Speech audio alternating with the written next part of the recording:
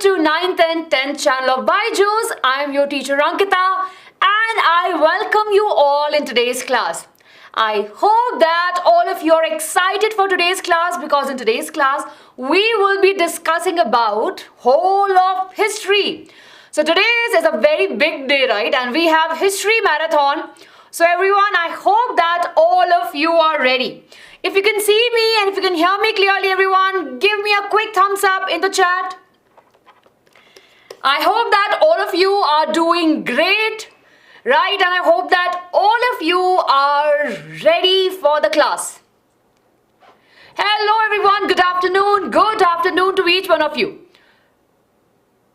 Yes, warm welcome everyone, warm welcome to the class.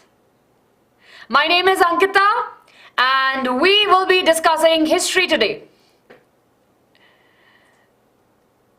Awesome everyone. Good. So we'll be starting, right? I don't want to take much of your time. We'll be just starting in a minute. Thank you so much. I'm fine. Just a little bit. I had an injury, but now apart from that, everything is fine. Yes, I do teach biology. Yes, it's full history. Kab tak, hopefully we'll be able to finish our class maybe in 5 hours, right? 5 to 6 hours. That's very good, Raji, very good. Awesome. Yes, all the chapters will be covered. All the chapters will be covered. Yes, very good everyone. Ashwarya ma'am will not be teaching today. Ma'am will be teaching tomorrow. Ma'am will be taking your economics class. Okay? Let's get started everyone. So I hope that all of you are ready. Just to let you know, all of you know that what you need. I hope that all of you, right, please have your NCERT textbook. Please have your textbook with you. Right, apart from that, please have a pencil also so that you can quickly mark all the points. Yes? Great. Everyone, there are a few important announcements that I have to tell you. Please make sure you pay attention to it. So first of all, I hope that you have your NCERT textbook and your pencil with you. Please pay attention throughout the session. We will be discussing the doubts later. So I will be teaching you first and after that I will be taking up the doubts. So please make sure you're not spamming in the chat. I will be teaching not in Hindi.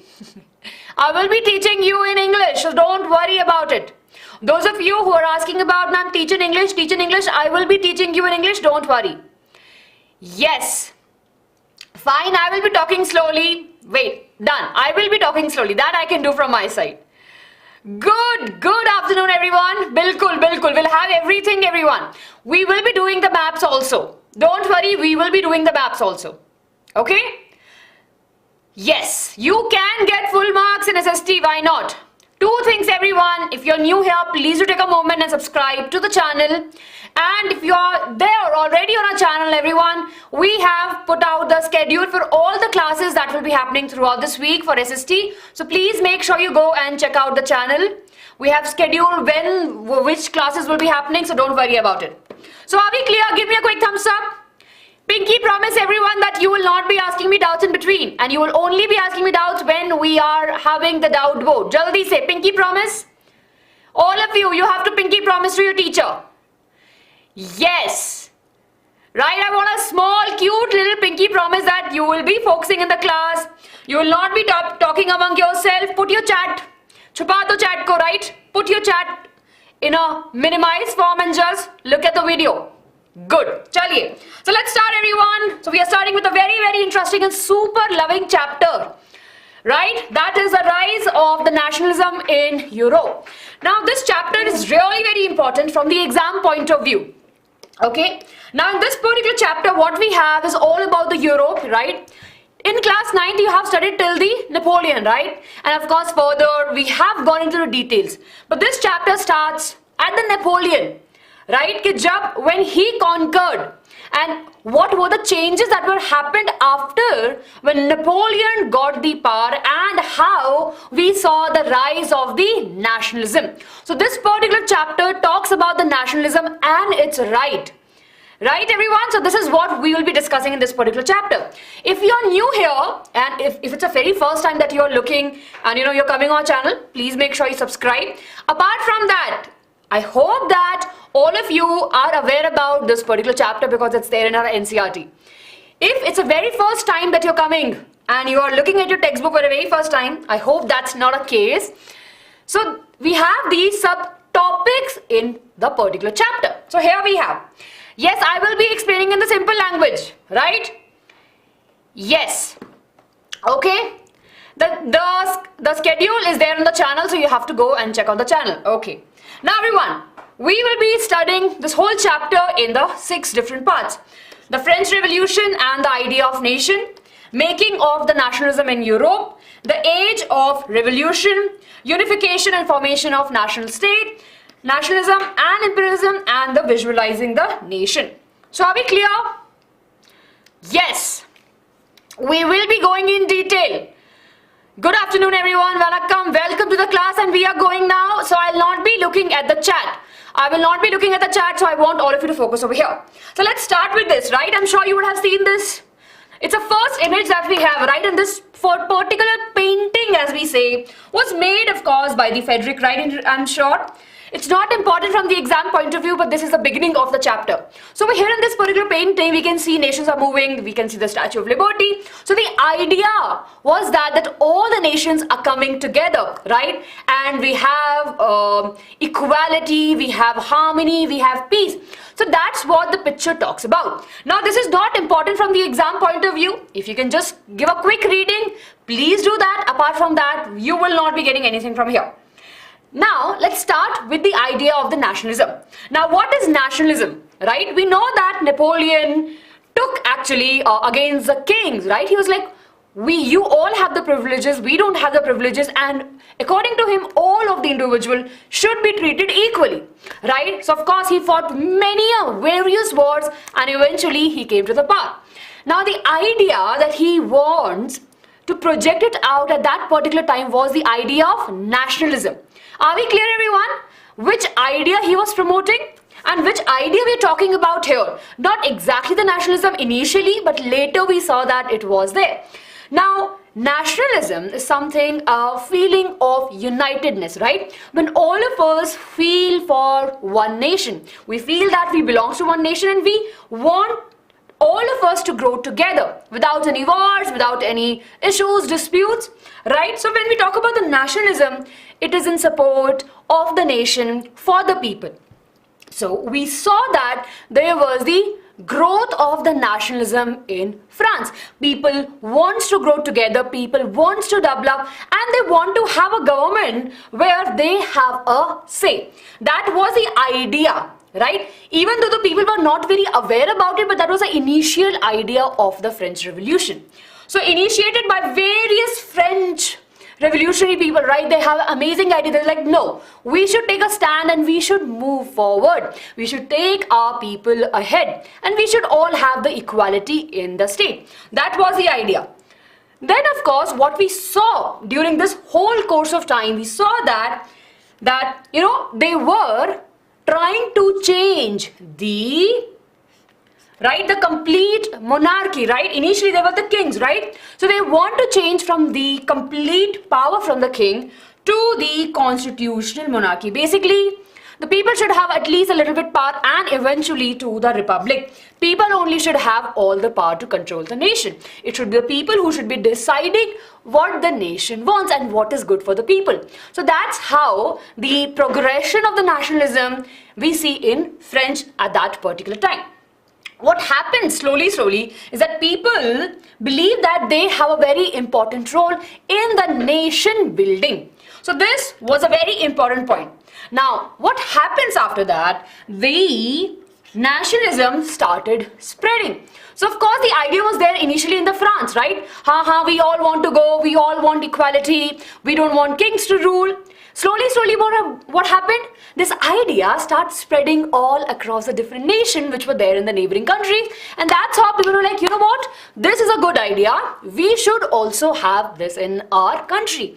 So, we see that the declaration of the French Revolution was there against the king's rule in the Europe, and we saw that slowly people started educating themselves, and then we saw that people are moving towards a society where they want to live equally.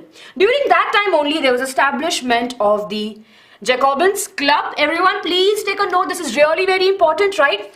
Now in this particular club, what type of people we had? So we had the educated middle class people because they went out, they had some money, they got educated, and now they're questioning that, you know what, we are well educated, we think good for the people, we should be also contributing in the nation building. So that's how we have the establishment of this club. And in this particular club, what type of people we have, or which people we have? We have educated middle class people. Then we saw that slowly what was happening, we saw the invasion of the French armies into the Holland, Belgium and Switzerland and the nearby countries. Now of course this was the initial phase of the nationalism, right? And of course after that what we saw was the Napoleon Code. So everyone, just checking you with you again, are we clear up to here? Jaldi say yes. Are we clear? I'm really sorry, I'll not be looking at the chat when I'm teaching. Just want your thumbs up when we are done with one slide, right? See, I will be very focused because your time is very precious. Good everyone. Yes. So in short, if I have to say, all of this is basically simple one thing, that we saw the growth of the nationalism in France, right? People were coming together. We saw that people don't want kings to rule, they want people to rule together, right? So that was this particular part. They want the kings to leave, right? They want kings not to hold the power, and they want a republic power. Basically the people will be deciding that who should be ruling and how they should be ruling.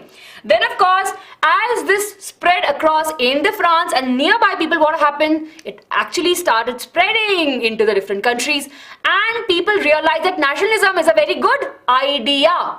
Everyone, are we clear? Yes?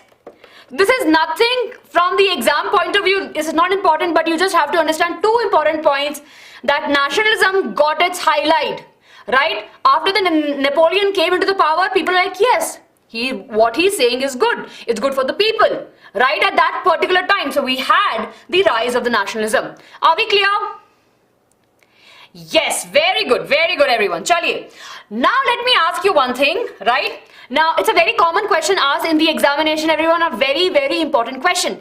Can you quickly tell me how the French people, right, initiated the various steps to combine the people together? Yes? Quickly everyone, what were the initiative taken by the French people to build that feeling of unity, commitment, citizenship? Absolutely correct. Very good. Yes, the fatherland, the citizens, tricolored flags, right? Different poems, hymns were written. They remember the matriarch, right? Yes, and of course, they believed in a uniform system. They have definite laws. Very good. So everyone, as you all are mentioning, I believe that all of you know, and here we have a very quick recap of it. Clear? National Assembly, absolutely correct. Oaths were written, National Assembly, standardized language, very good. So here we have all the points. Take a screenshot. I'm really sorry I can't move. I will be sharing the PDF on the Telegram, but in between you can take a screenshot, right? I'll not be able to move a little bit, but I'll just move this much. Everyone take a screenshot of this because this is really very important. So I don't have to read this, but you can see, I'll just read the important points. The fatherland, right? And the citizen. So the idea was there. La patrie and le citoyen. Citizen, right? The idea of the fatherland and of the citizen. French become a common language, very important point. We have tricolored French flag. Then of course we have hymns and oath words taken, written. Then of course we have a National Assembly, and they implemented a centralized system and formulated the uniform laws. Abolishment of the custom duties and dues within the French territories, and most importantly, uniform system of weight and measure. Matriarch, those people who actually lost their life for the country, right? Shaheed. Naveen, that's means Shaheed.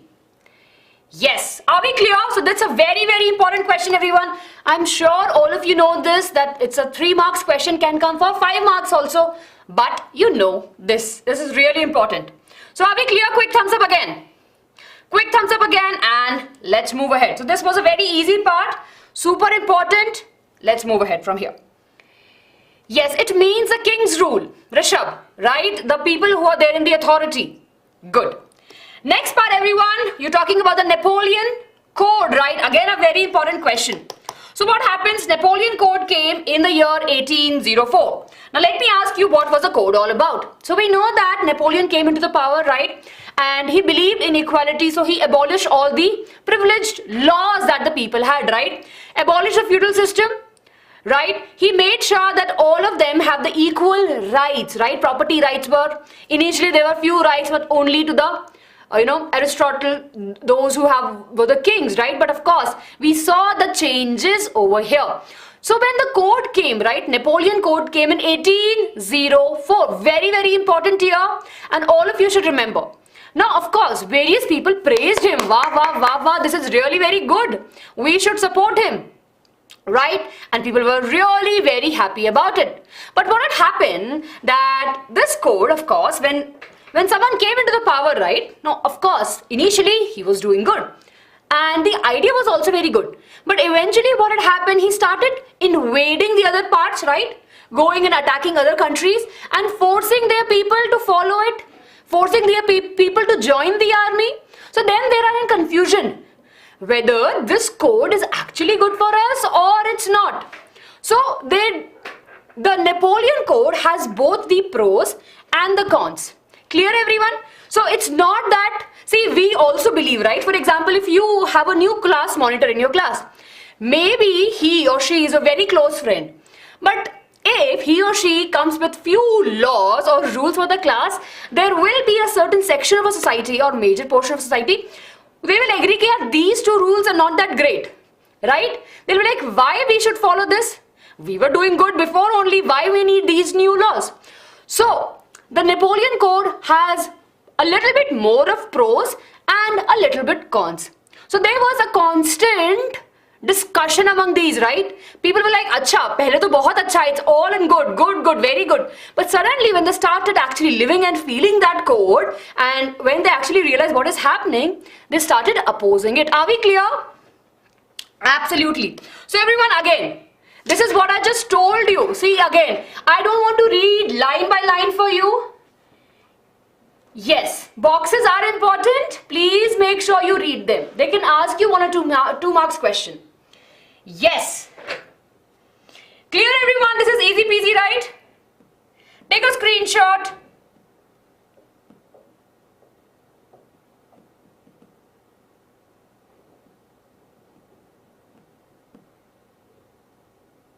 Yes, okay, you can score, don't worry. Yes, I will read also, don't worry. But are we clear? Yes, I'll explain the points now. It's a brief explanation. So we know that what he did, he actually aimed for the rational and effective administration system. He abolished the privileged laws, right? He abolished the laws that were there on the birth, establishment of the equality before all the laws, and secured the right to property. So these become really very important. Clear, everyone? Yes? So this is clear. So these are the aims that he had. Then of course we have over here, in the region, the administration becomes really very simplified. What he did, where was his rule was there? The administration, the controlling of the government, right, becomes really very simplified. That's a very good thing. In Switzerland, Italy, Germany. Then he abolished the feudal system and freed the peasants. So that's a very good thing, right? You remember what was in the feudal system? Yes, what was there in the feudal system? We know that the peasants were worker on the land, right, given by the landlords, right? Then they were paying it, right? And of course they will be growing their goods onto it and will be giving them. This is really important. You have it in your textbook. You don't have to write in the examination, but you should be aware about the feudal system. Nobody will be asking you what is a feudal system for 2 marks, 1 marks, but you should be aware about it. He abolished the feudal system and freed the peasant, which was very, very good thing, right? Then of course he removed the guild restriction also. There were lots of people like, okay, you know what, this is how I was doing business and nobody else can come in my area and do the business. I have my friends and these people will be doing the business along with me. Nobody else will be allowed from outside to do the business. So this was also abolished. Clear? Clear, everyone? Everyone, let's just stay focused. Yes, see, I will not be looking at the chat. Please don't force me to look at the chat, right? Because what will happen? You will be losing the attention. Yes, it was 1807, Rishi. No, before that actually, 1804. Good, good, good. Okay. Oh, we had that question, but it's not there in your textbook. Yes, we had this question in the Menti. But yes, very good. Okay. Now, then of course it benefited the peasants, artists, workers, everyone was really very happy. And of course we have the uniform law, standardized weights and measure and a common national currency. So these points become really very important. So what he did, he introduced all of these things. There were some cons, right? Lack of the political freedom, people cannot express their thoughts clearly against any of the political thing. Increased tax which were there, imposed censorship and forced entry into the French army. He forced the people to join the army because he was invading the other countries and he wanted army for that. So this actually tells about that how the Napoleon Code came into the picture in the year 1804. Its pros and cons. Are we clear? They were not abolished, but they were changed, right? It made constant. So take a screenshot, jaldi se. Jaldi, jaldi everyone, let's just stay focused. All of you, you are my dear bachas. I have lots of love for you, but I want all of you to stay focused. It's very crucial time for you. Good, good, good. Yes, see, मैं धीरे-धीरे पढ़ा रही हूँ. Everything you will get it. Mahesh, glit restriction has nothing but, right, it's a restriction that the people had, right? So basically, for example, you, me and someone else are in an area and we say that this is our area and we have our own system of the business. We will not allow any other person to come and do business in this particular town or this particular country. Okay? So there were a lot of restriction formed by the community, right? And these people were there in connection with the kings. Okay? So he removed that. Great. Thumbs up everyone. Are we clear with this? Quick thumbs up. Jaldi jaldi se quick thumbs up. Abhi tak sab kuch samajh mein aaya? Everything is clear up to here, right? Yes, very good. We will be learning everything in history today. Awesome, awesome. NCERT is must. See, your teacher is sitting with NCERT. I will be telling you the page number. That's why I have this book with me. Good. Chaliye. Now everyone, we are cleared that Napoleon Code. Very important question. Now let's talk about something very, very important. The making. Yes, bache, we are learning the dates also along with that. Don't worry. If you see in the slides, and I'm telling you also the important dates. Okay. Now let's discuss about the making of the nationalism in Europe. Now what we know. Now this is a story time, everyone. Let's just pay attention. Right? Pay attention what I'm saying, and it's a story time.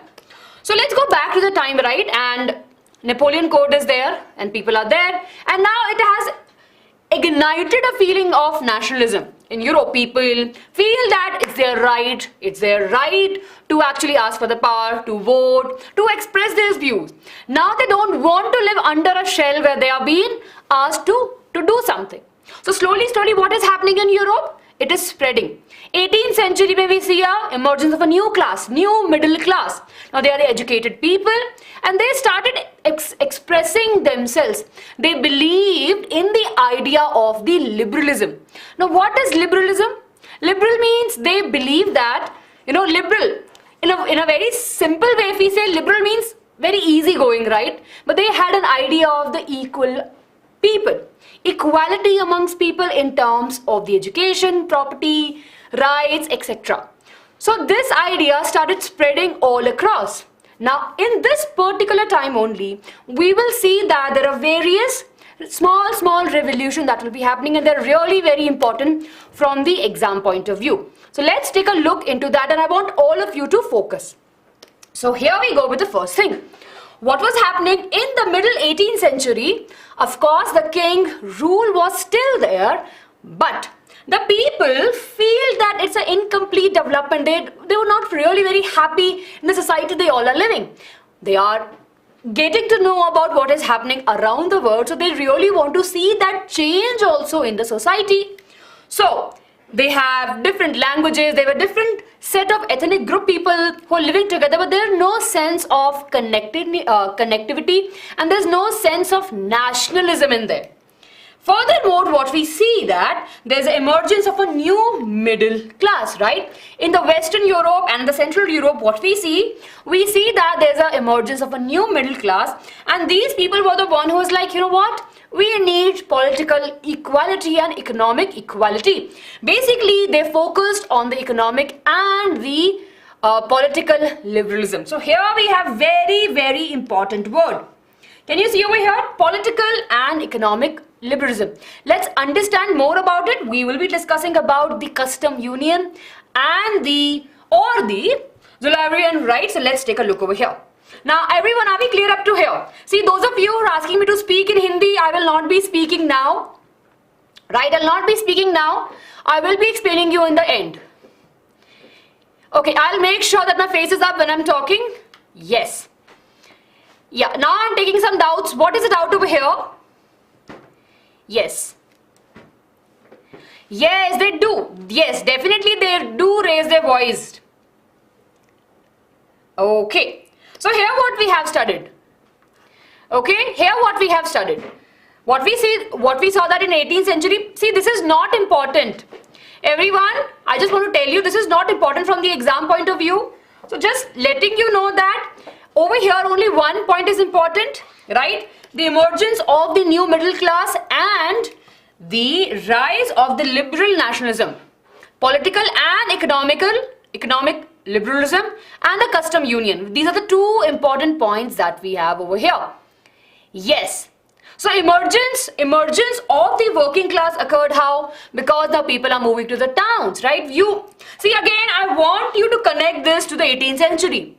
So we have studied in our history also that during 18th century, we saw the rise of the nationalism. Apart from that, we saw the change in the industrial area. So people are moving, right? They have that money and now they're studying and now they have the ideas, right? They are listening to the other country stories. They are becoming aware about what is happening.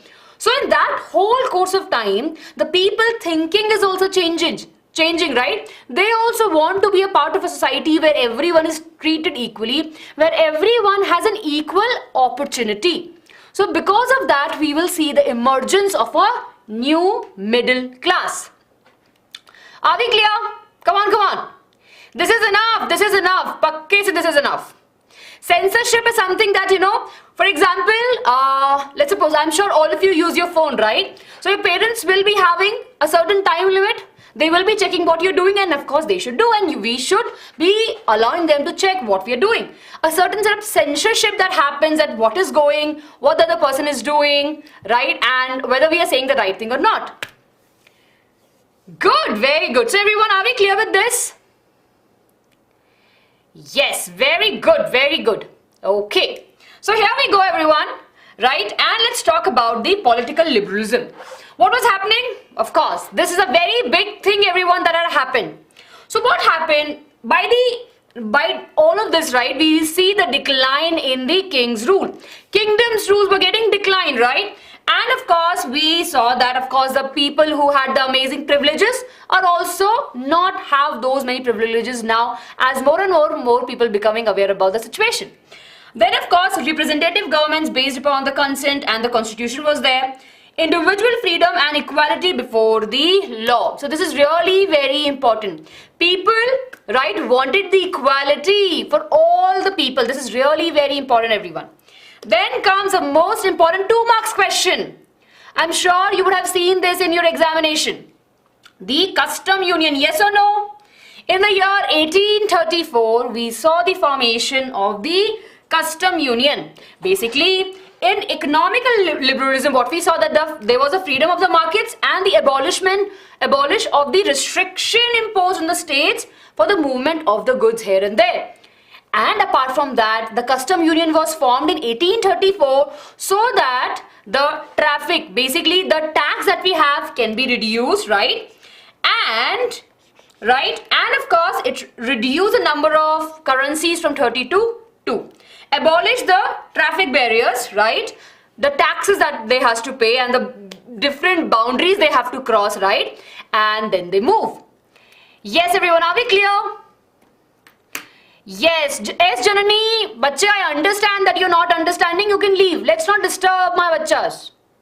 If you have doubt, please ask me. Yes, you will be getting this. You will be getting the PDF. Yes.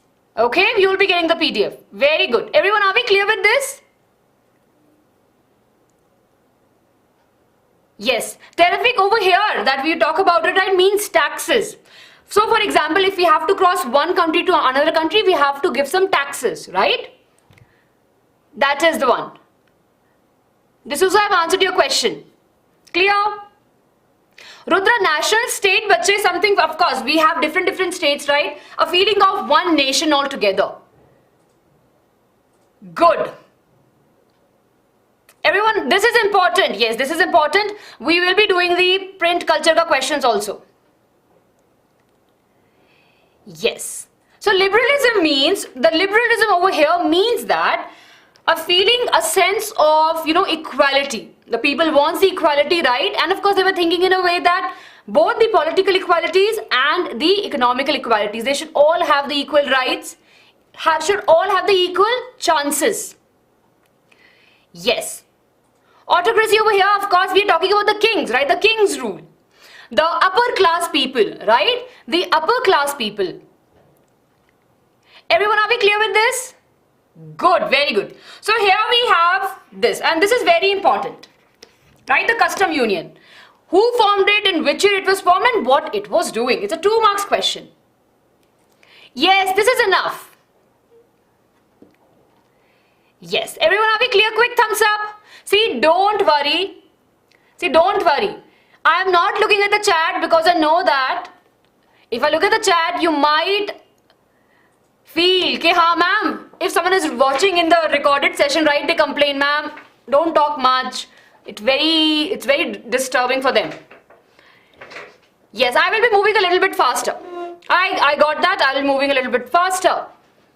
Yes. Rudra, sovereignty means, bache, the supreme power. For example, India is a country, right? Now we have the power. Sovereignty, right? So what we have our own rules. Nobody can come and rule us. In our country, right, we have a rule. We are the supreme power. One united nation. Clear? Get it? Yes, we will be doing the competency questions also. It's okay if you have not read the NCERT, just follow these notes. We have made these notes from NCERT. We will be explaining the suffrage, the law of, the universal law of vote. We will come to that. Okay. Yes, Tanu, I'll explain that, bache. Give me a minute. Okay, everyone, are we clear? Clear. Quick thumbs up. Anurag, I'll explain that to you. 1 minute. Mobility over here is the movement which is happening. Shivani, it means basically the tax that they has to pay to cross a country, right? To take their goods in one country to another country. Yes, over here you are asking this, right?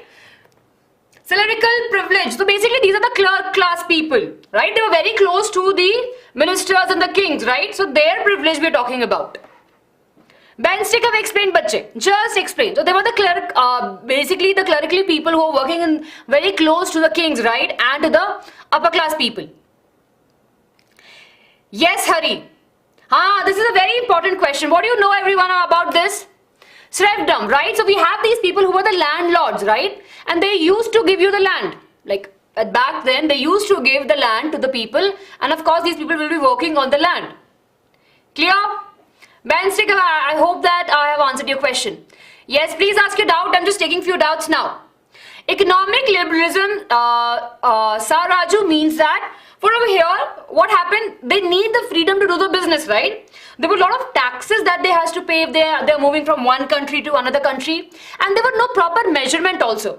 For example, you're moving from Delhi to Punjab. Let's suppose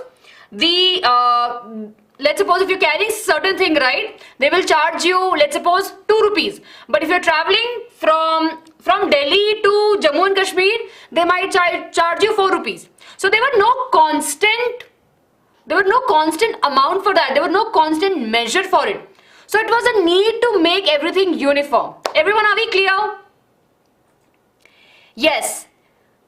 Very good, everyone. So Zolvarian, right, is the other name is also called as the custom union. Everyone, this is very important. So please make sure to pay attention. Yes, right, this is the custom union. This is very important. Created by the Prussia. This is very, very important. Please make sure you know this. Thank you, Meera. Thank you so much, Bache. Thank you so much for the support. Okay. Political liberalism, just now we have seen that, Bache, the end of the king rules and their subordinates, right? Equality for all the peoples and equal laws for everyone. Forcing the other people to join the army. Absolutely correct. Good. Everyone now quick say thumbs up. Jaldi say we have discussed everything. Mobility means movement, Bache. We are discussing that. Thumbs up now. See, I've gone into the details. You're asking me a question that we'll be learning after some time. Quick thumbs up if you're clear up to here. See, we're half an hour into the session. We have to move a little bit quicker. Good. Love the energy. See, I can see many of you are asking me questions that we have just discussed way back. I'm really sorry. Please go back and see those questions. Please go back and see that part. Chaliye. So we are clear with this, right? Now let's talk about the making of the nationalism. Everyone, now close your eyes and now let's just focus over here. Not close your eyes in a sense. Now stop typing and just focus over here. So till now what we have seen, Napoleon came into the power. Napoleon Code also came, right? And when we have the Napoleon Code, people are very happy, and there are an opposite to that, people are sad also. People are not happy because he's forcing the people to join the army. He have increased the tax. There is censorship on the people, right? So people are not that happy. During that time, what happened is that we saw the change in the power, right? Yes or no? We saw the change in the power, right? What we saw? That suddenly Napoleon was defeated, right? He was now no more into the power. Why? Because of what? Which people? Can you name them? Because of course, of the Treaty of Vienna. Very good, very good. Yes, Amulya, it means the clerical people who are very close to the kings. Okay? Absolutely correct. Very good, everyone. Conservatives. Absolutely correct. So they were the one who's like, you know what? We will defeat it, and they somehow defeated it. Not somehow, of course, they had the defeat. Very good. They had the war and they defeated the Napoleon. So after that, of course, the change, right? Now they are really very happy. Ha ha ha ha, we won. Now we'll change everything. But they were really very smart. They were like, you know what? We should take some good things from the Napoleon Code and should restrict few things. Right? So we have Prussia, Australia, Britain and Russia who defeated the Napoleon, right? And now they came together. Where they came together? In Austria. Which city? Can you tell me in which city? Vienna. Very good. And in which year? Can you tell me which year they came? I will be teaching you everything. We are going in order. Chalo. 1815. Absolutely correct. Right? So what we saw? Ta-da!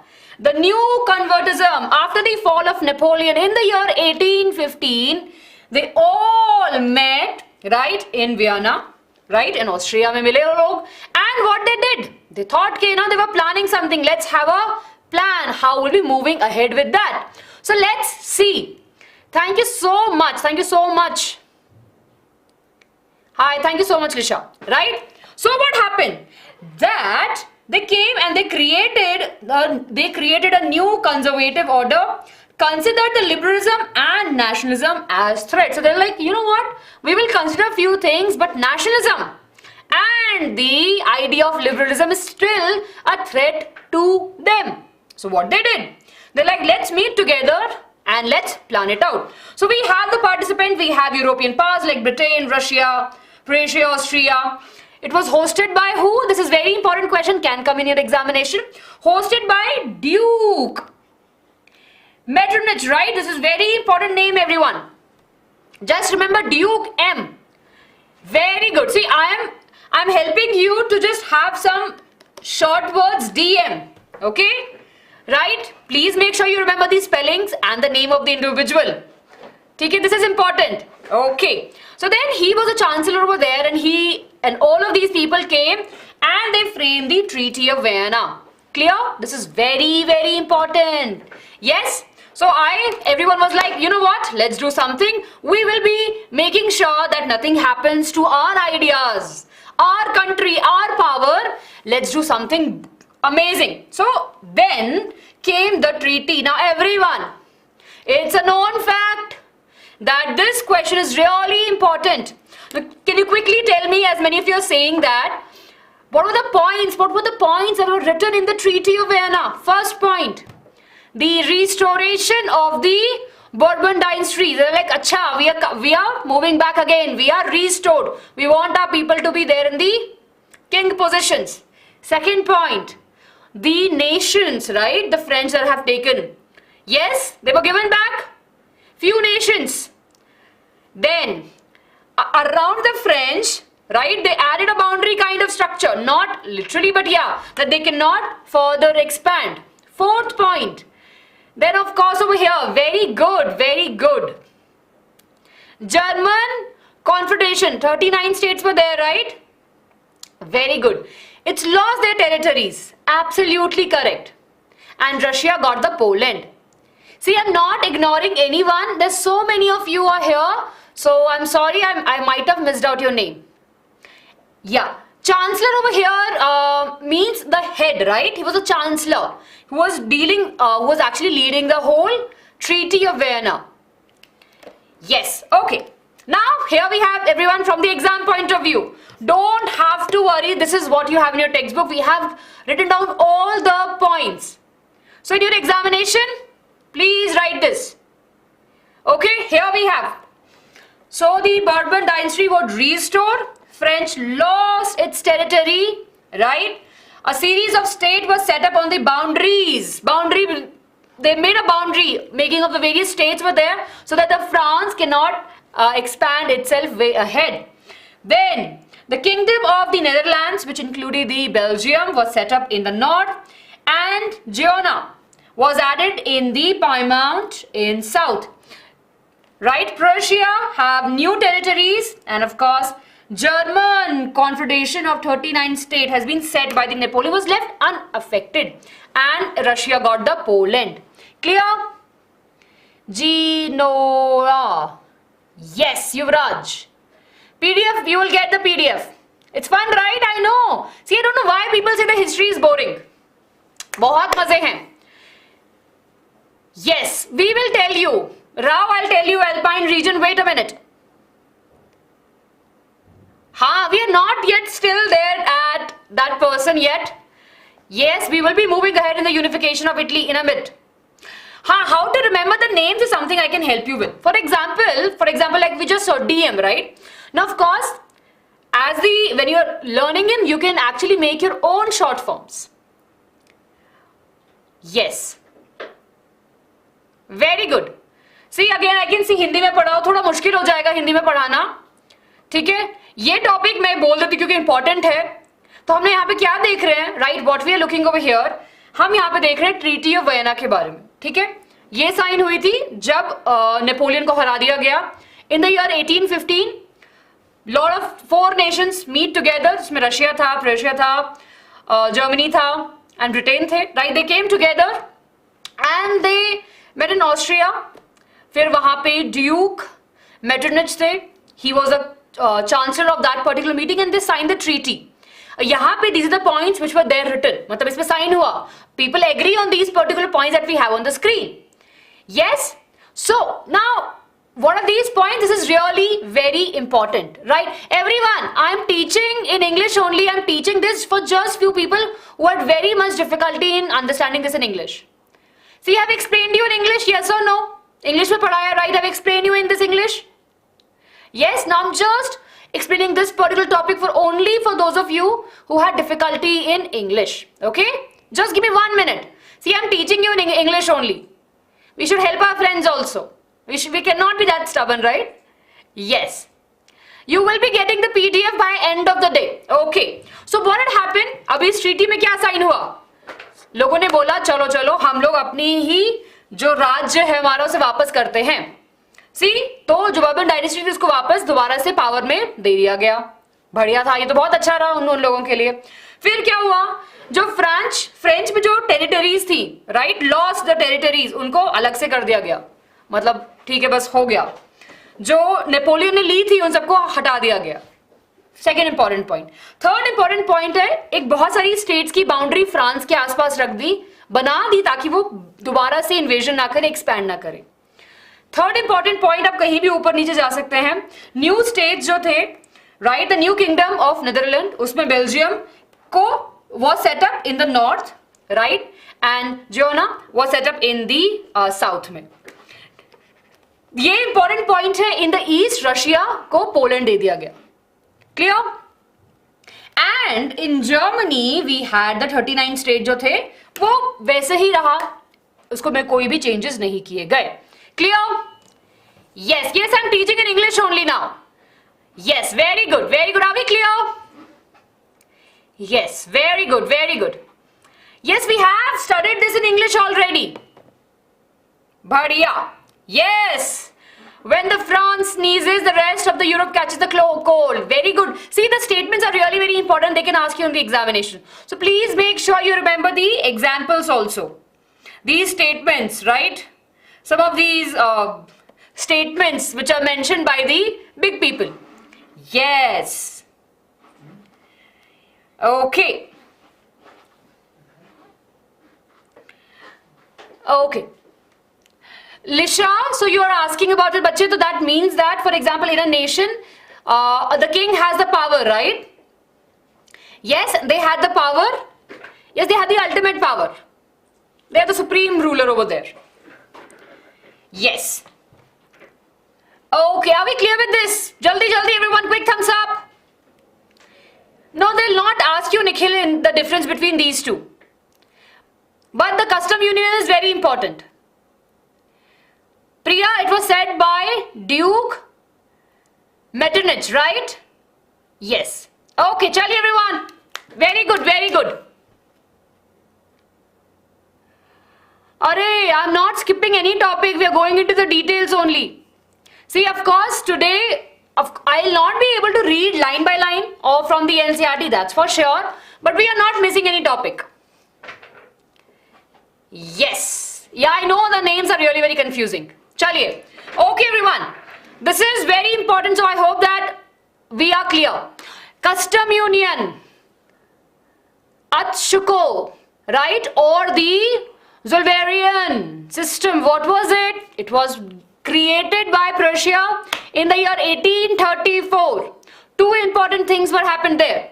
They abolished the traffic barrier. Basically, jo tax they have to pay, right? They have abolished that. They have a very plain one system. Second point, they actually reduced the currencies. Different currencies were there from 30 to 2. Okay? Good. Okay. Let's move ahead, everyone. Quick thumbs up in the chat. Quick thumbs up in the chat. Now we're moving ahead, everyone. I want all of you to focus. Jaldi, jaldi. Yes, they made the railways also. Thank you, Nirag, for reminding me. Yes. Oh, we had that point. I forgot about that. Yes. They help in the transportation also. Very good. Very good.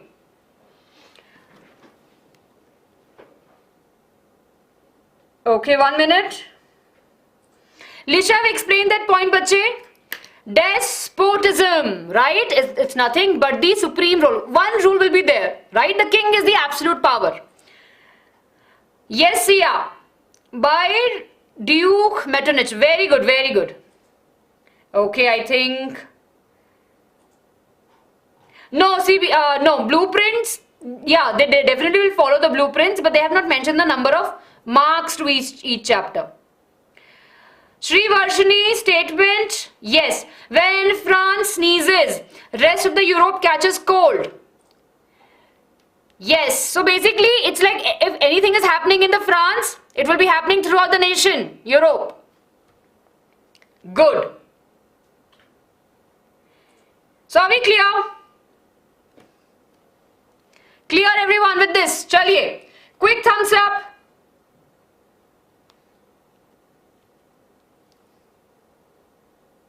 हाँ, Balkans वाला topic भी पढ़ेंगे. Bright spot will be moving ahead बच्चे. Yes. Okay. चलिए.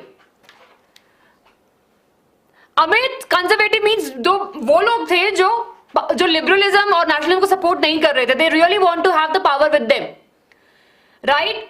आई think I don't remember the name, but I think many of you are asking about the confederation. वो क्या होता है? Basically nothing but small group of people are there, right? They are forming a small power they have. Yes Divyanshi, I have just answered that question. Clear? Yes, an organization of a smaller group. Yes, the small organization of a power. Yes, please ask your doubt. I'm taking your doubts now, then we'll be moving ahead. Jaldi se ask your doubts. I can see some repetition of the doubts.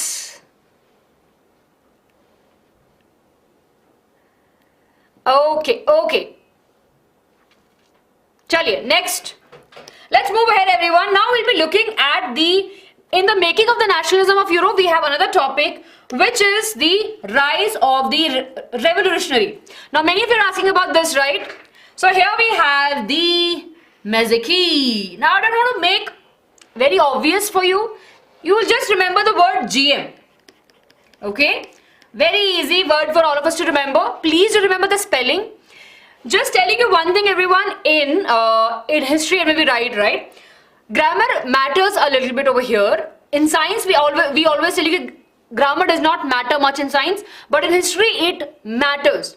Spellings matters a lot in history, because if you change one or two spellings, right, I ka E ऐसे, so the name of the individual will change. So please make sure you remember the spelling. Just in case, even if you misspell a word, it should be at least in close approximity to the word, right? Yes, very good Anurag. DM hates GM. Absolutely correct. है ना? GM से याद रहेगा. DM hates GM. Okay? Masonry. Right? Remember this. Okay. So of course we know that he was the great person, and he was a rebel, right? He's like, no. We should be doing something. We want the unification of Italy. I want to rebel against people. I will be taking a charge. DM is the Duke Metternich. Okay? This is the first chapter we are doing. Chaliye. So this is nothing not so important from the exam point of view, but you should know about him. Can come for 2 marks. It is an important part, right? And can come for 2 marks. You just have to write who was he and what he did. He did played a very important role in the unification of Italy. Right? And he formed the secret society. Very good. Founder of Young Italy. Absolutely correct. Just write these points and 2 marks in our pocket. Drovin. So we also call it as a custom union. Right? It was formed in the year 1834, and it abolished the tariff barriers. Right? And reduced the currencies from 30 to 2. Good. Okay. Here we have, everyone, something that you all will be asking. Now, over here what we have is very tricky. Now, all of this is happening in the Europe, right? Parallelly, these things are happening. But apart from the France, right? Apart from the France, there are other countries, right? Let's take a look. Let's take a look what was happening in the other countries. Now, in between 1830 to 1848, we saw various small revolutions that were happening. Lot of things were happening around the France, not just in the France. Let's just take a look over here. February revolution, right? May revolution, all of these. This is important for 2 marks. Very rarely these questions can come for 3 marks or for 5 marks, but 2 marks they can easily ask you. Right? So here we have, I'll just move aside. Now, the age of the revolution. Now, of course, what was happening over here? The idea of the liberalism and nationalism was out there. People started talking about it. People started believing in those ideas, and they want those ideas in their nation. When they were thinking that they would have their ideas, we see various revolution. So, in France in July in 1830, what we saw? We saw that the Bourbon king was overthrown by the liberal, and who installed Louis Philippe as the constitutional monarch. What is the meaning of constitutional monarch? Louis Philippe in the year 1830, he made the king. Now he was made a king on a what condition? That you are there in the power, you will take some decisions, but of course you have a support from the people also. We will be helping you, we will be telling you what the people needs, and you just be there. Right? He was the king, but definitely he does not have all the power. With the support of the people, he was there. Good vibes, we'll discuss about it, bache, in a minute. Clear? So, this was happening in France in July in 1830. Very important point. In July, revolution started in the Brussels, right? Baju wale kingdom mein, right? Which led the Belgium to separate from the United Kingdom and the United Kingdom of the Netherlands. Clear? This is important. Yes, very good, very good. We will be having the breaks after the 1-1 chapter. Clear, everyone? See, I can see many of you are asking about the old doubts. Please, I would request you to go back and watch the session. Really sorry, I cannot go back. But let's focus over here. So, are we clear? In between 1830, what happened, everyone? 1830 May in July, what we saw, that the Bourbon king, right? Of course, there was a big kingdom. They were actually overthrown, and the people of France made Louis Philippe their king.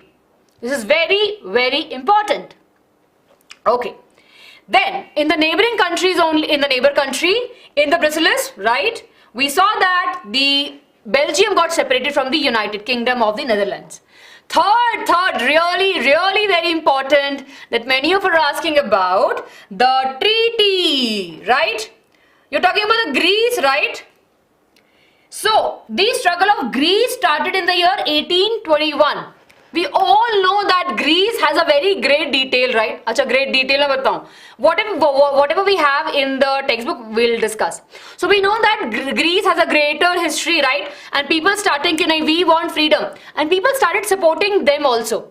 So, in the year 1821, what happened? We saw that the independence started, right? The struggle of the independence started.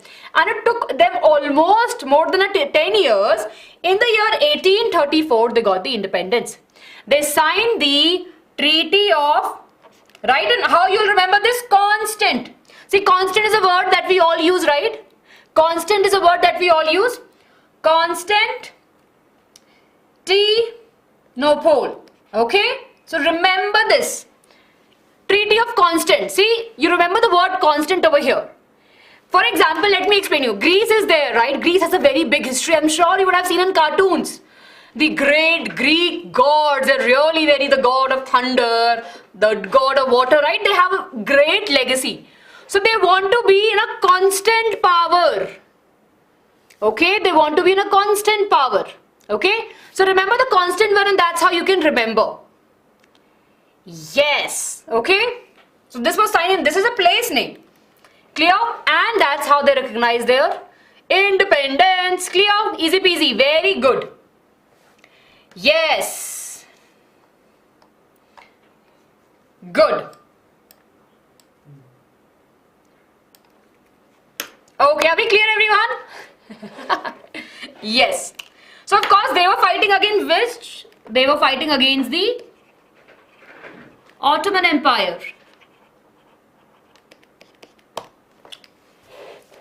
Okay, are we clear with this? Yes, Alma, I've just written. They were under the Ottoman Empire. I know, no poll. I know, okay, this is also very interesting, no poll. Yes, good. So are we clear with this? July revolution we are discussing over here, bache.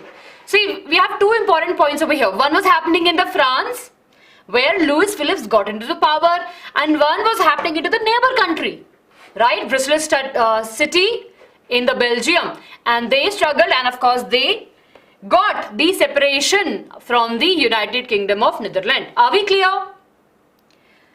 Good, very good. Yes. Come on everyone, are we clear with this? Clear, miss. Okay, awesome. Chali everyone, next point. Now comes something really very important. So till now we are clear what was happening. Yes. Kavita, so what happened there? So Greece was under the rule of the Ottoman Empire, right? And a lot of people who believed that they should have the independence because they had a legacy and they were struggling since the year 1821. So they got the independence, right? That's a very small thing, just write that and you are sorted. Ayushman, Treaty of Vienna was signed as Vienna. Easy. City का नाम है उसमें. हाँ, hunger and hardship we are just moving ahead. Yes. Okay.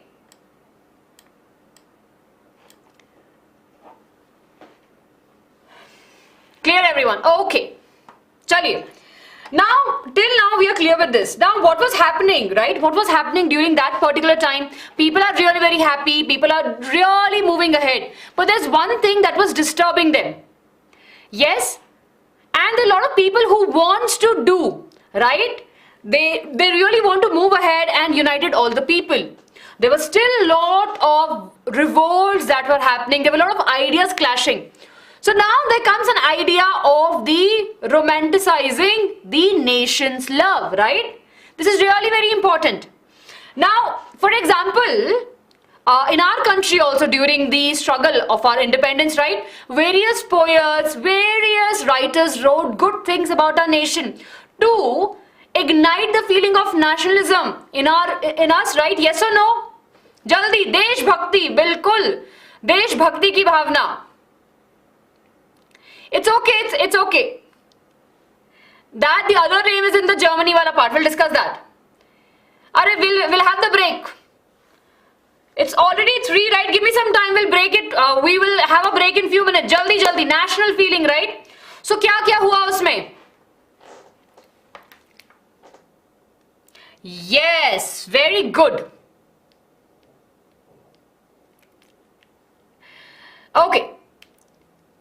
We will have Belgium mein Ayushman, what had happened because the neighboring country France mein they were having this whole revolution, right? So they got the spark, it got spread, and they also asked for the freedom. Yes, so similarly we saw that happening in the Europe also. So here everyone, it's a long paragraph. I wrote this so that you can take a screenshot and write in your examination. In this particular slide, there are 2 important points. Only 2 important points. Yes, first of course, we have the German philosopher Johannes Gottfried Herder, right?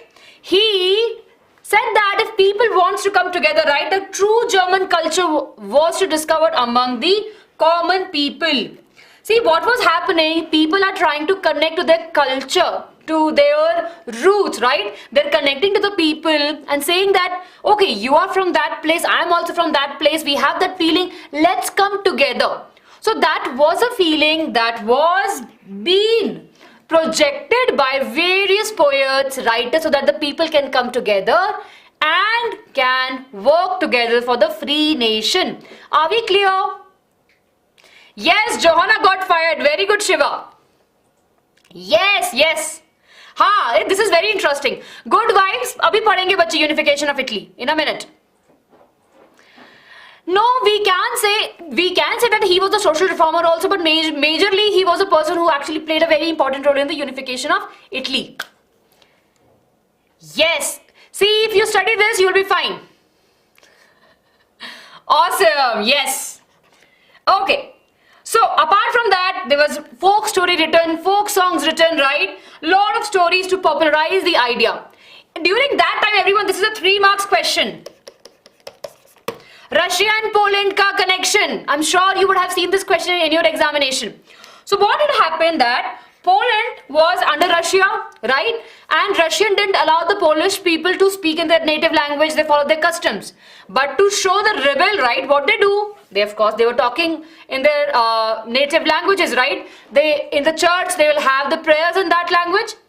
Definitely, they were putting it into the, hardship also. But still, they want to make sure that they are talking and connecting to their people in their native language. Yes. They are just 1 minute, bache. We have it, just 1 minute.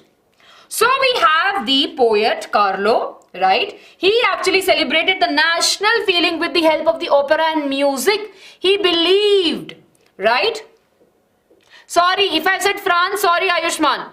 Slip of tongue. Okay, Poland we are discussing. Clear? So this is really important, everyone. See, these are the points. I'm not reading them out because I've already explained. See, bachcho, can I tell you one thing? I know that it's a hard time. Not a hard time, this is the last time for revision chal raha and you are a little bit pressurized, but please make sure to read your NCERT. See, these points will help you for sure. When you close your eyes, you should have the pictures of your textbook. Acha, ye tha, ye tha, ye tha. This is how you should go about. Okay? Clear? Quick thumbs up. Jaldi, jaldi, everyone. After this, we are moving to the very, very important topics. Quick thumbs up. We will get the break. Jaldi se we will have the break also. In age of industrialization, super easy chapter. See, we are making it so much fun, right? John has got fired, Carlo ne gana gaya, all of these things. So, with all these sentiments, with all the due respect, right, what we are trying to do, we are actually trying to remember the names. Yes. Okay? Yes. Okay, now let's move ahead, everyone. Jaldi means fast. So I'll be, yes. Sia will discuss about it, bache. Give me a minute, we'll discuss about that. Okay. Amoli have just mentioned, bache. Yes, he played a very important role in the unification of Italy. Now, how many of you are asking about this hunger wala part? Okay, hunger, hardship and revolt. See, Feb wala revolution, we will have it over here. Like, abhi nahi aage aayega. Okay. Yes, my name is Ankita. Now everyone, the hunger, hardship and popular revolt. Now again, I don't want you to go into the details of it. Just think about, okay, let's just think. Now close your eyes, everyone. Now close your eyes. Think about, for example, I am in France, right? I am in France now. I am one of the normal citizens that are there in France and you're also with me. We are actually seeing some hard conditions. What we are seeing, people are coming from rural area to towns because of the jobs they want, right? And of course, they don't have much to do in the towns. So they are coming to the cities. As they are coming to the cities, the conditions become really very bad. We don't have enough food, we don't have enough power, we don't have jobs. In all of that condition, what happened? Of course, there are a lot of talks we heard of various big people. They're saying we have to come together, we have to fight. So in that condition, what we will do? Think about it. There will be the revolt, right? You and I will be like, nahi, we have to revolt. We have to revolt so that we can have our freedom back. That was the thinking of the people, right, at that particular time. And during the hunger, hardship, we saw the rise in the revolt. If we don't have any chance, right, if we know that this is our right and still nobody is giving us, what we will do? We will try to do something for us and for our nation. That's what happened in hunger, hardship and revolt. Now, in a small village, right, weavers were there. It's a story I'm telling you. Just imagine. See, I am a weaver now, okay? See, I am not wearing my specs, so I can't see the chat. But I'm just telling you the story. Please pay attention. So, in a village, which village? Seattle village, right? There was a weaver. Now, they used to weave. So, what they did? They started the revolt against the contractor. Now, why they were revolting against the contractor? Because the contractor, once the job is done, once they have finished their work, will be reducing their payment. They have worked really very hard, but the contractor will not be paying them fully. So that's why they started the revolt. Apart from that, as there was a rise in hunger in France, we saw that Louis Phillips ran. Bhag lete hain wo, right? He just left the country because he was protecting himself, right? So he left, right? The people went. There was a big revolt and he fled. So these are the important points that you should remember in the hunger, hardship and revolt. Are we clear? Now let me wear my specs and let's see what my bachas are saying. हाँ पढ़ लेंगे सारे chapter पढ़ लेंगे Rudra, don't worry. Very good. Wages down, work up, absolutely correct. Very good. I saw that comment, Amla.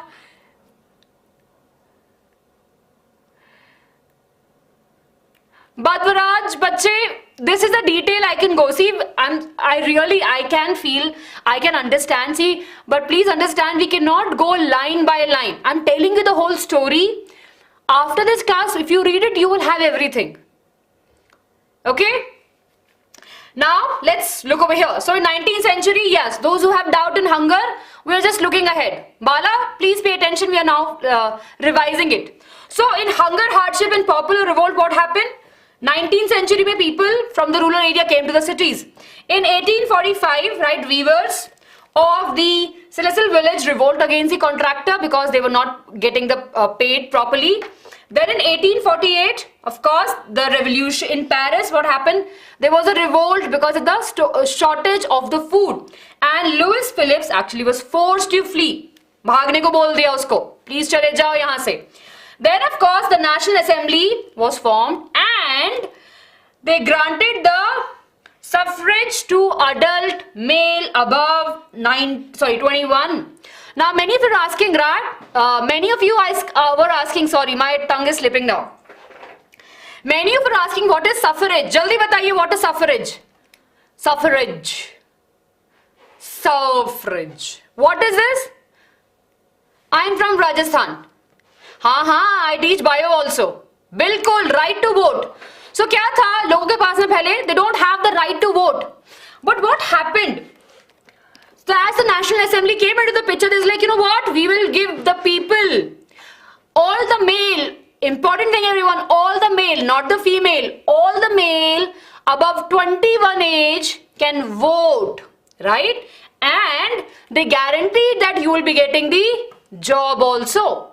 Apart from that, national workshop were also set up so that it can provide the employment. Yes? Right to vote, absolutely correct. Right to vote. Voting, yes, very good.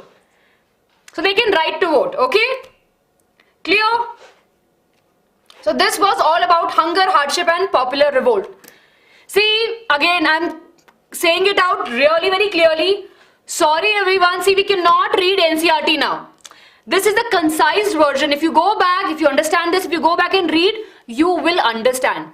Clear, Anna? See, I am trying my best, repeating the concept again and again so that all of you can understand. Clear? Chaliye, quick thumbs up everyone. Jaldi se give me a quick thumbs up.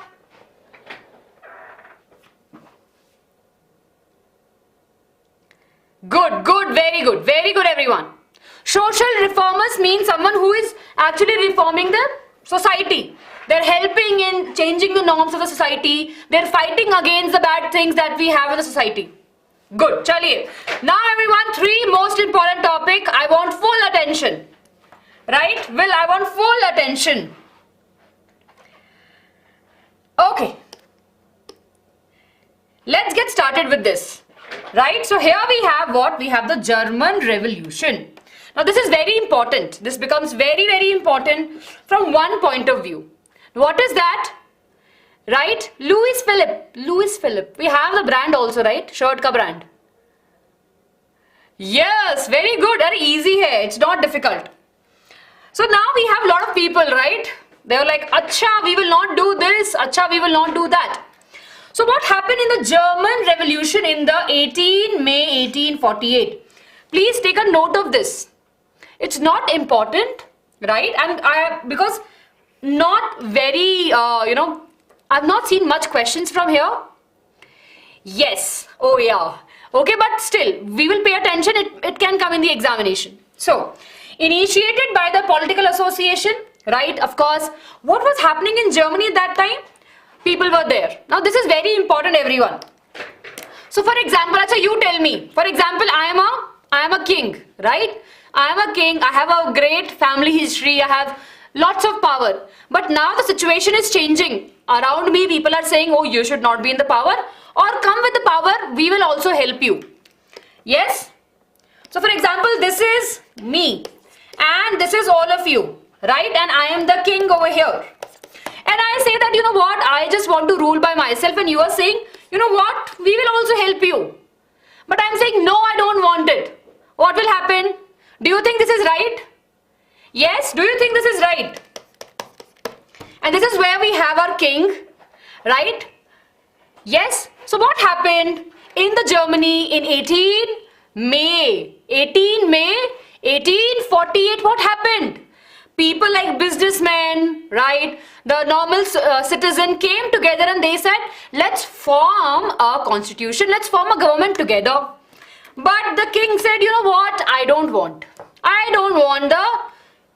a government with you guys. I want to rule by myself. This was happening in Germany. So let's take a look what was happening there. Sorry. So in the National Assembly in Frankfurt, remember the name? Frankfurt is in Germany. In 18 May 1848, what happened? We have our very big, amazing king, right?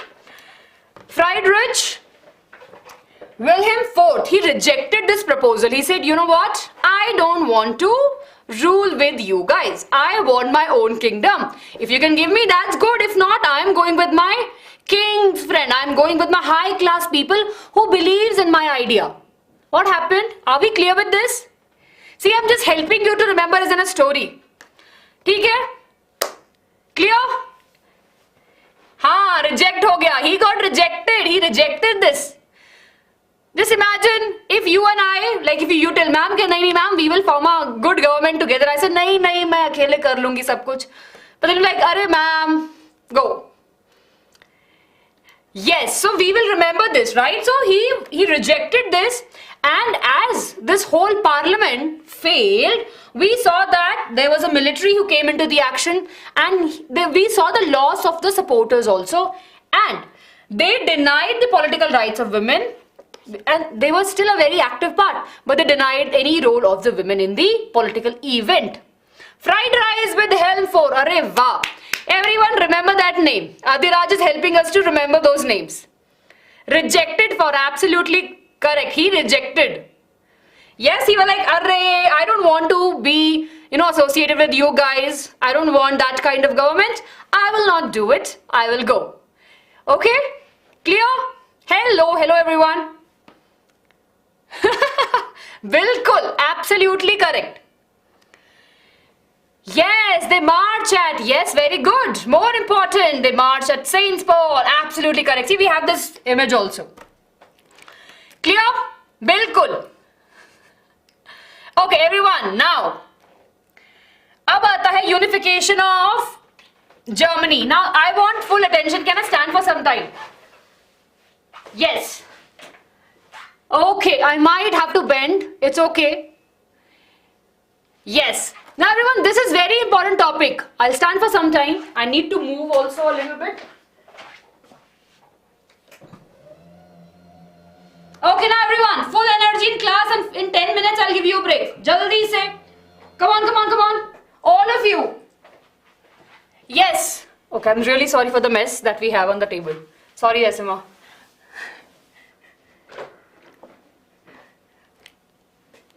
Yes, everyone.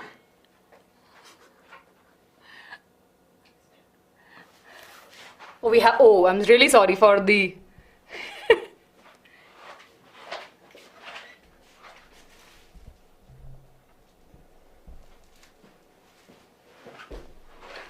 okay.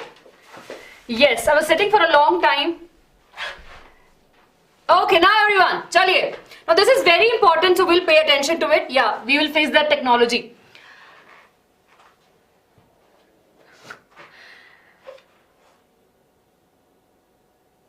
Now Crown instead of crown of, yeah. Yes, we are fixed, right? We are, okay. Got everyone. Thank you, Jasmine. I'm really sorry for the trouble. Okay, everyone. So now what we have seen. Okay. Now unification of Germany, may you don't have to, stress on to the other different things. Two things we have to remember. We have to remember the name. Who was the main person, the architect?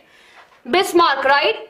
He was an amazing chief minister, right? And he fought for 7 years with 3 different wars, right? And he fought with Denmark, right? He fought with France and Austria. So what he was doing, he was actually fighting and he was trying his best to unite the Germany. That is why we call it as unification of Germany. So 3 all important points over here. Remember the chief minister? Otto von Bismarck. He was the chief minister of Prussia.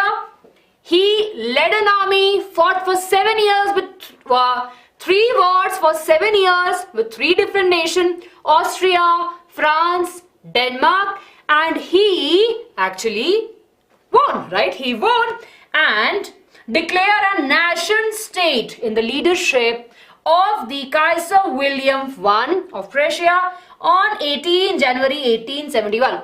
I'm really sorry, ये सब आपको याद ही करना पड़ेगा. Really sorry everyone. We have to remember all of these.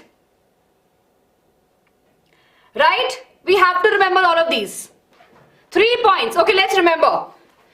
Who was the chief minister? Jaldi se. Okay, I'll put this up. Okay, jaldi. Who was the chief minister? Quickly. OVB. O. Short forms everyone. Let's just try to remember. OVB. He was a chief minister of Prussia. Right? He fought 3 wars for 7 years.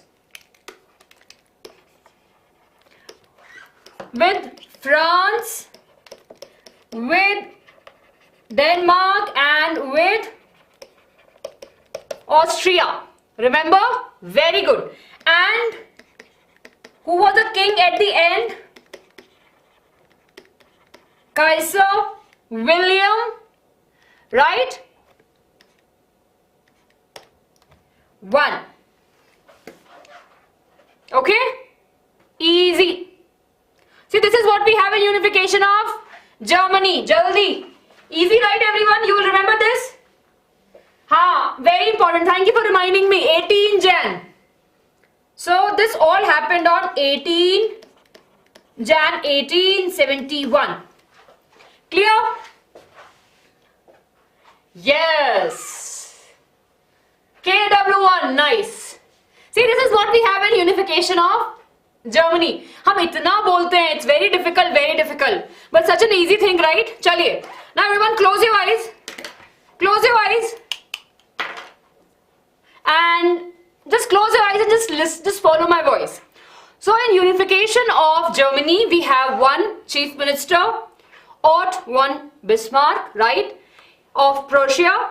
He fought 3 wars for 7 years against France, Denmark and Austria. He won and then he gave the kingdom to the king. The king was Kaiser William I. And this all happened in which year? Which date? 18 January and year is 1871.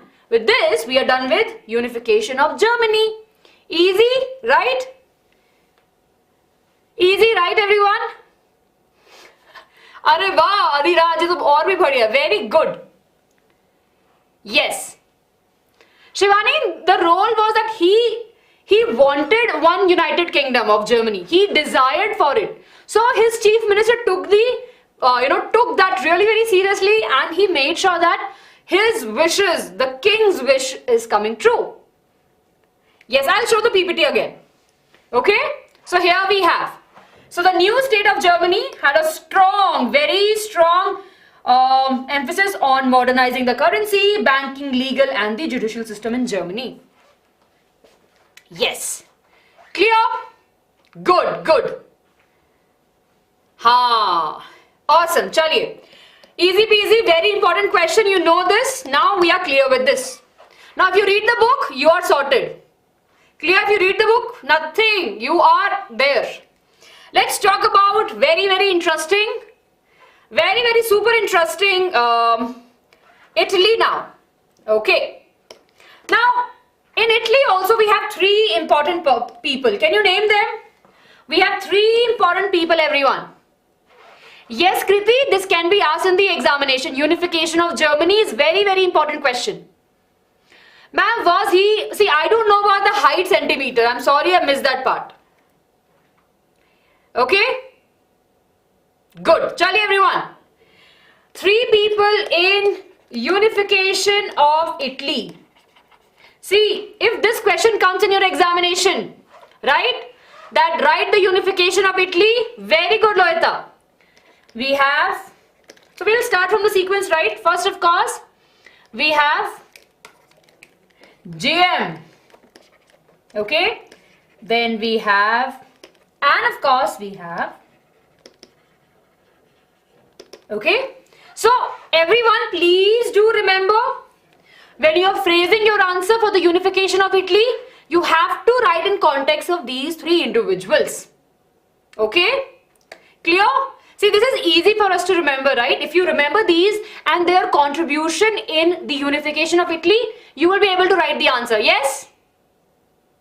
I will be explaining with the keywords, don't worry.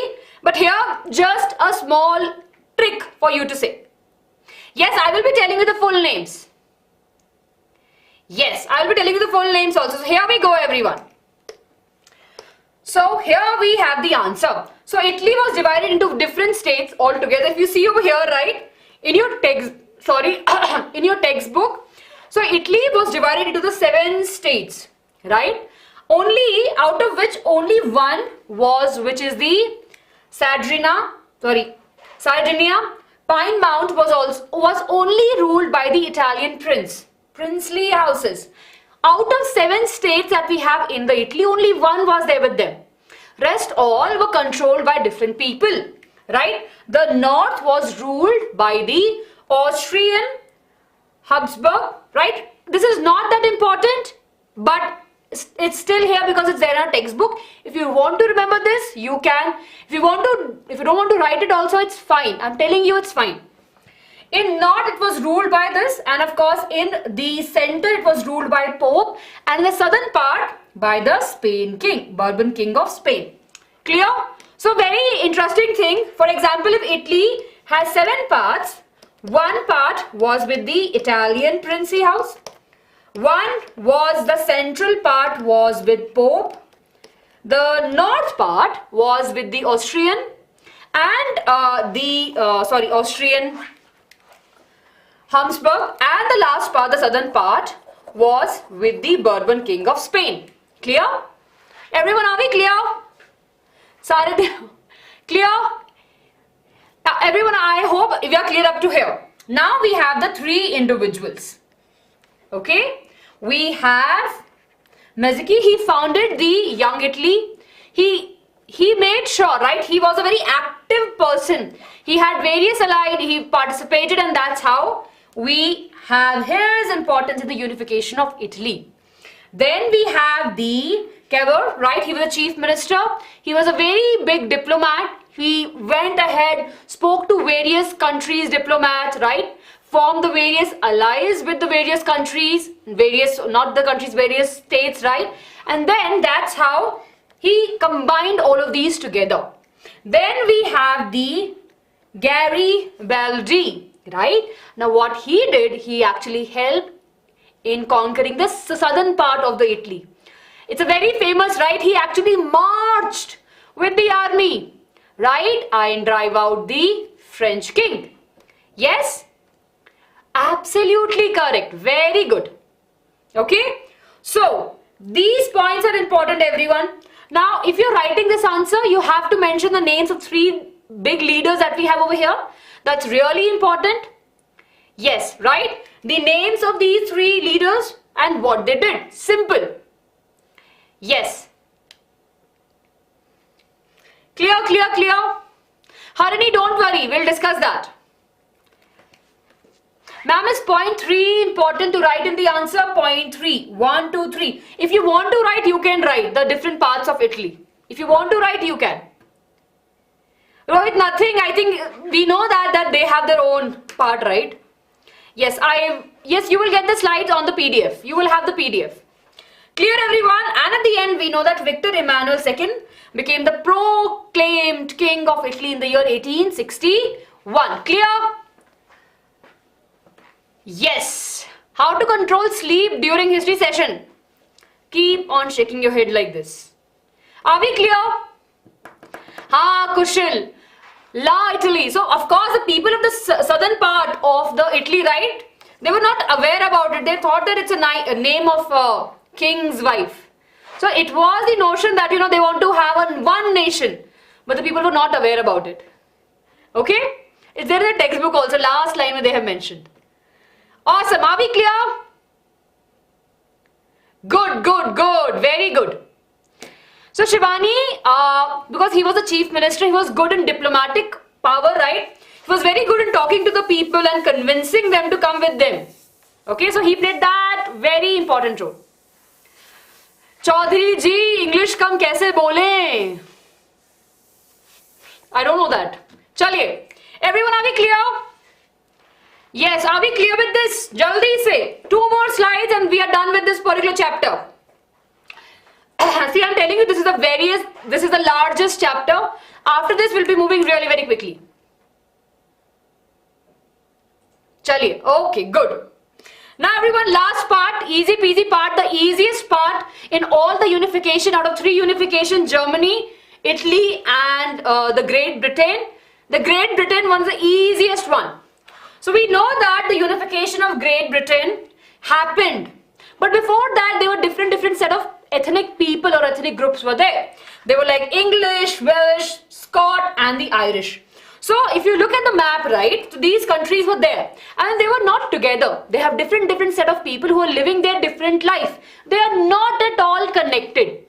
But what happened that in the year 1688, as the wealth came starting in to the Great Britain, they gained the power, right? What happened? They have the power and of course with that, we will see the dominancy of the English in the parliament, right? And they seize the power. Now, it's very obvious that if some country has the money, they would want to control the nearby countries. Yes or no? I know, Anurag, absolutely correct. Yes, Rudra, we'll discuss that, but don't worry. Yes, Hindi mein abhi nahi. Vicky, can you leave the class? Please respect to your teacher. Please talk to your teacher with respect. I'm sure you know how to talk to your parents, to your elders, right?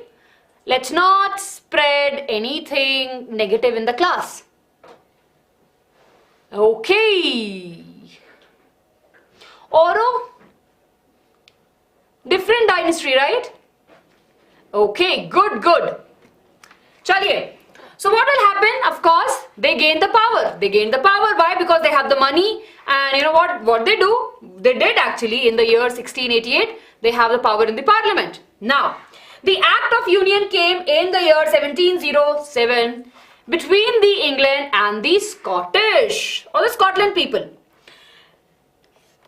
Yes, okay, I'm repeating it again. It's very easy. I know unification is easy. Okay. Here we have everyone one thing. So unification of in Great Britain, when we talk about, we have 4 different nations. Ethnic means they are very different. For example, we have different ethnicity. We are Asians, right? Of course, if you I'm sure you would have seen in various interviews and other places. So everyone has different ethnicity. We are Indians, right? We have our own culture.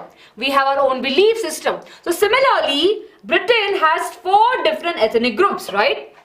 What happened in the year 1688, Britain got into the power and they had power in the parliament. After that, they started capturing the nearby or actually started incorporating the nearby neighbors into them. First, of course, we have the Act of Union which was signed between the England and the Scotland. So in the 1704, England actually asked, or not actually asked, but the Scotland got actually merged into the England. Are we clear? Yes, 1707. Sorry, did I say 1704? Sorry, it's 1707. Yes. Good, good, very good. Yes, yes, yes, I'm here. Yes, I'll tell you about that.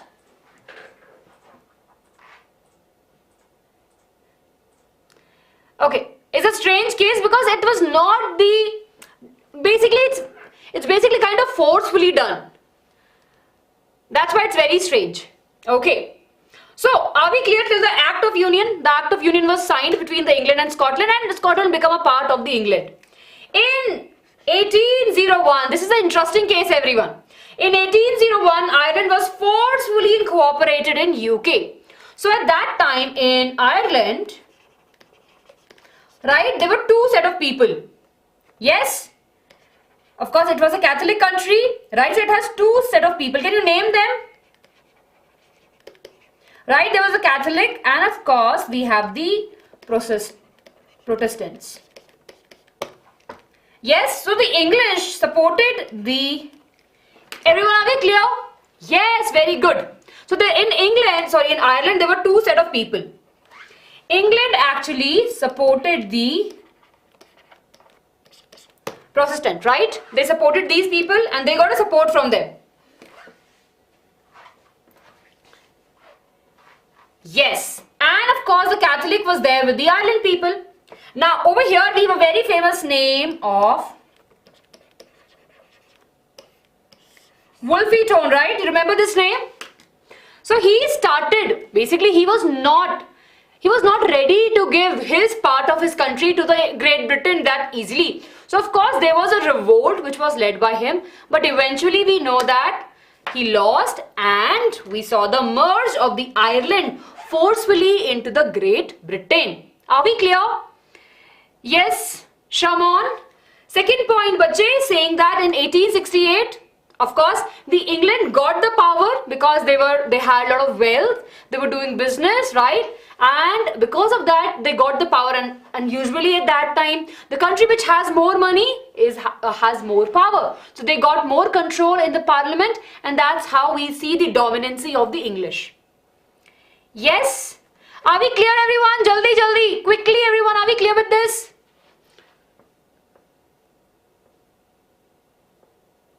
Or just give me some time, but I'll explain you that. Okay. See, are we clear? Yes. So revolt was led by Wolfe Tone, right, in the 1798, but of course he lost it, and that's how we'll see the forcefully merging of the Ireland into the Great Britain. Yes. Okay. After this, of course, they formed their own laws. English culture dominated. Jack Union was there. They had the new anthem, God save our noble king. And gradually what happens, the identity of the other groups was suppressed, and the British nation came as a bigger picture, and they had their own notions, and their own cultures were followed by the rest of the people. Great. Okay, let me just quickly take you through again, everyone. Now, okay, let's write over here. So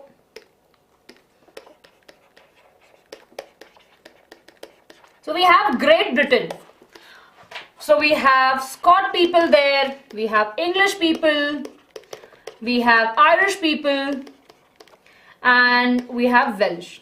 Okay, four different set of people, right, everyone? Quickly, I want all of you to pay attention over here. So we have these people over here, right? Four different set of people were there.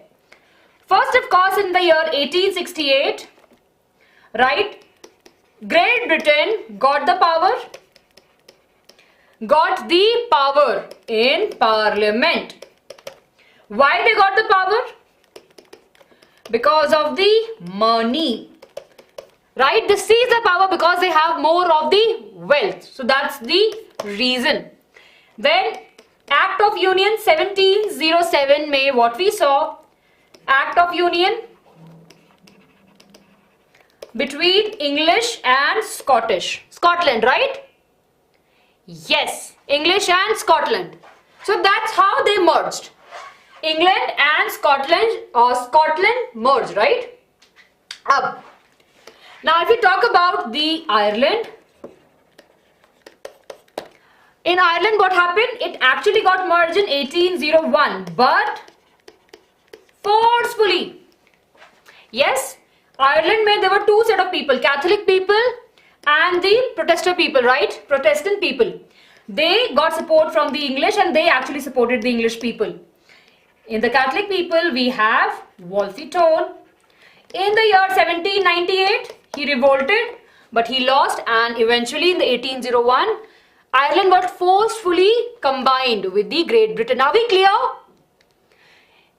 It's 1688 बच्चे. Suchitra is 1688 बच्चे. Clear? Catholic, they were the type, basically they were the people who follow the Catholic religion. They used to follow the Catholic Church. They were a type of people that were there. Okay, are we clear? Quick thumbs up. Yes. Okay, good everyone. Last topic. How's the Josh? How's the Josh in class? Yes, the Dark Knight. Yes. New subscriber, welcome to the class. Good. Now everyone, visualizing the nation. This is very easy, very important from the MCQ point. Right? MCQ. Picture-based question. Right? Picture-based question. Okay? So, what was happening? Visualizing the nation, and of course they were visualizing the nation as a motherland. Right? So, we have the Germania, right? She wore a olive leaves ka crown that justifies the whole heroism. Then of course we have the Marigny, which represented France basically. She has a red cap, tricolor. Okay? So these are the way that the people were actually trying to connect, right? They were using the symbols for the nationalism. Absolutely correct. Badhiya everyone. Then we saw the shift in the ideas of the nationalism, right? People were competing. They were like, acha, now that we are settled, now that we have nationalism in our country, we should look ahead, right? We should look ahead, and there was a competition between the nation for the power. And because of this only, we see the Balkan state ka discussion. Now, important question from the examination point of view. Yes, this is important. You all were asking about this. Balkan state. So, of course, the Balkan region were there and they used to call themselves as the Slavs, right? They were under the rule of Ottoman. Okay? Yes, they were under the rule of the Ottoman. And what happened? They started getting affected by what was happening all around in Europe, and they felt that they also want the independence. So they started the revolt. They started the power game basically. Okay? So they claimed the independence and the political right. There was a lot of internal jealousy between the Balkan state. They used to fight among themselves for the more territories. Okay? Even though they have the nationalism, they have the feeling of one nation, they are wanting, they basically want more power, more land. They want to show their power. And because of all of this, of course, that all leads to the World War I. Right? We know that it leads to the World War I. Yes, this is important, bache. This is important. Right? This is very, very important. Azad, I'm really sorry, bache. If it's anything very difficult, I'll explain in Hindi. But we are trying to speak in English. I'm explaining really very slow, taki all of you will get on the understanding. Yes, this is important, everyone. Very important question. Yes. So just imagine, everyone, we have a Balkan state, right? So this was a region now. Currently, if we talk about the countries who were there in the Balkan state, were Greece, right, and other nearby country, Bulgaria. All of these countries were under the rule of Ottoman Empire. Now, as the whole of the Europe had an idea of the nationalism, everyone was fighting for their freedom, The Balkan state also started the revolt and they got the freedom, right? But what happened that when they got the freedom, they want to capture the nearby states. They are fighting for the territory. They're fighting for the power. This all led to the World War I. The internal jealousy between, अच्छा, तुम्हारे पास में ज़्यादा land है, you got more land, or you have that river with you, or you have that forest with you, it's a good resource, I want that. So that led to the wars, that led to more and more, disputes between these countries. Yes? So this is important. Everyone, are we clear? Quick thumbs up. Clear? Everyone clear? Because they want to control this region because it was a very vast region, right? Every country was like, okay, I should have the power of this region. Then it leads to the imperialism. Now what is imperialism? Right? Imperialism. Now of course that means that if you're controlling a country with the military power, by using the power, if you're trying to rule a nation, we call it as the imperialism. Okay? When this all was happening, we have anti-imperialist movement, like in our country. So people started revolt, acha, you have nationalism. Why we should be under your control? We want the freedom. And that's how everyone, we got independence, right? Clear? Clear? Ma'am, can be the question from the source book. The chances are less, but it can come, bache. It's not that it cannot come, it can come. Clear everyone? With this, we are done with the chapter. Yes, we will. Okay, fine, you will have a long break, don't worry. You will have a long break. I'll also take a break. I'll sit now. How many languages I can speak? I can speak 4 languages. Yes, so the imperialism means when we are trying to get the power, right? If we're trying to control the people, or we're trying to control the people or getting into the power with the help of military, right? Yes. Okay? Are we clear, everyone?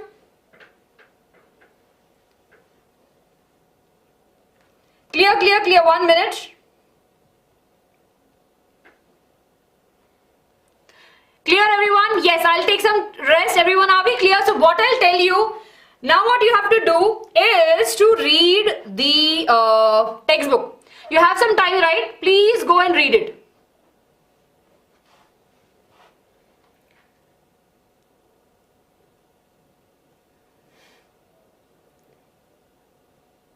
Yes. Oro, yes, bache, they're not. Okay. Yes, I'll give you the break now. Balkan region ko one more time. So take a screenshot first of all. So they were a region, right? And they were ruled by the Ottoman. They called themselves as slaves. Slavs, not slaves per se, Slavs, right? And they got the independence from the Ottoman Empire in 1871. Then of course they had a feeling that we need freedom, we have to have more territories, they had the internal wars, and because of that only it leads to World War I. Now see over here so you have the picture of these important points. You can add few more points. You can add a little bit more story to it and then you are sorted. Clear? Really sorry Bala, for 9th class will not be moving ahead, right? We'll be starting with the next year. Now we'll not be able to have anything for the class 9th. Yes, chali everyone. So let's take a break. I know that I might have missed some doubts. Don't worry, I will read the chat and I'll when you're back we'll discuss a doubt. But important point everyone, here we have some of the important questions from this particular chapter. Take a look. Right, take a look everyone. Yes, take a look over here. Yes. We can count, yes, we can count the Allergen as the example of the romanticism. We can, because they just fantasizes, right? The nations. Okay? So everyone, this is the important questions from this particular chapter. Chaliye. Sara, unification of Britain is important but not as compared to the Britain and Italy. Now everyone, what is your confidence level? Tell me everyone, what is the confidence level? Jaldi, okay, I can see now. What's the confidence level everyone? Jaldi se tell me. And I hope that all of you have hit the like button. Yes, how many likes we have in the session? All of you almost there. Okay, if it's almost there, I'm happy. Almost there, so please, if you read the textbook, you will be fine. And I can see many of you are saying confident, super happy. I can dance now. Right, I can dance now if you say that almost happy. I can see some 1 or 2. Please don't worry, you can watch the session again. Read the textbook, I'm telling you it's a very easy chapter. See the way we have broken down the chapter with important points only. If you read them, you will be sorted. Right? Good everyone. So let's take a break. Right, a break of 10 minutes. What is the time? We'll meet at 4 p.m. I know. Okay. Everyone will meet at 4 p.m. now. Right, so please go out, walk, drink water, stretch yourself, have something and come back to class at 4 p.m. Okay, after this we'll be moving really very quickly because after this it's our country. We'll be discussing about our country, right? So I'm sure all of us will be able to connect more.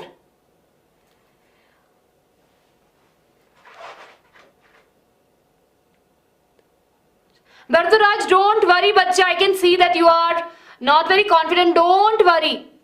Please watch the video. I'm there to help you. Please write it out. I'll reply to you. Don't worry.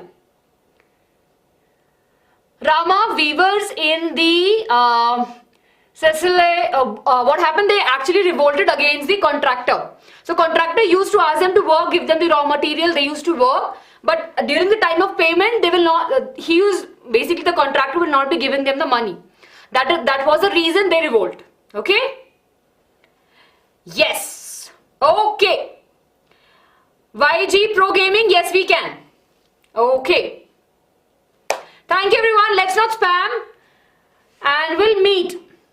Yes Kriti, I will not. Okay everyone. I'll meet you after some time. Okay.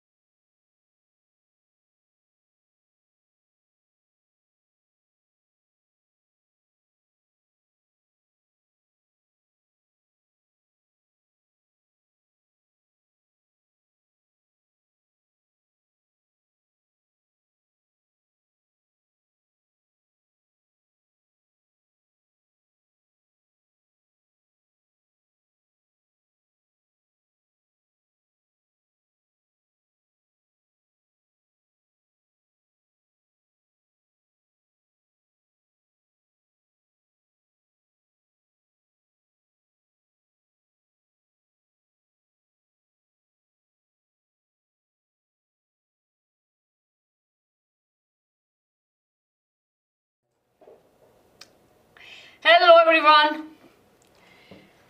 Good afternoon. How much lesson completed? First chapter is done. Thoda slow hai. We have to pace it up, everyone. I know only one chapter. हम भावनाओं में बह गए थे, right? Yes, yeah. Thank you. Please, everyone, remind me. Please, please, please. I request all of you to remind me कि ma'am जल्दी पढ़ो, जल्दी पढ़ो. Right? See, I need your help now.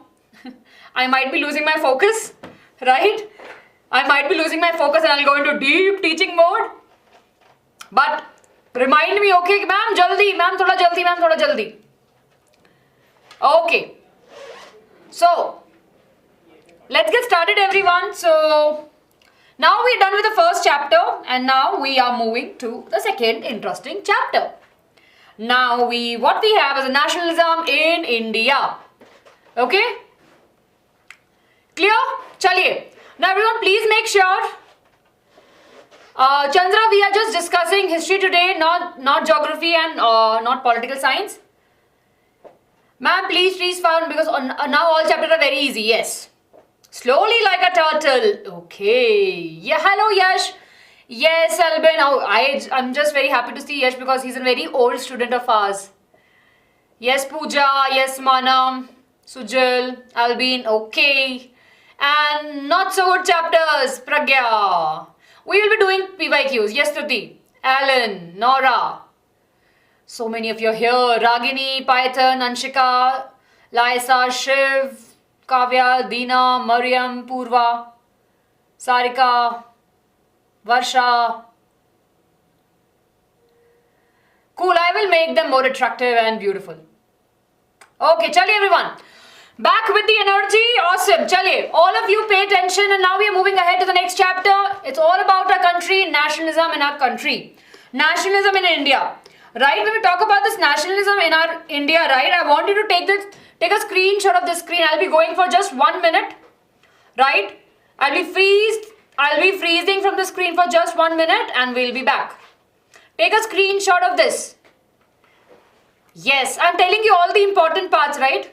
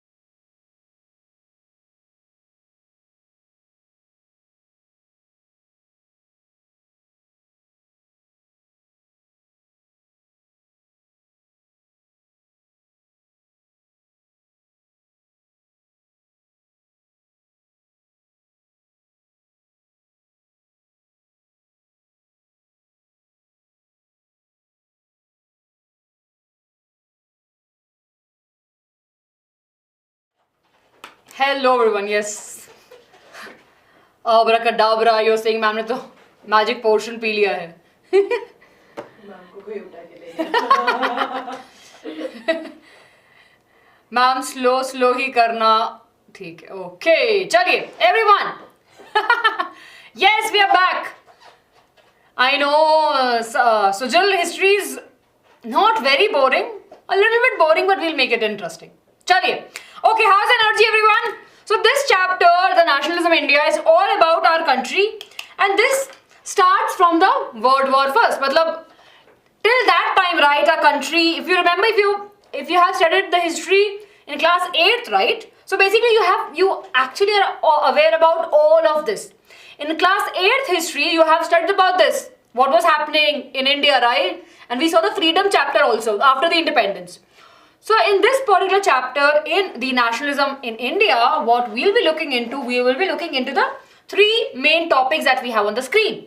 right? We have non-cooperation movement, we have civil disobedient movement, and the sense of the collective belongingness. Now, all of this is actually revolving around one important person. Can you name that person? It's okay if you haven't studied anything, don't worry, we are here, follow this, all sorted. Yes, this everything, right, this all of these revolutions, all of this is revolving around one person, very good. This chapter is actually revolving around very important person, very important personality, and the name of the personality is Mahatma Gandhi ji. Right? So we see the chapter from what he was doing at different point of time and how his contribution helped in shaping up the nationalism in our country. Clear? So are we clear what we have in this chapter? Yes, we are clear with this, right? What we have in this chapter. So let's take a look, everyone, over here. So Gandhi ji, right, came to our country, but before that, he was there in South Africa. When he was there in South Africa, during that time, what we saw the World War First. Now, during the World War First, what happened? Can you quickly tell? Very easy, right? It's a very general thing. So, during the World War First, we saw that there's a dip in the world economy. We saw that, right? We saw that resources were very less. Yes, throughout the world, right, people were struggling. So, at that time, Gandhiji was there in the South Africa. He was doing his movement. He was helping the people there. But he was like, now it's time for me to go back to my country. So that's how he came. So let's take a look over here. So first we'll be discussing about the impact. Just now we have discussed, right? The impact of the World War First. Rise in the custom and the price, introduction of the new tax, forced recruitment, right? Forcefully, they're asking us to join their army so that they can actually fight. Then influenza epidemic was there, and of course crop failure resulting in the food storage. So these were the all conditions that were there in the before the when Gandhi ji arrived. अच्छा अभी मैंने चश्मा लगाया, क्या चल रहा है? अयो, I can see some short forms. Clear? Yes. So all of this were there. These are the impact of the what are these? These are the impact of the World War. Okay? Yes, we'll be finishing off history today. I need your support. Okay. Now then we saw the arrival of the Gandhiji. Ravi, recruitment basically means that bharti karna. Basically we are asking people to join the service. Yes, I'm speeding it up, Roshan. Thank you so much. Okay. So what we saw, arrival of the Gandhiji and with his idea of Satyagraha, right? So what was the idea of Satyagraha? The idea was of non-violence, right? The truth is always there and we should support it. Sorry for that. So he came to a country, three important places, everyone, and you should remember the years also. Struggle of the indigo farmer. So he was going to different places in our country and helping the people out there. So he went to Champaran in Bihar in 1790. Okay. Then helped the peasant in Gujarat in Khedga in 1719 and in Ahmedabad. Cotton struggle helped the cotton mill workers in the year 1918. So all of these three are really very important. Yes, forcefully ordering them to join the army. Okay? These three name, everyone. Champaran, Kheda and the Ahmedabad. 1917, 1917, 1918. Clear? 17, 17, 18. In our book it's given 17, 17, 18. Yes, Ujjwal. C-A-K. Clear? Now let's move ahead. Now what was happening is that what was the reason of the non-cooperation movement? Now we had this movement, but before that also there were a lot of things that were happening that actually contributed or which added to making this big movement. So what was the first thing that was happening?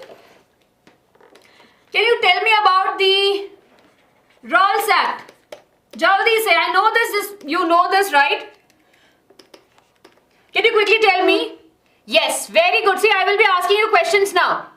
Okay, so we have this act.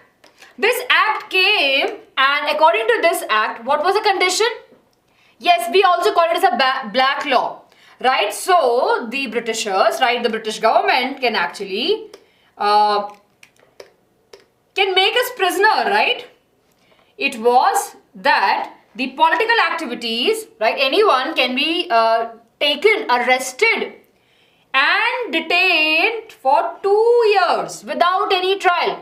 If they feel that you are doing something against the government, they can actually take you in the prison for 2 years without any trial. And, right, to oppose it, there was a national level hartal which was launched in the 6th April 1919. So, this was there, right? And of course, the people were definitely not very happy with this. Now, of course, for example, if you and me are there, we don't want, we will be expressing ourselves, right? But if we have a fear that someone will take us and put us in jail, that means that, oh my God, our life is very, not so great, right? Without any trial means the person will not be going to the court. There will not be, any help that will be given by the government to the people, right? And basically, without any trial, without even them explaining why they were doing it, they will put you in jail. For example, okay, it's a very, let's suppose you have an elder brother or sister, right? You have an elder brother or sister, and they will tell you, okay, you know what? You will not ask me any questions, but you will do this. If you're not doing this, I will tell your secret to your mom or to your dad. Or you know what? I am your elder brother, you have to do it. I'm sure all of us will be feeling why we are doing this, right? We want to express ourselves. We don't want anyone to forcefully ask us to go and do something else. Clear? So, that was a condition, right? And that's why the people actually started the oppose of the Rowlatt's Act. Clear? Good. Very good. Okay. Now, what happened? There were a lot of strikes throughout the country which was happening, right? And during that time, we saw the passing of the martial law. Very good, Kushal. What is martial law? Can you quickly tell me? You will be getting the notes in the telegram. What is a martial law? Jaldi say. Quickly. Martial law has something to do with the military. Hartal means strike, Chinmay. Curfew. No, not the curfew, sorry. Hartal means strike. Yes, so what was happening throughout the country? There was strike of the railway, of the telegram, right? A lot of people were protesting and a lot of people were getting arrested also. So then comes a law which was martial law. So martial law specifically means that, right? And it is a curfew time where no two people can come together and stand. And there is a law of military. Military is there, right? Yes, military power is there and they will be controlling the situation. Under that, definitely, the people cannot come together. Yes, and the ordinary laws that are there, that are completely suspended. And law of military government is basically there. So the people, the government will not be talking to you. They will be taking some action with the help of military. So that was the martial law. So martial law was there throughout the country. At that time, people were not that even aware of.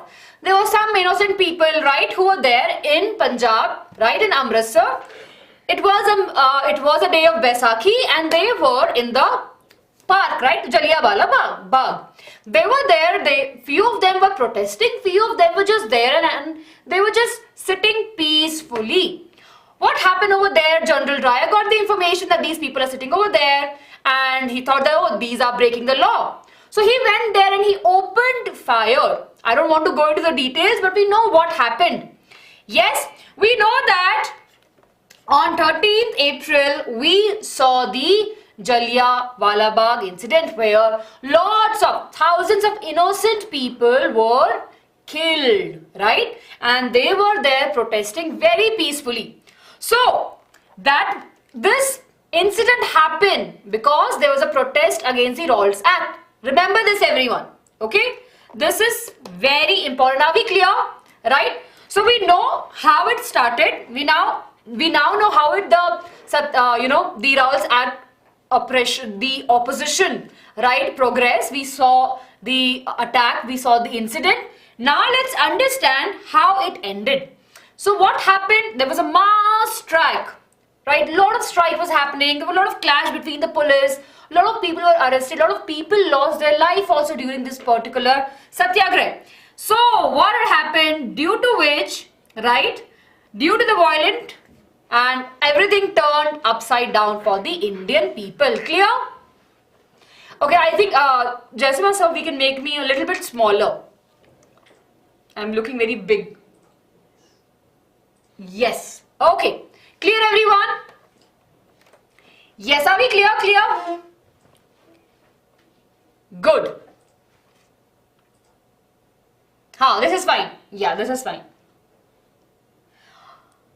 Okay. Clear, everyone? Let's just stay focused. Jaldi.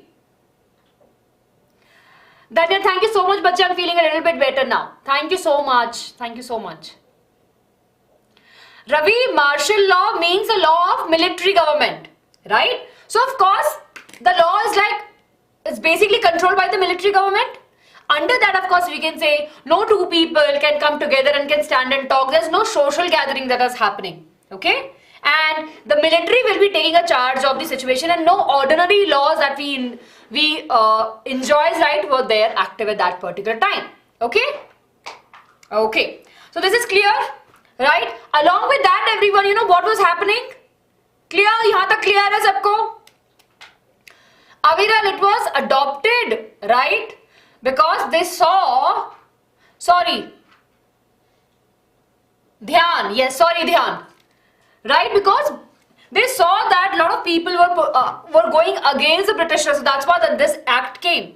And Indians definitely didn't like that act, and we have our own ways of protest. So there were strikes, there were a lot of protests, but eventually it turned really very violent, right?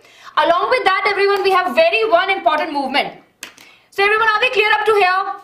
Mr. Roy? Yes. Ma'am, who is called so he was an army, basically he was the chief of the army at that particular time, Yes, General Dyer. Okay, are we clear? Chaliye. Now, we are clear with this, right? So we are clear with the Rowlatt's Act and we know what is happening. Now, apart from that, there was one more movement which was actually happening parallelly. Before we have the non-cooperation movement, and that movement is non-Khilafat movement. Non-Khilafat movement or Khilafat movement, basically Khilafat movement. Sorry, not the non-Khilafat movement. I'm just mixing two words. Khilafat movement. Now, what was a Khilafat movement? Can you quickly write in the chat?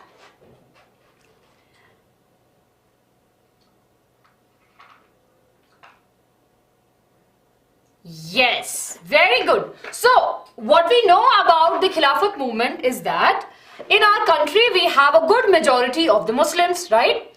And during the time all of this was happening in our country, back there, the Ottoman Empire was there, right? They were ruling. What happened? We remember, right? Yes. So in the Europe, when the war was happening, right, we saw that Ottoman Empire was being taken out. Basically, they were losing their power. So, what the Indian Muslim felt for the Ottoman Empire was that they actually considered them as the great leader of Muslims, right? Yes. So they had a very good sentiment feelings for the Ottoman Empire. So Indian Muslim felt that Britishers should not mistreat the individuals. Yes. Okay. When this was happening, Muslims in India started protesting against it, the Britishers. They are going against the Britishers, saying that please do not take the power and please treat our emperor with a lot of kindness. So we have Ali brothers here in India who were actually leading this Khilafat movement. Gandhi ji realized that both the Hindus and the Muslims, right, are suffering and their enemy is one, Britishers, right, at that time. So then he realized it's the right time for us to combine these two communities.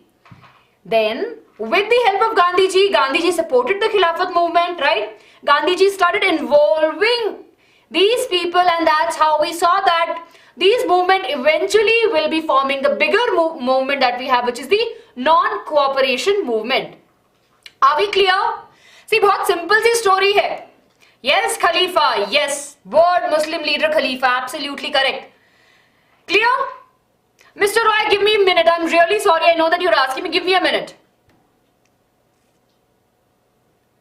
Khan, बहुत बुरा होना मत. Basically, something which is very hard, very disturbing. Okay. Anubhi, it's okay, बच्चे. If you keep on writing boring, तो boring ही रहेगा. You have to make it interesting. Sarika, Ottoman means empire का नाम है. This is the name of the empire. I'll explain you again. Good. Thank you, Nikhil. Thank you so much. Yes, I'm explaining you. So, are we clear about this, right? We are clear about the Royal Satyagraha Act, and we are clear what was happening, how the Indians were actually protesting against it. Then, of course, we have the Khilafat movement, and what we saw in Khilafat movement is that the Ottoman Emperor, right, the spiritual leader, head of the Muslims, after the post-World War, right, after the post-World War, got defeated, and the Britishers were actually will be taking the power from them. But Indian Muslim felt that they should be treated well, right, and that's why they initiated the Khilafat movement. Clear? And that's how the Gandhiji saw this. Okay, now it's time, because we have the same enemy, we should combine these two movements together. We should combine these two communities together, and that's how we have the Muslims and Hindu coming together with the help of Gandhiji. And in Calcutta session in the year September 1920, what we saw the launch of the non-cooperation movement. Are we clear? Yes? Are we clear? Clear? So again, if you think about it, right, it's a very simple story. It's being framed in such a way. Gandhiji came to our country, he saw a lot of things were happening. In between that, we had the Rowlatt's Act that came into the picture. Then, of course, people were protesting against it. During that time only, we saw the Jallianwala Bagh incident. People were really very angry. These were the case of 6 over there. Then we have the Khilafat movement. Muslims were really not happy with the Britishers because the Ottoman Empire was about to decline, right? Basically, they lost the war, and that's how they wanted to support the Ottoman Empire. So Gandhiji saw that both the Hindus and the Muslims and the Sikhs are fighting against the same enemy, so we should combine these, right, and we should fight for our nation. And that's how in Calcutta session September 1920 we saw the launch of non-cooperation movement. Are we clear? Shiva, abhi padhenge bachche. We'll be starting with non-cooperation movement now. Clear? Yes? I'll move aside. Please take a screenshot. Yes, Adiraj. Yes. Gandhiji played a very important role. Good. Very good. Okay.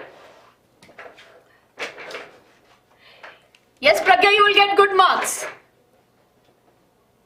I know. Okay. Thank you, Sheetal. You will get the PDF on the Telegram, bache. Okay. Now, everyone, let's understand what was the need of the non-cooperation movement. So, see, this is very easy. Let's not go into the details. What is non-cooperation movement? Jaldi say. Right? So, the Russians of CBSE haven't given how many marks it will be coming, right? But it's a very important chapter. It's a very lengthy chapter and it's a very important chapter. Sheetal, thank you so much for answering. Okay, what is non-cooperation movement, everyone? Very simple. Non-cooperation movement. So Gandhiji said that we should not be cooperating with the government. Simple. That's that easy. We should not be cooperating with the Britishers. We should be boycotting their things. Non-cooperation. Till now we were cooperating. So Gandhiji is like, no. Now it's the time for us to non-cooperate. We'll be boycotting the colleges, schools, institutions. If you have a job in any of the government services, boycott that. If you're a student there in any of the institution which are run by these Britishers, boycott that. Boycott the clothes, right? Britisher goods. Then of course, they were a thing that you should not be using any of the goods, right? So all of these things were there in non-cooperation movement. Clear? Easy? And there was a need of the non-cooperation movement. Why? What was the need of non-cooperation movement? To connect people together and to show the power? Yes, very good. They gave the surname back. Absolutely correct. No drinking and wear of khadi. Very good.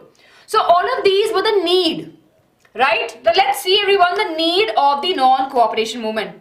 Here we have very simple things that we have just discussed, right? The movement would begin by giving away the titles that they have, honors and the different posts. They will be boycotting the civil services, army, police, etc. British good would be replaced by the domestic goods, right? Swadesi movement. And non-cooperation movement was adopted by the Congress during their session in December 1920 and began under the leadership of Mahatma Gandhi. Clear? Bani, bacha, I can't stop you, but you understand that majority over here understand English. I cannot stop you, but it's up to you, bacha. I'm really sorry. Yes. See, wherever you get information, wherever you understand, wherever you get the knowledge, right? See, I cannot force anyone. Right? Chali, are we clear? Right? Easy hai na? Bahut easy. That what was the need of the non-cooperation movement? Yes. Now let's see what. Right? Yes. Good, very good. Yes, please ask your doubt. I will answer your doubt in a minute. So we are clear that what was the need of the non-cooperation movement.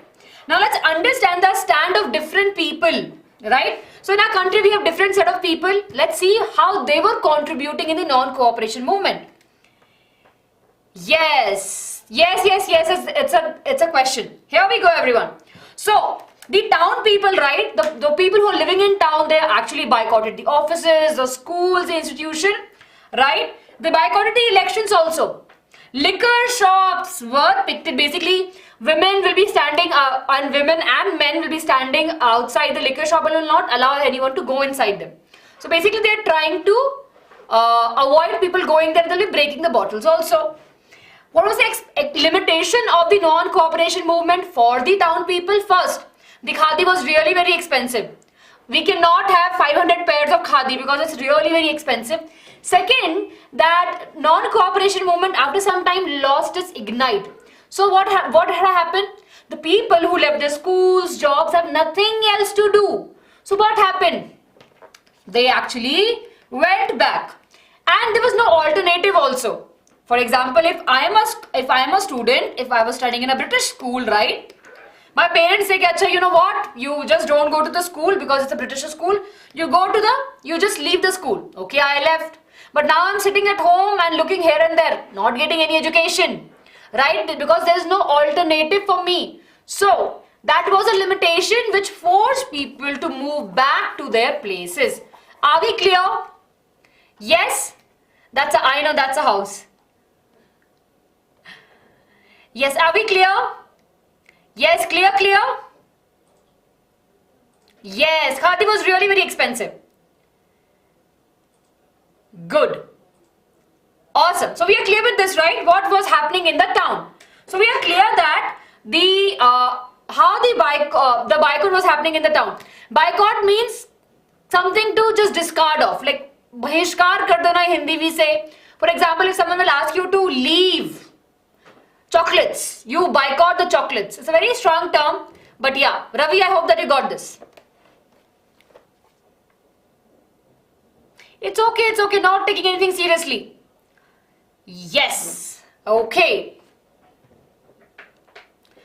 Great, are we clear? Let's talk about what was happening in the Awadh, right? The peasants. So again, everyone, I know we can't boycott the chocolate, but I'm just saying. So we are discussing about a different stand of different people in the non-cooperation movement. So first we discuss about the town people. How the people in the town reacted to the non-cooperation movement. Now let's discuss about the peasants, the farmers, right? So in the Awadh region, we have a very good leader, which is Baba Ramachandra, right? Very important, everyone. Please make sure you remember this. So he was there, right? And he started a movement. He demanded the reduction in the revenue. Abolish the Bigar system, right? the system where we'll be giving the money to the landlords. They will be asking us to give the money back again and again. Social boycott of the oppressive landlords who used to actually, do a lot of torture on the peasants. So everyone, there's one important thing that we have to remember. Acha, everyone, let's talk about it. One minute. Yes, absolutely. They made us a beggar. Right, everyone? Now, hi Mansi. Yes, Anurag will just discuss about it. Very good, very good. Thank you for telling me that. So just let me ask you one thing. Let's suppose the school tells you that all of you are going for a march, right? All of you says that your school is taking to you to go on a march. It's a march for a motive, right? And all of you are participating in this particular march. Now, I'm sure each one of you will have different stand. For example, maybe I am going there to take pictures with my friends. Oh, you know what? I did a march. I'm going there for pictures. Maybe you are going there for a cause. You will be spreading the awareness about it. One of the other friends are just going for, fun. Yeah, I don't have to study today. I'm going. So what is happening? In one particular notion, right, we have different people with different stand. Everyone have their different understanding, right? How I want to take it. What is my stand on that particular march or anything. Similarly, right? Yes, what was happening over here? In non-cooperation movement also there were different set of people, right? And everyone have their own different stand. So the movement in the town, they were more in terms of, acha, we want to support the people. Here, in the peasant, they have their own agenda. They want to abolish the revenue system. They want to avoid the free work done, right? They want to get paid, right? And they don't want to work for free. They want to abolish the landlords who torture them. So they have their own agenda. So during that, we saw two very famous protests, right? We have Nai Dhobi Bandh. Nai is the one who cuts. Basically the barber is called as Nai in Hindi. And Dhobi is someone who washes the clothes, the laundryman. Okay. So the Nai Dhobi Bandh, what happened? These people actually didn't do their work and that they were showing their opposition, their anger towards the landlords because they used to take the money from them. They used to treat them really very badly. That was the reason behind it. Apart from that, along with Jawaharlal Nehru ji and Baba Ramchandra, we have Kisan Sabha, right? We have the Kisan Sabha. And it was spreading throughout. Clear? Yes, very good, yes. So remember that. It was spreading throughout, spreading the, yes. Okay, good. Now the limitation was also there. They were not in a very much favor of the Satyagraha. They become really very violent. Yes, right? They become really very violent. They attack the talukars there of houses at night. They're just fighting. You know what? We will hurt you if you don't listen to us. So their idea was not completely matching with the Gandhiji. Gandhiji said that non-violence, right? I can see, I know Tamil. Come on, let's just stay focused. Everyone, focus. Very good, Jarvis, sorry. 300 branches were set up. Absolutely correct. Yes. Okay. Clear? Ha. We can say the Kisan Samaj Sabha basically, it was formed, right? And they were spreading about, they were actually making branches and they were spreading awareness about it. They were actually taking a stand that we have to abolish the revenue, we have to take this stand, we are helping each other. Yes, along with Jawaharlal Nehru. I will speak in Tamil but at the end of the class. Jaldi se. Let's just focus everyone. Okay? So they have their own limitation. Are we clear? See, I'm telling you, take a screenshot of this. Very briefly we have mentioned everything. Okay. Yes, we'll discuss about it. Yes, now, let's talk about this, everyone. Now we'll be discussing about the tribal movement in the Andhra Pradesh. Now, we have different movements happening throughout the country, and this is one of the movements which was happening in Andhra Pradesh. So, in the Goodwin Hills of Andhra Pradesh, under the leadership of Alura Sitaraman Raju, I'm sure all of you are aware about it, many of us saying over here, right? So, he was an amazing leader. Under his leadership in Andhra Pradesh, the people actually have their own opinion of the non-cooperation movement. They used to attack, right? Basically what they have over there is the guerrilla warfare, right? Which was nothing but irregular military action carried out by small, usually independent force. So they used to attack the Britishers here and there independently. In a very random pattern, they will be attacking the Britishers. That was their way of non-cooperation movement. They were really very much angry with the British government because they have stopped them going to the forest, right? So it was their way of the opposing. They definitely used the violence over there. Violence was definitely a very important part of their movement, but definitely it was a limitation also. Yes, begar means working, right, doing the work without the payment. For example, if someone is working, if the landlord is asking a person to work, right, that person will not be getting any pay for it. Free work, basically, working for free. Yes, absolutely correct. Yes. Okay, I will do that, Poppy. Clear? Yes, we are telling the important questions also, bache. Thank you for reminding me, we have to be very fast. So everyone, what we have over here, right, we have three different stands of three different people. Movement in towns were happening, movement of the peasants were happening, and of course the movement in the Andhra Pradesh. So we have these three, right? Aisha, which part? Yes. Okay. So, okay, yeah, here we have. Yes, let's just stay focused, guys, everyone. You can please move back. Tribal movement, I'll explain. Give me a minute. We'll have a quick summary of all of this and let's move ahead then. At the end, everyone, we saw the Swaraj in the plantation. Now, this is very famous act, right? The Indian Immigration Act of 1859. So, according to that plantation, the tea plantation worker cannot leave the area where they are living and where they are doing work. So, when the non-cooperation movement started, they realized that they can actually do it. They were also there with Gandhiji. So, they flee from there. They started running away from there. But unfortunately, they got captured. So, this was their way of non-cooperation movement. They were boycotting the plantation field. So, what is happening over here? Everyone take a screenshot. So, in short, I am telling you. Yes, in short, I'm telling you, everyone, what was happening in the non-cooperation movement. Yes, Jaisima sir, we have to put a blocker on the musician. I think some students are saying. If you see him messaging again, please block or remove that person. Okay, so everyone, what was happening in the non-cooperation movement? There are different people with different stand. In towns, they left their school, colleges, their job, right, and they boycotted the foreign goods. They actually started using the desi materials, right? So desi materials. There was a few limitations we have over here on the screen. Then of course, we saw the national cooperation movement, how the peasants supported it.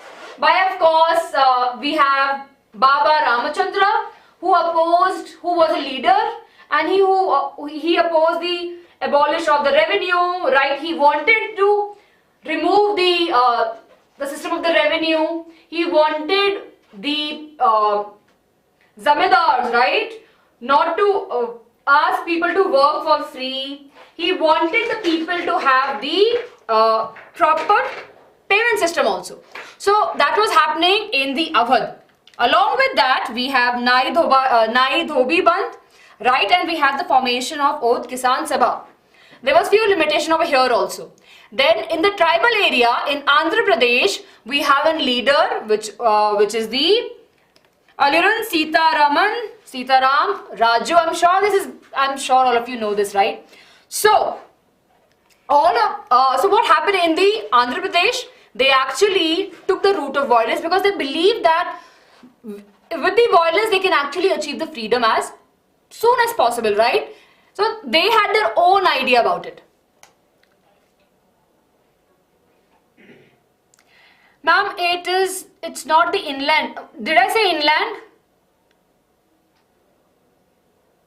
Sorry, yeah, it's inland. Yes. Here, mistake. Inland. Thank you for telling us. In England Immigration Act. Yes, thank you for helping me. Okay, and at the end, of course, we have the Swaraj, right, for the plantation. So the workers who were working in the tea plantation, right, they were actually in a basically they were forced to stay in that particular place. Yes, I've mentioned inland. Sanchit talukdars are those who are like basically the landlords who are controlling the whole system, who is to give the money to the farmers or the peasants to buy seeds and the other equipment that they require for the farming. Clear? Yes, come on everyone, are we clear? It's in land. Good. I've just repeated it, bache. Okay, are we clear? Let's move ahead to the next topic. Now, this was all happening, right? And as you can see that violence was becoming a very somewhere prominent over here. Nowadays, people also started losing their patience. Right, in non-cooperation movement, people are doing everything with lots of non-violence. They're actually supporting Gandhiji's idea. But Britishers here and there are actually attacking on the people. And one such incident occurred, which is the Chora-Chori incident that occurred in the Gorakhpur in Uttar Pradesh, where people actually basically set the police station on the fire. That happened in the Chora-Chori, right? And because of that, Gandhiji withdraw the... Good, very good. So we saw the end of the non-cooperation movement because of that particular incident. Are we clear? Sarika, please can you tell me why are you confused? Chinmaya, which highest weightage goes to 2 chapters. We have nationalism in Europe and in India. Clear? Good. Very good, very good. Yes. So what happened in the Chora-Chori? So basically it's a place. It's a place which is there in Gorakhpur, right? And Gorakhpur is there in Uttar Pradesh. Okay? So what had happened over there? So people were protesting, Britishers attacked, and the Indian people got really very violent. Right? Then what they did? There was a police station and they set the police station on fire. So many policemen lost their life, and of course Indian people also lost their life. But that was an incident that shook Gandhiji, and he said that I think that Indians, right, all of my brothers and sisters are not ready for the non-cooperation movement. They are not ready with the non-violence. So he withdrew the whole movement. Are we clear? Yes. Clear? Good. Yes, I'm moving fast. Good vibes, I think Britishers only, right? Alluri was, Sitaraman Raju was working in Andhra Pradesh and he was a leader there. Yes? Yes, he got captured and yes, he lost his life. Good. So we saw the withdrawal of the non-cooperation movement. This is really very good, everyone. And this is super important. Are we clear? Thumbs up, thumbs up, thumbs up. Thank you so much for reminding me, Sana. I will be speeding it up. Chaliye. See everyone, I'm telling you it's a 3 marks question, 4 marks question. I'm telling you now only if you have these questions in the previous year question paper also. Okay, here we go. Chaliye. Guerrillian warfare means that in regular military activities, small bunch mein they will be attacking. Okay? Yes. Clear? I have mentioned the definition also here. Chaliye, very good, very good. Okay, next everyone, let's talk about the civil disobedience movement. Now, right, now what happened?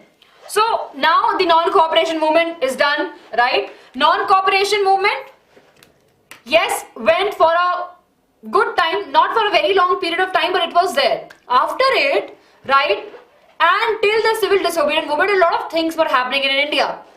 So we will be discussing that, and we'll be discussing how that all leads to civil disobedient movement. Now can you quickly tell me what is the meaning of civil disobedient movement? Simple. Jaldi, jaldi, jaldi. Yes. It's okay, you can watch the recorded session, don't worry. Yes, violating the laws, right? Breaking the laws. We will not be obeying the government. Simple. The simple meaning of the civil disobedient movement means that laws will be breaking. Right? Yes, Aisha will discuss about it. Clear? So let's take a look over here, everyone. So first of all, what happened? In 1922, we saw the formation of Swaraj Party. Now please everyone, this is very interesting. Everyone focus over here. Yes. Class 9th का भी कुछ नहीं हो पाएगा मेनू, please. Okay. Okay, so here we have everyone. So 1922, what happened? We saw the formation of Swaraj Party. C.R. Das and Motilal Nehru came together and they formed the party together. And they wanted to go ahead in the elections. They're like, if we will go out there, if we be a part, right? If our people will vote us, we have a chance to change something. So they went ahead and they participated in the election of the year 1923. That's very important. To oppose the British policies and of course to argue the reforms. That was their motive. Swaraj Party in 1922, they went ahead for the election. In 1928, what happened? Simon Commission.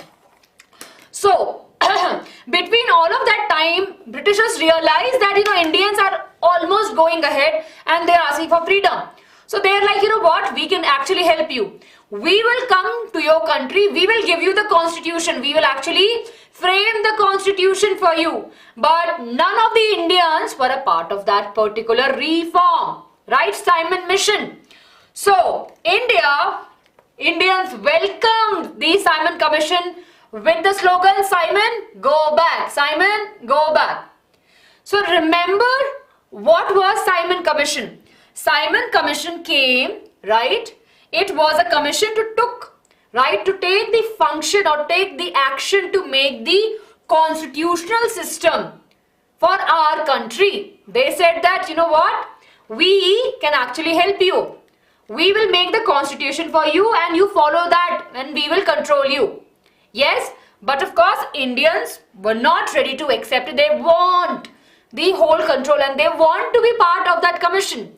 So, Simon Commission, we gave lots of love by saying, Simon, go back. Simon, go back.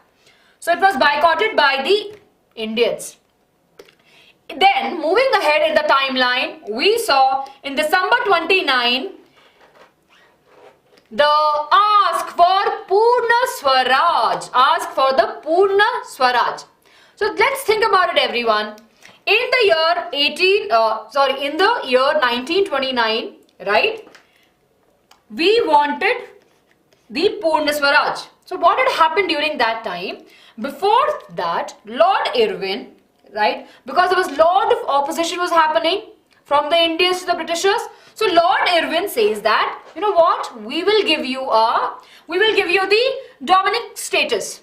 A status, this particular status, what this means? Dominic status, it means that you will have the control, right? You will have the formation of the government, but you will be working under us. So it's basically like, I am there, but you don't have any control, right? So of course it was a status that we Indians don't want. Old people, right, were very happy. Yeah, we are getting that. But the young leaders, right, they're like, no, we want full Swaraj. Yes, that was partial independence. And we want full Swaraj. So, in the Lahore session, right, Jawaharlal Nehru ji said and Bose, along with the Nehru and Bose, right, they wanted the Purna Swaraj, means complete Swaraj, and they said that we will be celebrating the independence on 26 January 1930. Clear? That will be the Independence Day. Yes, Bharadwaj, please don't distract. If you do it again, we might have to put you on timeout. Yes, 100% Purna Swaraj. Yes. Okay. Now, this was happening. Now let me explain you this in Hindi. जल्दी से. अब मैं हिंदी में बोल रही हूँ, please मत बोलना कि इंग्लिश हम क्विकली रिकॉलिंग दिस इन फटाफट से हिंदी में. सो गांधी जी इंडिया आए, राइट? गांधी जी इंडिया आए, उन्होंने देखा कि बहुत कुछ गलत चल रहा है और उन्होंने नॉन कोऑपरेशन मूवमेंट की शुरुआत, मतलब ऐसा नहीं कि उन्होंने आधी शुरुआत कर दी, धीरे धीरे जाए वो जगह पे गए, लोगों को सपोर्ट किया. फिर वहां पे आया रॉलेट्स एक्ट, जहां पे ये था कि ब्रिटिशर्स किसी भी इंडियन को अगर लगा कि वो कुछ गलत कर रहा है, उनके खिलाफ कर रहा है, तो उसे जेल में डाल देंगे 2 साल बिना किसी ट्रायल के. अगर वो मासूम होगा फिर भी उसे जेल में बंद कर देंगे 2 साल के लिए. पर वो बिल्कुल गलत था.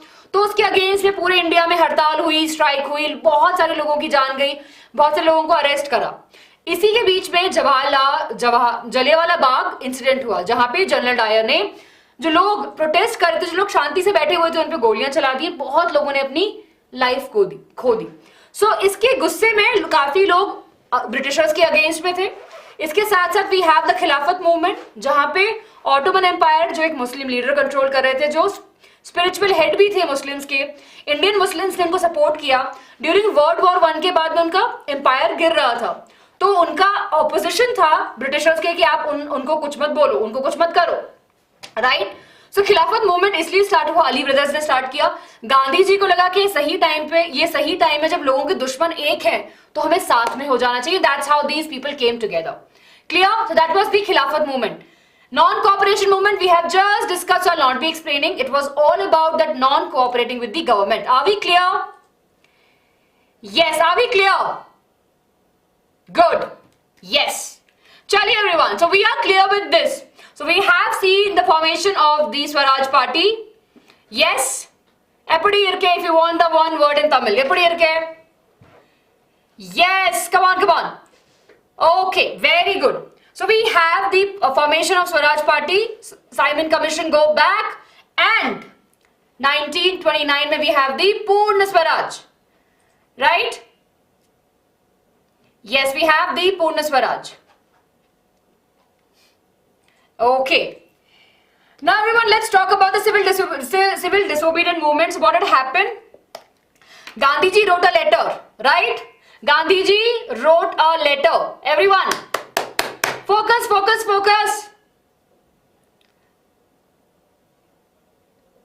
Hello everyone, let's just say focus. Okay, so what happened that during the civil disobedient movement, Gandhi ji wrote a letter to Lord Irwin, right, Viceroy of Irwin, and he said that I have these demands, 11 demands, out of one which was very famous and which we'll be discussing is to abolish the tax law. So of course the tax was there on the salt. So Gandhi said that salt is such a basic thing. It's there for the poor and it's there for the rich. So you should abolish the law on making of the salt. And he waited for some time, but of course there was no response. So what he did, he started the Dandi March or the Salt March, right? He marched from from Sabarmati to the Dandi. He went there, he made the salt, right? And that's how he actually broke the law. Civil disobedient movement, and hence from there we saw the beginning of the civil disobedient movement. The law was broken. Clear? We can call it as Dandi March also, and we can call it as Salt March also. Clear? Yes, absolutely correct, Ritvik. Roy, I will explain you, bache. Give me some time. Yes, clear? Everyone, are we clear with that? So that's what we'll be learning now. So the Salt March, on 31st Jan, Gandhiji said to letter to Irwin mentioning the 11 demands, out of one was including the abolish of the salt tax. Then Gandhiji started the march, right, on 11th March 1930, and it took him 24 days, and on 6th of April they violated the salt law, right, and asked other people also to break the laws. Clear? Clear, clear, clear. Are we clear, everyone? This is very important. Okay. Then what had happened? People are actually going ahead and taking and breaking the law. But of course, they saw that a lot of people got arrested, right? They got arrested. Yes, they were getting arrested. Lot of people got arrested, and main important, Abdul Jafar Khan, he got arrested in the Pakistan, and they were lot of violence, right? Because of that, we saw that Gandhiji called off the civil disobedient movement, and he signed a pact with Lord Irwin on 5th of March 1931. Clear? Everyone, see, I am not looking at the chat. I want all of you to pay attention. See, it's very crucial time for you. Right? Very crucial time for you, everyone. Quick thumbs up. Are we clear? Good. Very good. Very good. Yes, so we saw the signing of the Gandhiji-Irwin Pact, right, in the year 1931. So Gandhiji started, right, the first letter Gandhiji wrote to him was in 1930. And after 1 year, this pact was signed, and of course, it was a call off of the civil disobedient movement. Clear? So apart from that, what we saw that they actually offered, the pact was that we will allow you to come. So basically, it was a pact where they said we will be releasing the prisoners, and Gandhiji said that I want to go to second round table conference which was happening in London, right? So he went there. Yes, he went there, but nothing happened. They didn't listen to any of our demands. And then when Gandhiji came back, right, this movement was again relaunched, but it lost its momentum by the year 1934. Are we clear? 5th March 1931, second round table and PP release. Very good. Yes, yes, Anurag. Thank you so much.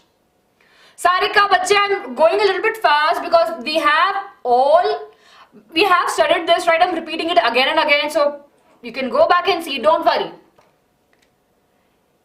Yes, very good, very good. So we have important dates over here, right? See, important date. This 5th March 1931, the pact was signed between Gandhiji and Irwin, right? When the Dandi March started, and on which date Gandhiji broke the salt law? Here we have 6th April.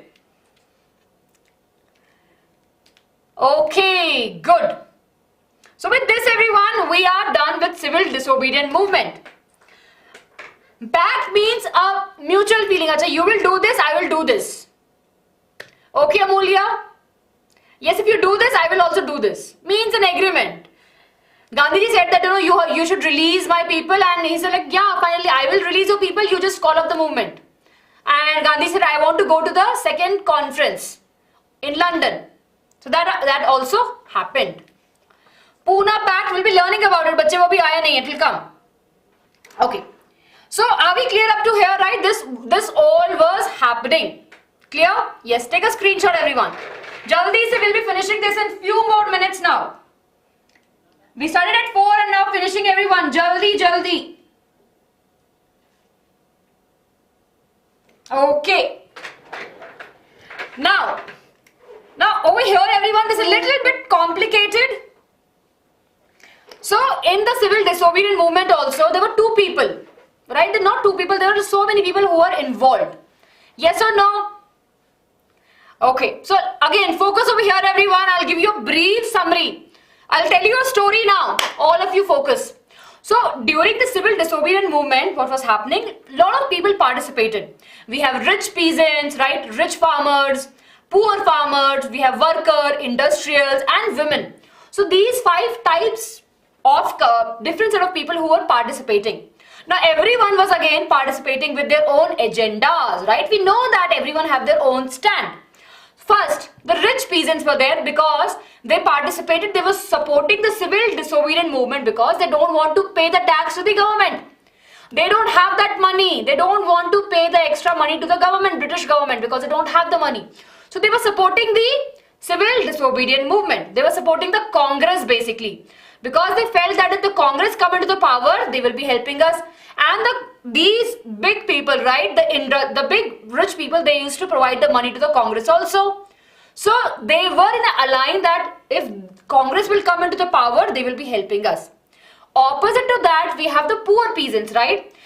The poor peasant does not have the money, right? And they were They're also supporting it, but they have their own ways. They want to reduce the taxes.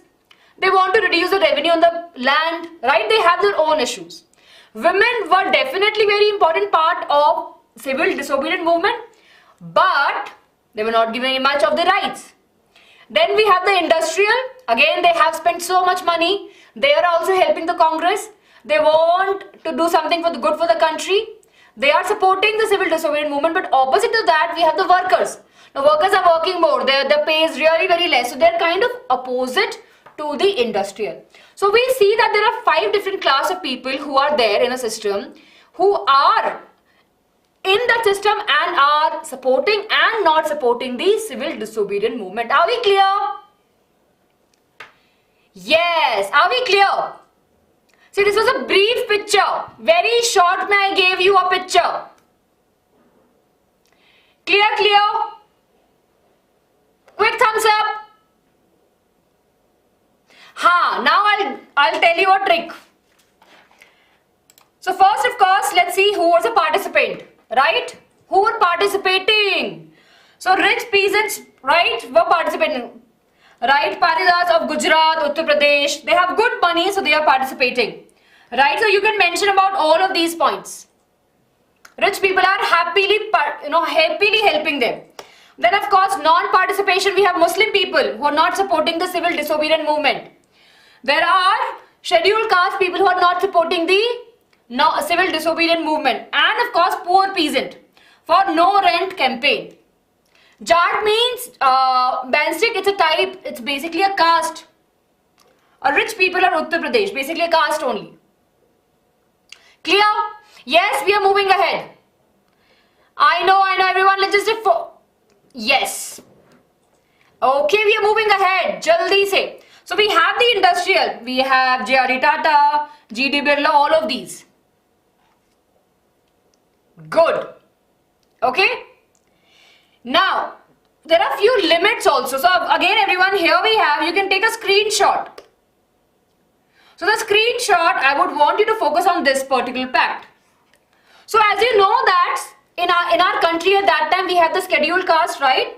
And they were not getting support from the Congress. Dr. B.R. Ambedkar was their leader and he took a stand. He said that we want the reserve seat and we want the election, separate election for us.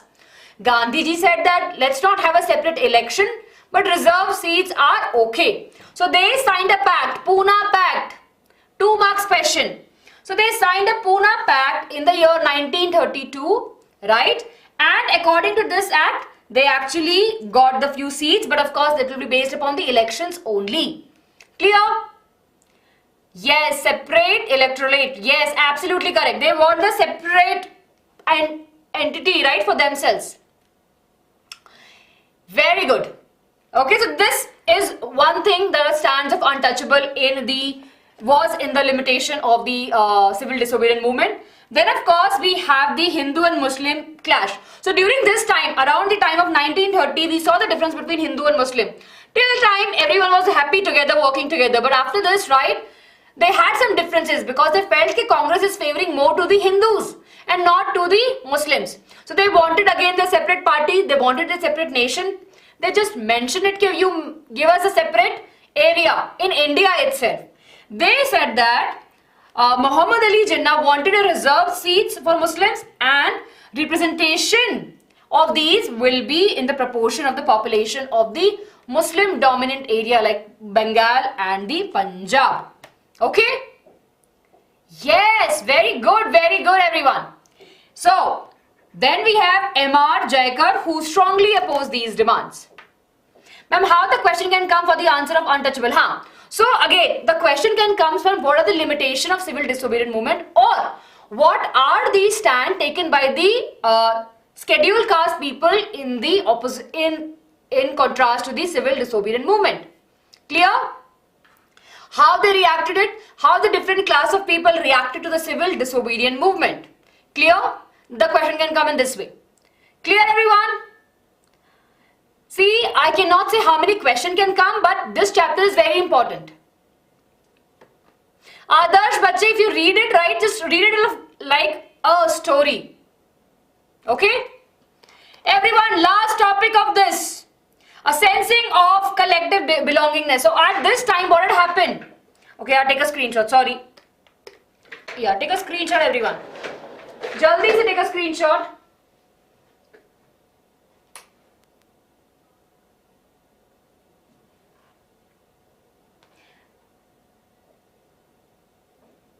Take it. Okay. 1 minute, everyone. Yes, after this session, if you read the textbook, bache, you'll have the clarity. Okay. So here we go. The last topic, which is the sense of the collective belongingness. So now, what had happened? Everyone was really very happy. They want to enlight the feeling of the nationalism. So what we saw of course, the image of Bharat Mata. Right? So you know the names. I'm not going into the details. But this is important from the image-based question point of view. Yes? This question always come. Right? And not always, I would not say always, but mostly come. Yes, we saw the composition of the Vande Mataram song. We saw the portrait. We saw the painting of Bharat Mata. Right? Then of course we saw that in Bengal, Rabindranath Tagore, and in Madras, we have Natish Shastri, right? They collected the massive stories, folk stories and songs that actually help us to know our history. Revival of the folk tales, absolutely correct. Then of course we have the tricolor flag. So during the Swadeshi movement, we saw that we had the tricolor flag, and of course we have the design made by Gandhi ji. So this flag becomes the symbol of nationalism, the symbol that unites people all together. So we saw this. Apart from that, we saw that many people started talking about our great history. See, we as a nation has amazing history. We are a very powerful nation. But due to the Britishers, when they came to our country, we felt that, okay, we are nothing. But during this time, lots and lots of, good stories came, good messages went ahead, and that actually helped to boost the motivation in the people. Clear? Sone ki chidi, absolutely correct. Yes. अरे क्यों एल्बिन इतना प्यार? Okay. Then what are the drawbacks? Of course, we saw the drawbacks over here that other communities felt out that they're just focusing on the Hinduism and not on the other part. So that was a drawback. Clear? Yes. So everyone, and I didn't go into the details because there are so many names over here. Please make sure you go through them. Clear? We have done a session, so you can go and check it out. Yes. Okay? With this, everyone, we are done with this chapter. Important thing. Acha. Important thing, everyone. So from this particular chapter, we have the map work. And we're very lucky that we have just these topics. 1, 2, 3, 4, 5, 6, 7, 8. Only 8 topics are there for the map work and you will get 2 marks. Okay? Yes. Clear, everyone? Got it, Elvin? Really sorry. Okay? Yes, it's a screenshot. Please make sure. It's a very easy map and you just have to mark you don't have to be very specific of this in terms of the city also. But thoda bahut pass mark karna padega. Easy map technique, and we'll be doing it also, don't worry. So here we have the important questions. You can take a screenshot, everyone. Karthik's sense of collective belongingness, we are studying that, all of the people, right? Now it was a time for the people to come together. So to bind the people together, we had the formation of the national songs, right? The painting of the Bharat Mata, so that all of us can unite, right? Then of course we had the tricolor flag also. Then we had amazing stories that tells about how amazing our past was and how amazing our ancestors was and how amazing as a country we are. That actually help us to be strong about it. Quit India movement we don't have, Elvin, so we don't worry about that, bache. Good. Bilkul pani break milega, everyone. Jaldi say you go. Again, now every chapter 1 hour. 5 will finish it up. Anyways, print culture will get over really very soon. Same with the age of industrialization. Okay, chaliye. Let's take a break, everyone. And before that, how's your confidence level? How's your confidence level?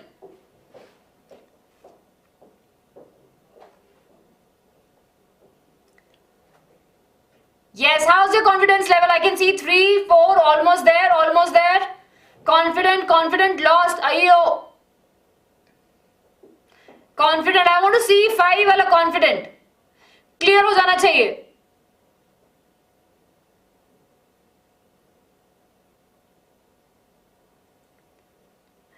Don't worry, everyone. Please, after watching this session, now please, it's a humble request, right? Please read your textbook. Good. Chaliye. Okay, let's take a quick break, everyone. We'll meet. What is the time now? It's 5:12 now. Let's meet at 5:20. 5:20 p.m. everyone. Okay, it's a break time. I'll see you at 5:20. Bye.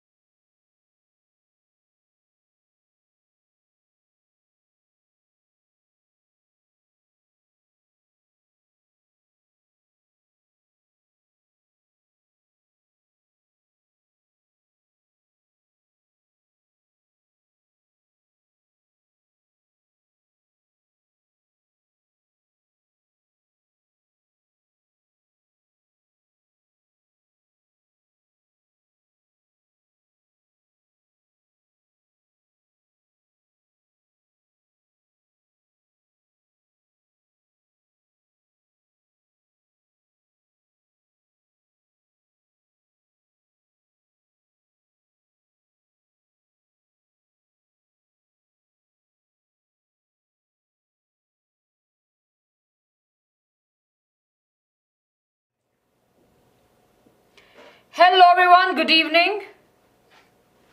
I was just reading your text.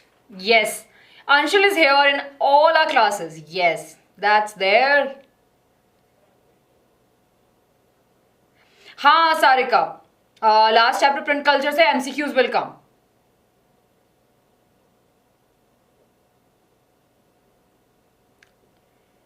Yes. Hello everyone. I hope that you can see me clearly.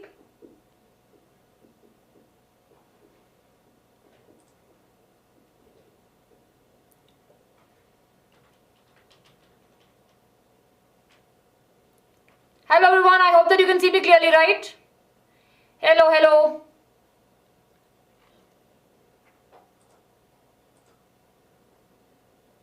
Okay, good. Chaliye. Yes. So we'll move ahead, right? Now everyone, it will be really very quick. And now we are actually done with the two very big chapters, right? Now what we have is really very easy. Everyone quickly ask your friends to join the session. And I hope that all of you have hit the like button for the video. Yes, Tejendra. Yes, Yuvan. Yes, Sakshi, Adarsh. Junior वर्ग class 9th का session अभी नहीं होगा. Yes, Roxing. वरा blueprint है बच्चे, but we will not be, मतलब CBSE doesn't tell us कि इतने में से इतना मार्क्स आएगा. Yes, good evening Karthik. Yes, coach Chirag. Subhakshi, I'm really sorry, question. Ma'am, they'll ask you, so if you go back, right, let me just go back over here. A good thing. See over here, they have mentioned that the question will be asking on three bases. They will ask you to locate it, right? They'll ask you to locate the city or to label or to identify. Yes? Clear? Okay. Yes, you will be getting the notes after the class. You will be getting the notes on Telegram. Don't worry. Chaliye. Now everyone, we will be finishing up this session really very quickly. Thank you so much. Even yes, I'll share the PDF. Deleted portion में बच्चे, in history of course, no, wait. If you want to go into the details of the deleted portion of all of history, go on CBSE website. And we did a session also. Okay? Average time, Pooja, I think 2.5 hours. Chalo, let's keep 45 minutes for each chapter because these three chapters are really very easy. Okay? Alvin, we have that chapter. We'll be learning that chapter. Don't worry. Okay, we have the age of industrialization. Chaliye, ta-da, everyone. Let's get started. Yes, I hope that all of you are here. And let's get started. So the next chapter that we will be discussing now. Yes. Where is the pen? Yeah. We have the making of the global world. Very, very easy and interesting chapter. Yes. And we will be discussing about this particular chapter. Now, to give you a brief summary of this particular chapter, what we have, of course, we'll be looking at the era where, of course, the globalization started. We will be discussing about how the connection was made, right? We will be discussing what are the key features, how and what are the things that actually help in increasing the globalization, in increasing the spreading of the technology throughout. We'll be discussing about the interwar economy, what was the condition of the world during the two world wars that happened, and we will be discussing about the post-World War recovery. Okay, so mostly World War II, World War I will briefly discuss for some time, right? And then we'll be discussing about the post-war economy. Now from this particular chapter, there are few important questions that I usually ask every day. Not every day, sorry, every year in either one set or the other. So we will be focusing on those questions. I will be telling you these topics are important. So please pay attention. Clear? Yes. Okay? Case-based study questions, yes, they do come. SSC don't have a marking scheme, बच्चे. CBSE ने नहीं दिया. CBSE haven't announced any marking scheme for us. Okay, so let's get started. So here we are starting with the first part, which is the pre-modern world, right? Before Before this modernized word, we had something really very chotu sa word with less of technology, right? So let's discuss that. First, of course, we have the ancient things. Let's discuss about. So we had travelers, right? We have trader, priests, they used to travel. They'll be exchanging goods, they'll be exchanging their ideas, their thought process, right? So in India, not in India, of course, at that back time, during that time, we have the Silk Route. And during that time, the Silk Route was where the people will be traveling through, right? They'll be going and coming. Lots of exchange will be happening on or through the Silk route that we had, right? During that whole path, we'll see the exchange happening. Apart from that, China plays a very, very important role, right? So we will see the trade exchange happening with the Silk routes, right? Now we have land and sea all together. We will see the people moving on the land as well as on the waters also. Then, now Silk route is very important. Now this is a 2 marks question can be asked, that what is the importance of the Silk route, right? And how actually Silk route actually help in shaping up the pre-world globalization, how it actually helped them. So of course it connected the Asia and Europe and North Africa. We had trade exchange, right? If you give this, you have that. Apart from that, Chinese pottery, spices, textile was getting exchanged. We have European gold and silver which was getting exchanged, and of course the ideas of the religions were also getting exchanged. So we know that Silk route was playing a very important role, not just for the trade but for the religion also, but for the art and craft also. So this was there in the pre-modern world. Then if you talk more further about it, not just that the business is happening, food was also traveling. So we take an example of the noodles, right? So noodles from the China travel to the west and become the spaghettis in Italy, the type of pasta that we usually eat now. We have potatoes, tomatoes, chilies, all of these food, right, came actually to Asia, right, and to Europe after the discovery of America. So this is how we saw the food was also moving from one place to the another place. Remember this, it's not that important, but they can ask you in the examination. Coming to the last point was this, right? It's not just only good things were getting transferred from one part to another part. There was a time, of course, we saw the spread of diseases also, right? And of course, we saw that there were new discoveries of different routes altogether. So America was discovered, right? And when it was discovered, definitely along with that, when the people went from Europe, they actually carried the smallpox. Yes. So that actually created a very chaotic situation in America.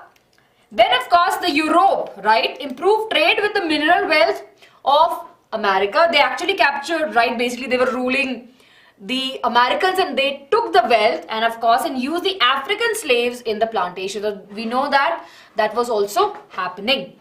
And of course we see the shift of trades from the China to the Europe.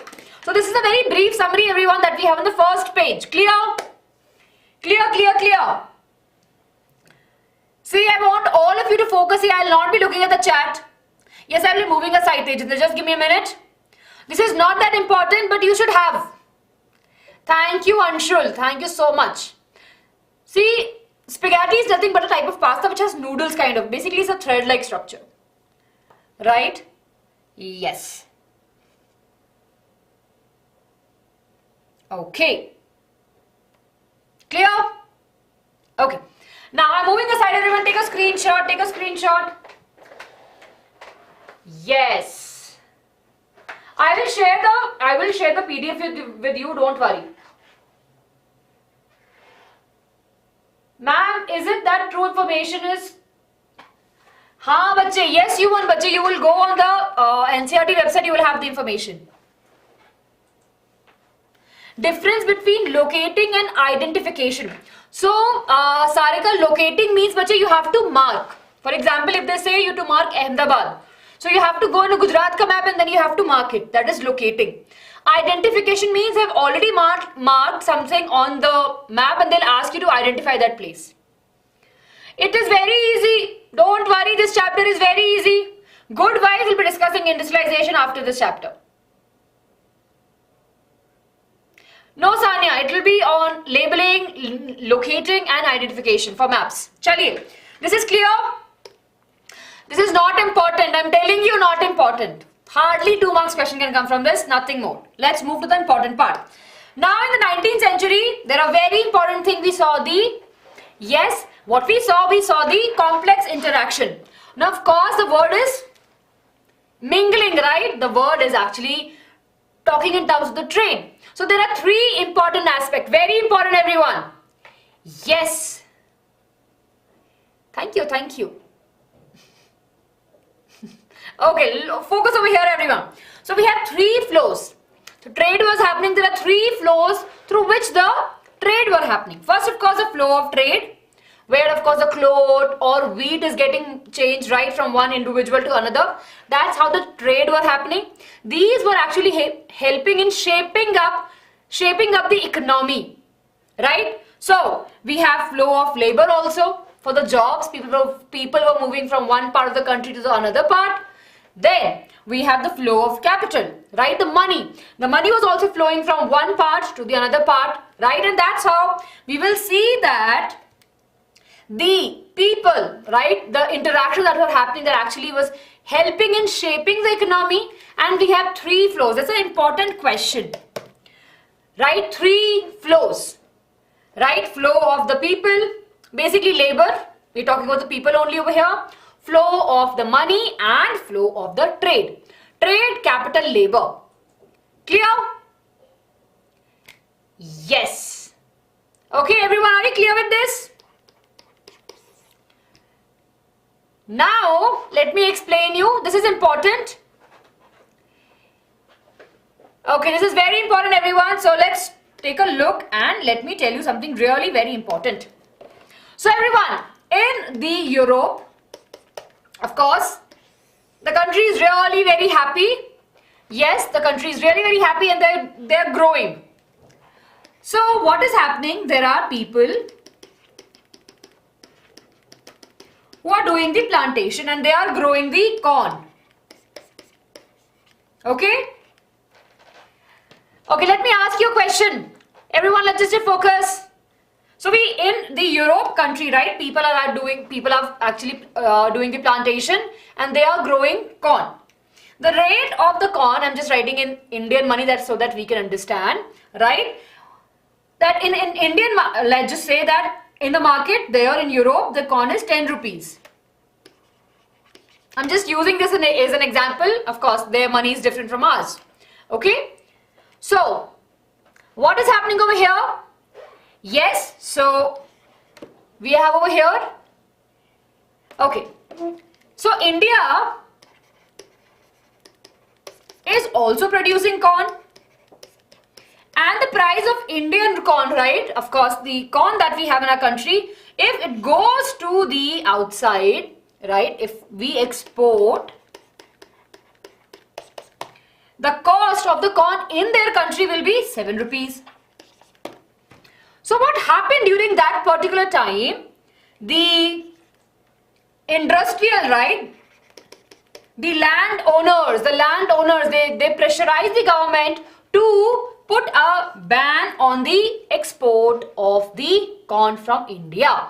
They said that we don't want corn. We can grow by ourselves. Our farmers are growing corn, right? Why we want to buy the corn from the other country? So let's put a ban. So government did the ban. But what happened after that?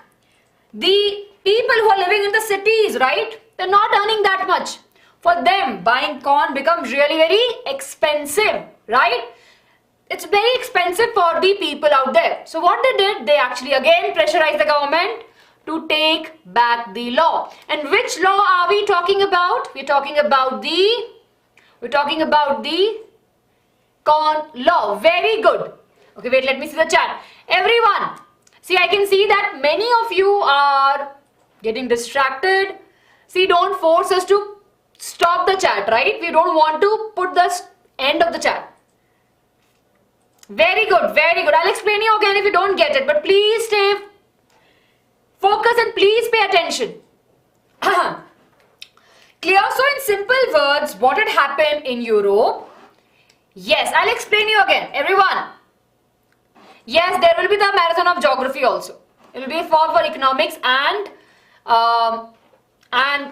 for pol science also. So again, so what we have, everyone, that in the Europe, right, we have farmers who are growing corn, right, and industrials and the farmers pressurize the government to put a ban on export, basically import of the corn. So from India or from anywhere else, the corn cannot go to their country. That increases the corn price in the country, right? And that was not good for the urban people who are living on the salary basis, right? So that law, that whole thing that comes, everyone, it's a very important question from the exam point of view. So are we clear? Yes, are we clear? So let's discuss over here. Now I'll be going a little bit quicker. So what happened?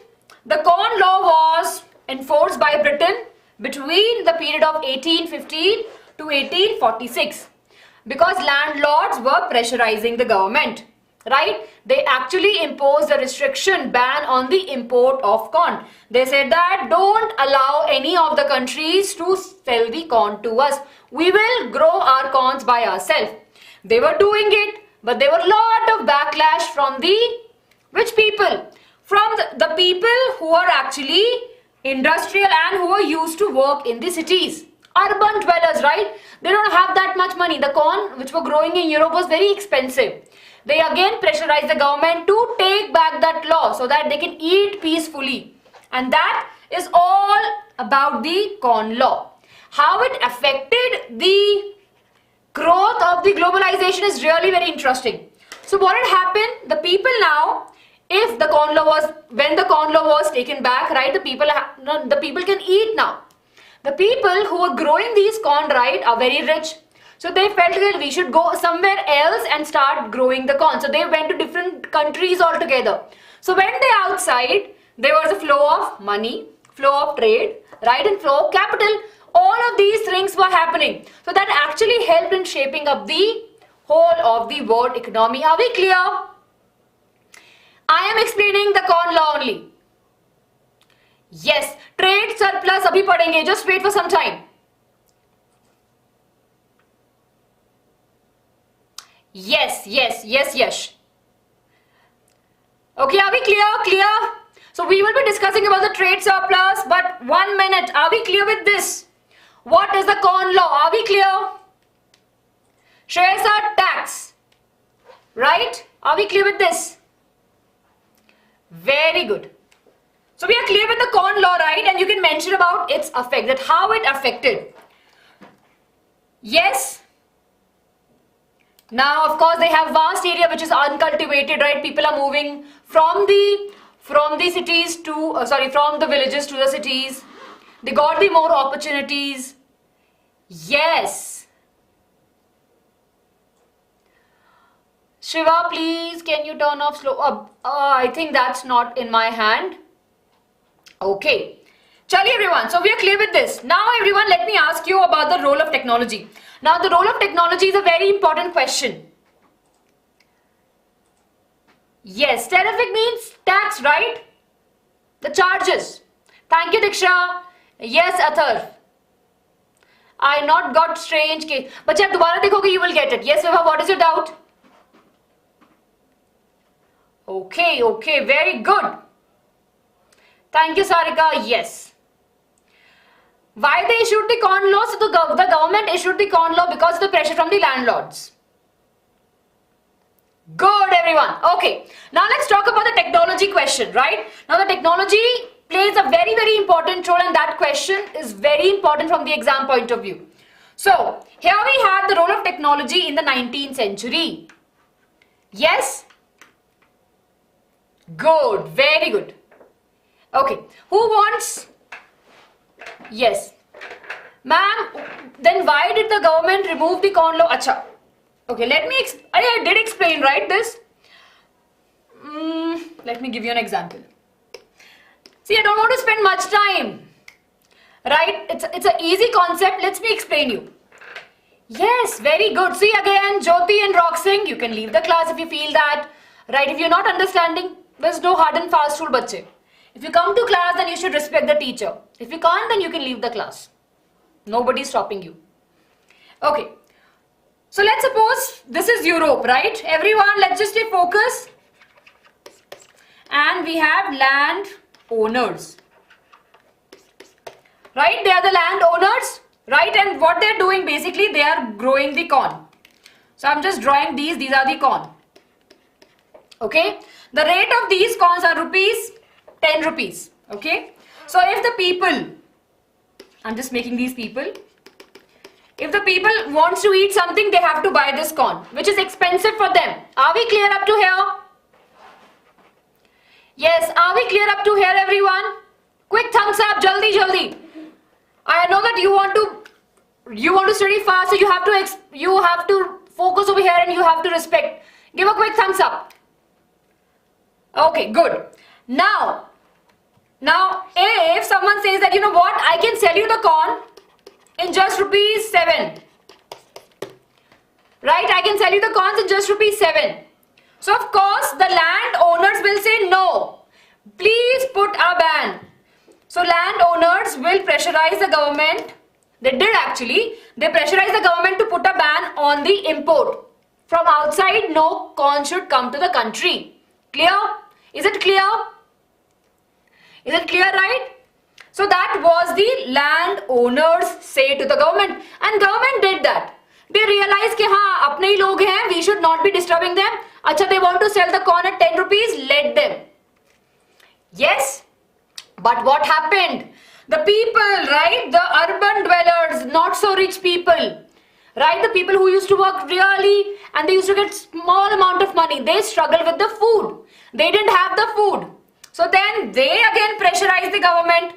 Please remove the corn law. Let the corn come from outside and at least we'll be able to eat.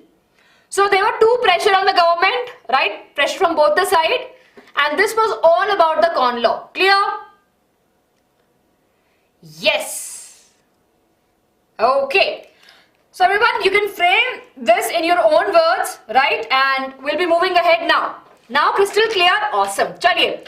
Now we're discussing about the role of technology. Again, I don't want to go into this. You can take a screenshot.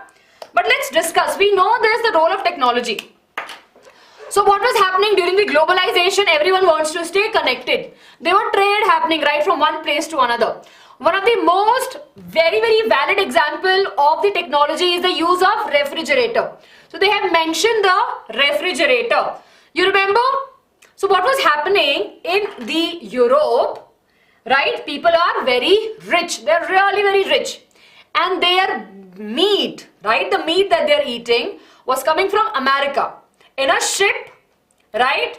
So the meat in ship is coming from America to Europe. Okay. Now in this whole process, of course, the animals are coming, the live animals are coming. So of course, it's a very long journey. Many animals fell sick, right? They'll not be in the right condition. So that was definitely harming the growth, the economy. Basically, the money was getting lost.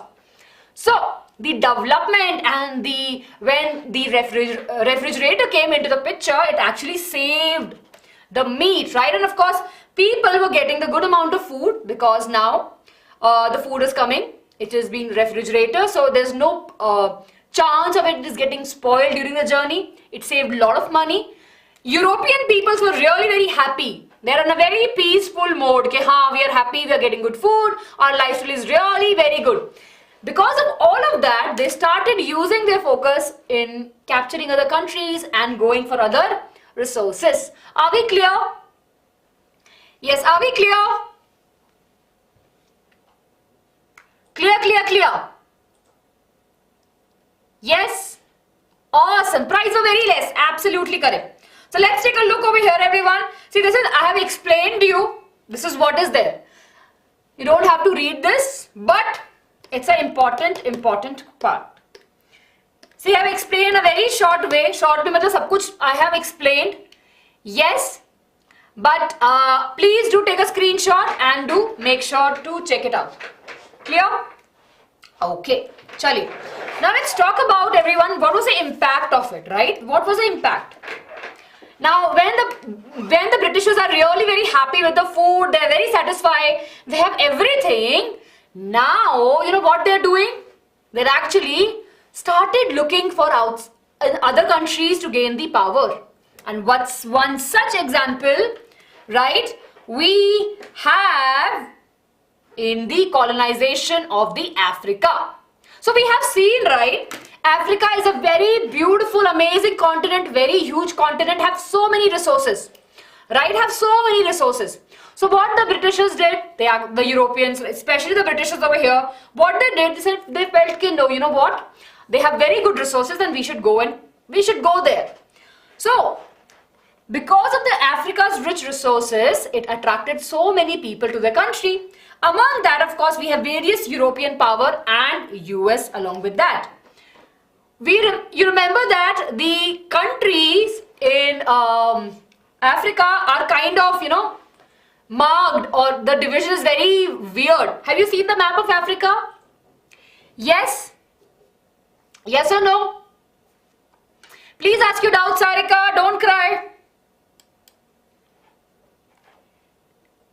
Yes, paper cutting. So, of course, various big powers, right? European big powers, they met in Berlin.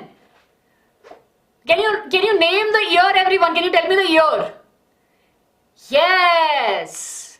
Right? And they did what? They're sitting there and like, okay, let's divide this country, let's divide this country. Yes, Chinmay, please ask your doubt. Good. Okay, so that was happening. So the one reason they came to Africa is because of their resources. And when they came to Africa, very good, 1885, good. Good, very good. Okay. So what had happened, that when they came to Africa, they realized that, the people are really very happy. They are asking people to work, but people are not working. They don't want to work. They have a very chill pill life, right? They're happy. They're just going to the river, getting water. They have their food. They have their animals. They have everything. So they are not concerned. They are not concerned with the jobs that Britishers are offering them, right? Clear, everyone? Yes, I can see your messages, Kavita. Everyone, but let's just stay focused. Okay. Yes. So what was happening in the Africa? So the Britishers came and they asked the African people to work for them. They're like, you know what? We will give you the money, you work for us. But African people were very much happy. They were very much satisfied with their life. They said no. What happened? Then they were imposed various laws. They said that you will not have the right on the property. You will have to pay the heavy taxes. Still the people say, see, we don't want to work now. You know what happened later? Then of course we saw the introduction of the disease, which is the Rinderpest disease in the 1890s.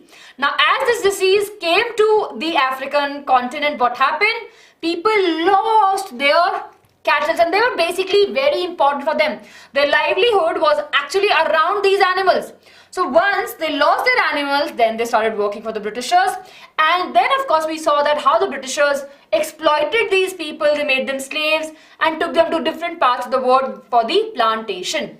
Are we clear? Yes. Clear? Good. Very good, everyone. Clear, everyone? Proto-industrialization, Shreyas, थोड़ी देर रुक जाओ, we'll discuss it, बच्चे. Yes. Cattles. All types of cattles. Okay, clear? Rinderpest, Chinmay, is a type of disease, बच्चे. Okay? These taxes could be paid by the wages. Yes. Yes, Sarika. Yes, I'm moving fast. Clear, everyone? Are we clear with this? So, an important question for 3 marks can come from here. Now, let's talk about the Okay, I'm sure you have heard this word. Indexed labor. What is the meaning of this? Jaldi say. Yes, what is the meaning of this? We know that these are the labors. Yes, it's an animal disease. Yes, they were the contracted labor. So what was the condition? That okay, for 5 years you will be working and you will be getting this much paid. Bondage labor, contract based labor, right? They were told that for 5 years it's a contract that you have to work for us. Okay, clear that? So in Denstock labor, so of course you remember this, everyone, just remember the name. They're contracted labor. So they were taken for 5 years by saying that you'll be working for us for 5 years and you'll get so much money, you'll have amazing life. But we know that nothing was there. So this particular indexed labor, contracted labor, got abolished in the year 1921. So remember this year, very important year. Yes, yeah, very good, Ritvik. They used to give a false conditions, or you will be living aram se. Yes, you will have a luxurious life. But yeah, nothing was there, right? We know. So the indexed labor are those labor, right, who were forced, or we can say they were contracted labor. On the contract basis, these people will be taken away from one place to another for the work. And again, when they will go there, they will have no rights. The conditions will be very different. So in the year 1921, this indexed labor was got abolished. So no one can practice it. Yes, Tanu. Baba Ramchandran, yes. So the disease of rinderpest came from the Britishers only, the Europeans only. Okay. So we are clear with this, right? Now so this was a very important case. Now let's talk about this, right? Now over here, everyone, there are few things which are mentioned. It's a very important 2 marks question or a 1 marks question, that from where these labor used to come. So from India, from eastern Uttar Pradesh, Bihar, central India and areas of Tamil Nadu, various types of people, right, will be going as the workers. And why they were going? Because because of their economic condition. They don't have the money, so they thought, why not go outside and work? At least they'll be working something and they'll be earning something. So that was the condition, and because from these particular states we have more of the laborers going outside for the plantation work.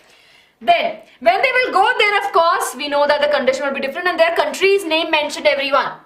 Yes, so we have these countries' name in Caribbean island, Maldives, Mauritius, Fiji, and in the South American countries also. So when people went out there, what happened? Yes, chutney music. So when the people went out there, they were initially very sad. Ayo, we are stuck over here, we cannot go anything. What we will do? What is our condition is getting really very bad. But of course then they realized that we can't do anything, right? Either we do one thing, okay, we just keep on crying, we cannot be able to change anything. But the other way is to at least start living there. Start forming a community of the people who are coming from same place or at least are from same country. So what happened? Slowly we see that people started forming those small communities and they started exchanging their cultural ideas, and that's how we saw the cultural fusion, right? That's how we saw the cultural fusion happening. Clear? Clear, everyone? Done. Yes, very good. Yes, cultural movement was happening. Thank you, Sarika, for helping out your friends. Good. So see, I'm not going into that detail, but Megha abhi bataya bachche. So they were the contracted labor. Yes, okay. So here we have this, right? Thumbs up, everyone. Thumbs up. So this part, I have two marks questions.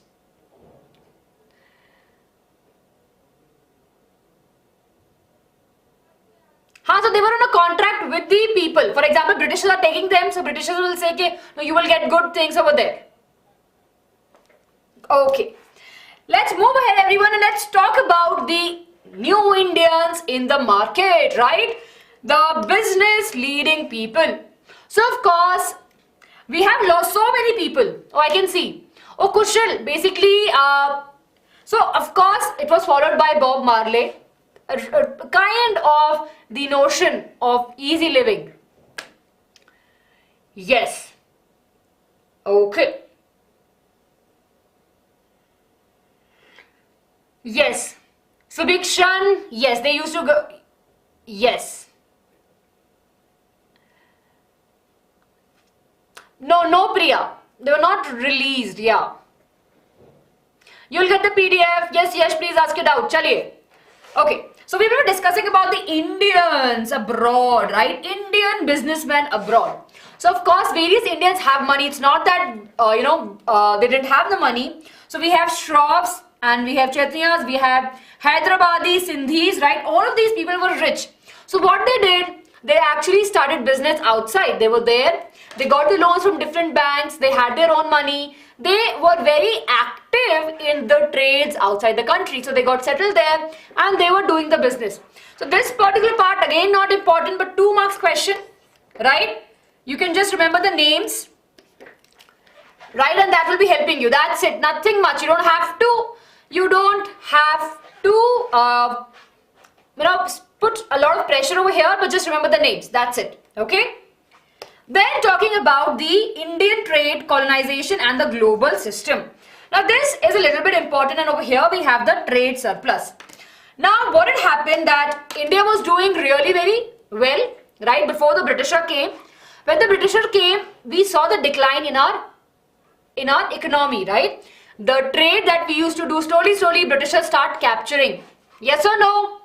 Yes or no? Everyone tell me, yes or no? Good. I think Josh is really not that high. Okay, good. So, we saw that the Britishers, when they came to our country, right, of course, we had a good system, but when they came, slowly we saw the decline.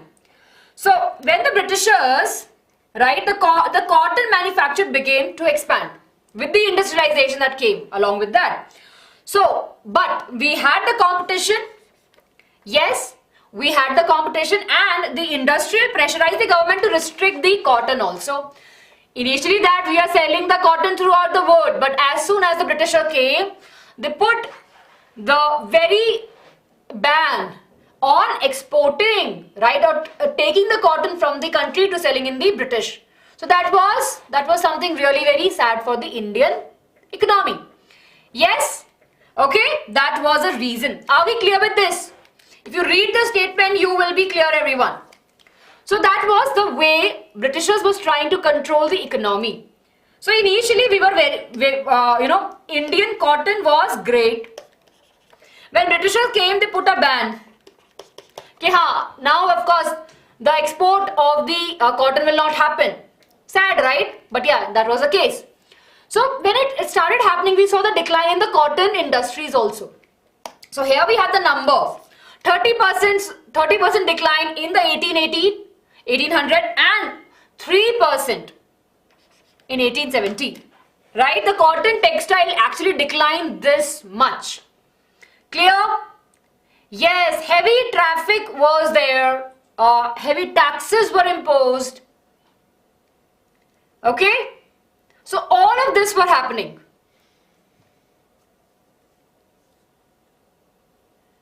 Good. Now, here comes a very important word, everyone, which is the trade surplus. Okay. Before that, Britishers actually forced the Indians to produce the indigo and opium. Now, we know that indigo definitely decrease the quality of the soil. So, they still forced us, right? And they were selling the opium to the China. It's very easy. You don't have to worry about it. Yes. Now, we'll discuss about the trade surplus. Now focus, everyone. Okay, what is the meaning of import? What is the meaning of import and what is the meaning of export?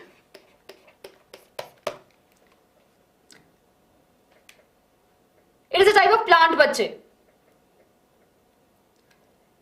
It is a type of plant which actually have various medicinal properties.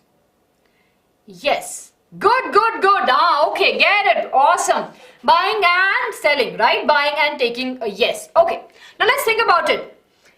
Import is something that is coming outside. Import is coming outside from the country. coming from out of country. And export is, right, selling goods to other countries. Clear?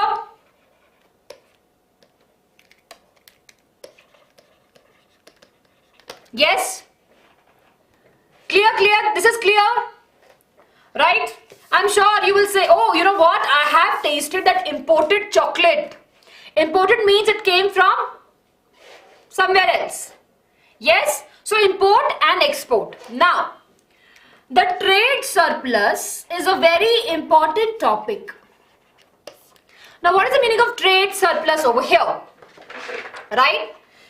Now, what was happening in Britishers was that, so for example, right, if this is a Britishers, right, they are selling, for example, this is India, and European are selling goods to us. Basically, it's an import for us. But they are taking very less goods from us. So the goods that are going to the Europe are very less. They are not buying our goods. Are you getting my point? They are selling their goods in our country, but they are not buying our goods. Clear? Everyone, are we clear with this?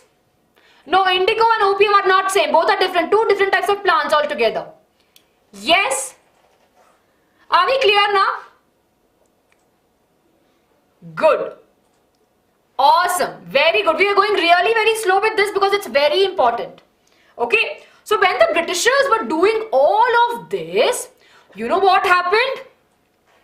The amount that India has to pay to the Britishers, let's suppose it's rupees 10. Okay? The amount that we are getting from the Britishers is rupees 10 and the amount that we are selling is rupees, let's suppose 6. So there's a difference, right? There's a difference of 4 rupees. So that is trade surplus. Right? That is a trade surplus. When the exports of good, right, the export that we are doing exceeds the imports. Clear? Export of goods and services exceeded the imports of good. We are getting more and selling less. Clear? समझ में आया सबको? We are getting lot of imported stuff, but we are not selling much. Clear? So that was the trade surplus, and this was created by Britishers. That actually helped them. They were getting more money. They used that money to give it to the other peoples from where they took the money. They used to pay the salaries of Indian officials by using that trade surplus money. Clear? 2 marks everyone. It can come for 3 marks also. Are we clear? Quick thumbs up in the chat and then I will move ahead. Yes, Shreyasha, thank you so much. Our country used to do everything, bache. But at that time, yes, our country was receiving more and more money. Okay? Sorry, more and more products from outside than selling it. Okay? Good. It's an example, bache. It's an example I'm using. Thank you. Okay. Yes, Karthik, I think I missed your question. Okay, so we are clear with this, right? Now, everyone take a note. The value, let's just define what is trade surplus. So, the value of British export, right, the British export to India was much higher than the British value of imports to India. Okay? So, easy. If you have the understanding, you can write in your own words. Okay? Clear. Now, let's talk about everyone about the Great Depression. So this all was happening, right? And we saw the World War. Yes. Clear, clear? It's okay now. Values would be like amount of goods. Yes. You're talking in terms of money. Yes, they'll be moving fast. Okay. Yes. Nice. Very good, everyone. It's okay, Albin, if you rewind it, it's very easy. We are going really very slow. Kushal, I'll answer that question. Are we clear up to here? Now let's discuss about everyone the inter-war economy. So now we are clear what is trade surplus. Now let's discuss about what was happening in the inter-war economy. So we know that World War First happened, right? It started from the year 1914 and ended in 1918. So Britain or the Britishers was very much involved in this whole process, right? Was very actively involved in the World War First. So what had happened? They were going ahead in the war, so they used lots of money. They imposed a heavy tax on Indians. They asked Indians to forcefully join the army, right? But after the World War, what happened? After the World War I, of course, we lost so many people's life. Loans were really very high because they took so many loans to make the weapons, right? So Britishers have lots of loan also. They actually got a little bit back in terms of the industries also.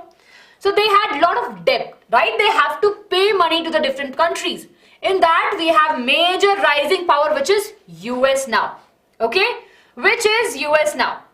Clear? Please. Yes, please ask it out. Are we clear? So let's discuss, everyone.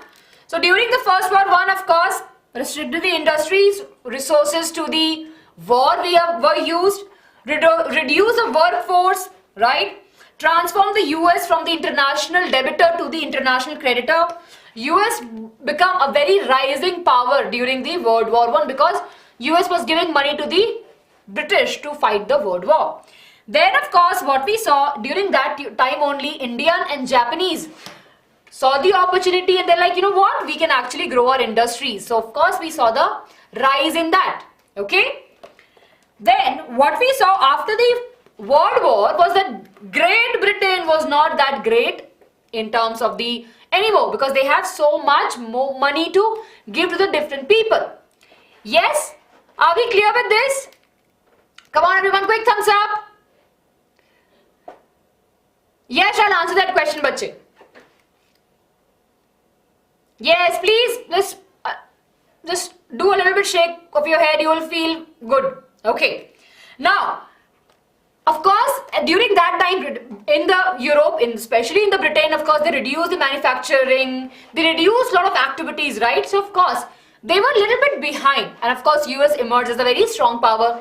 During the World War I only, as an Indian, right, India took participation and we definitely increased the industrial process. We were making a lot of clothes, shoes, hats, right, etc. for the Britishers.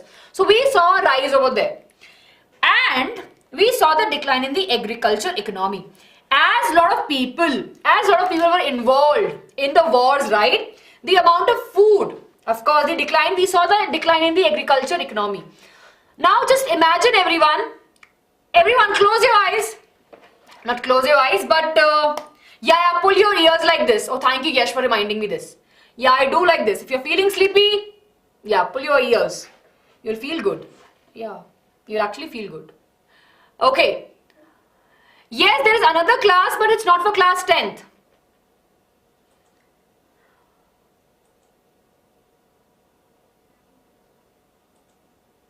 Okay. Right? Yeah. So what had happened, bacho? Very simple. World War First happened. We saw the decline in the Britain power and of course we saw the increase in the US power.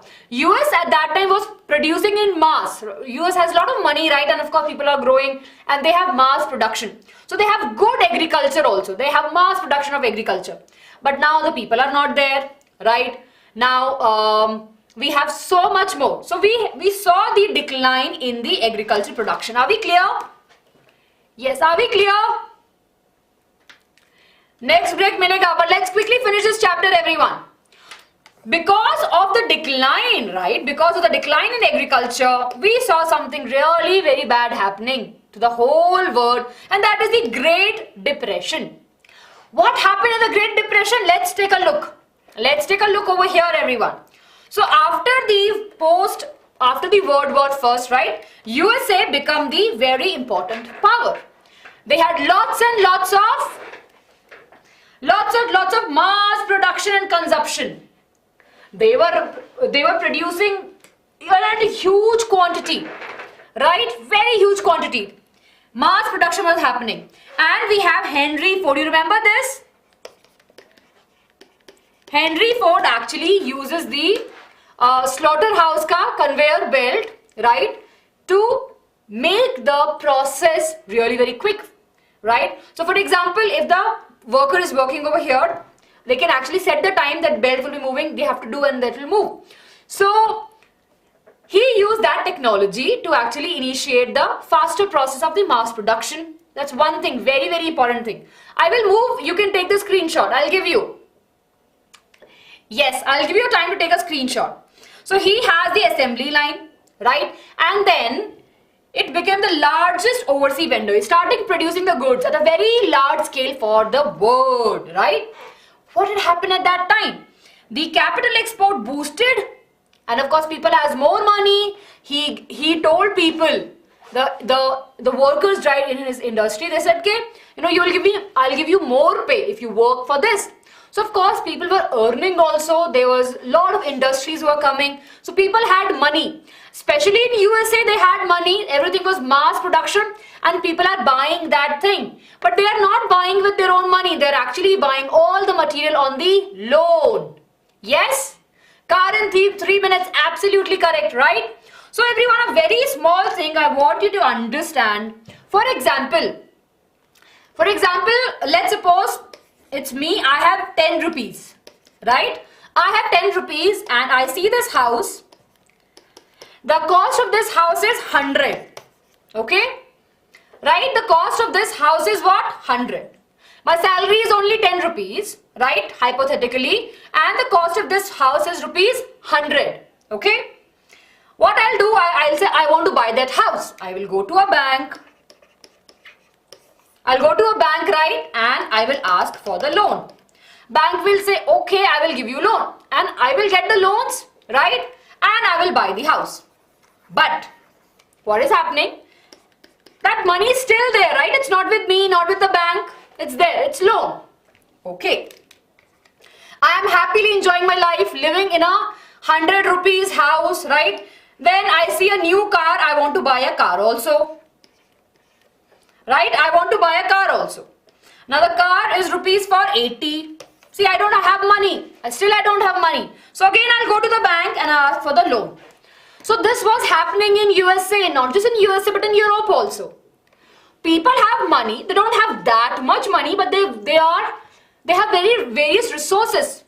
They have various facilities, we can say, and they want to buy, and they are buying, but not by giving the money, but they are just buying everything on loan.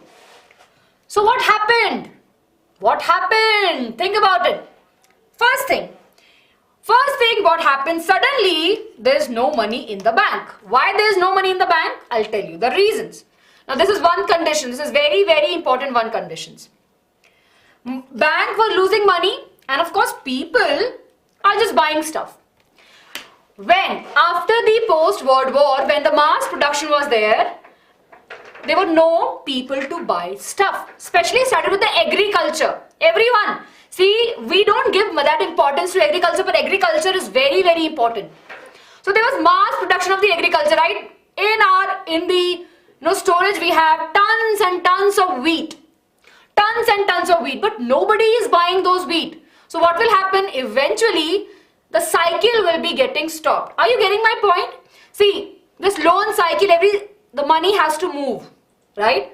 But when the crops are there, they're just getting rotten. Nobody is buying them. First, of course, it's mass being, and the seller, right, don't want to sell the goods in a very small quantity also. What was happening? There was no turning of the money. Slowly, people started losing their job because countries like USA and Great Britain were reducing on the employment. So of course, now people don't have money also because they don't have job.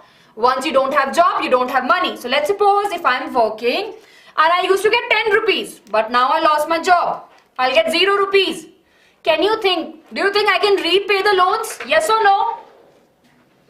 Can I repay the loan? No, right? I cannot repay the loan.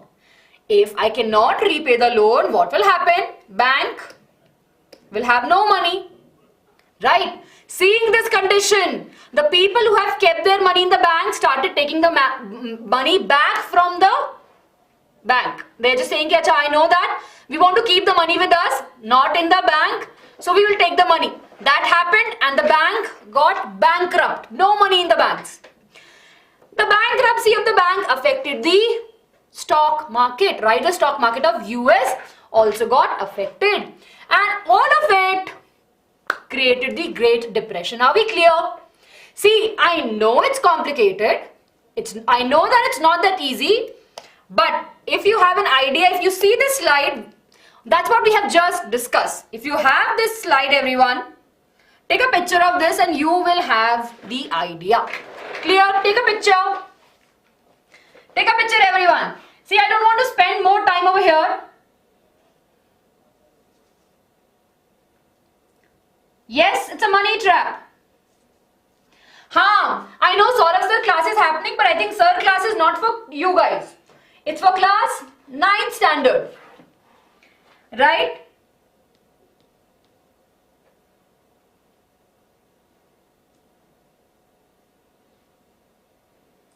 Good. So are we clear? Okay. So I'm not explaining you this again, but please take a picture and if you read this, you will be sorted. Awesome. So once this is done, right, and everything is done, what we saw that people are struggling, right? People were really struggling. And after the World War II, the condition became really very bad. Yes, right? The condition became really very bad.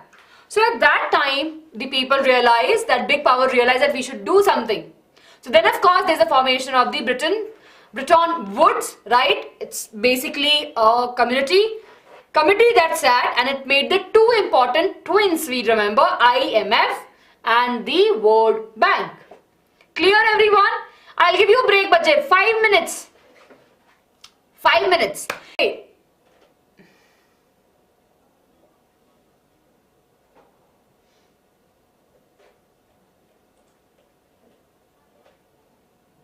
Okay, there was a lag. Now everything is fine now, everyone.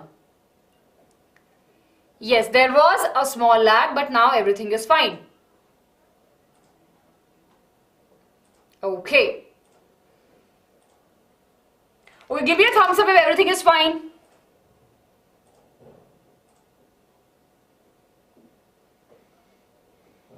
Okay, good. All is well now. Okay. So we are clear with this, right?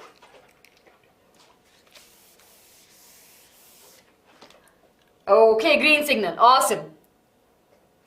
So after the Great Depression, we were discussing about this, right? After the World War, right, the USA and the Soviet Union rise as the world player, a very strong player, right? And then we had this Bretton Woods conference, and we had this was there in the US in year 1944, and they formed the two establishment. International Financial Institution, of course, we had IMF and World Bank, right? And both of these had different role altogether. So World Bank will be providing the money, right? And IMF will be taking care of the monetary system throughout the world, basically making sure that everything is working fine. Clear? It will be looking at how the exchange between the countries are happening, how the trade between the different countries are happening. So these were the two important points, and this is really very crucial. Very important 3 marks question, everyone. Bretton Woods Conference, where it happened, what was the conclusion of it, and why they initiated that. They initiated this conference with an idea that there should be the stability in the world, especially in terms of the economy and the peace also. So because of that reason, we have these. So one of the important reason that we have over here is that they have the fixed exchange rate. Yes, they have the fixed exchange rate. Ibrahim, I didn't get you which Ankita ma'am is real, sorry. Yes, we will be. Okay. So everyone, remember that initially when this particular conference was there, right, they went for a fixed exchange rate. Okay. Basically tagging the national currency with the dollar. So $1 ka cost is this. So we have 1 rupee. Okay. It was kind of fixed. If $1 is changing, if $1 is this, and they connect connected the dollar with the gold. So of course, it was a good system, but it was not good for everyone. At that, jars attaching with the dollar was not a very good move that they did. Very good, yes. Now, what was the impact of this conference? Of course, people were really happy about it and they actually initially helped. But later, they saw that it's not the growth of the developing countries, because of course, again, here also we have the power, so it was not supporting the growth of the developing countries. Clear? Yes, yes, yes. It's okay, it's okay. Okay. Oh, on the Telegram. You only have to find out which one of these is real. Okay. Yes, everyone. Oh, let's just stay focused. Yes, yes, yes, yes, yes. So we don't have the weightage of this particular chapter. CBSE haven't given us the weightage. Yes. Okay. So I think everyone, you want break. So let's take a break and then we'll move. Then we'll meet again. Right? We'll meet again and we'll finish this off. After that, I'll not give you a break. Then we'll be studying continuously until the time we finish the print culture. Okay? Yes, Mr. Roy.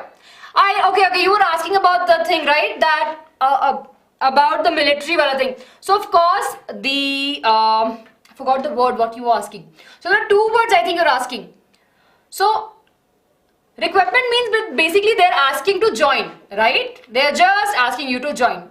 And there's something which is compulsory. For example, in various countries, there's a compulsory joining. There is compulsory serving in the various defense force. So I think that was a two different thing. There are two different things, bache. Okay. See, again, weightage we can tell by looking at the previous year question paper, but CBSE haven't released any weightage. Okay. So everyone, we are taking.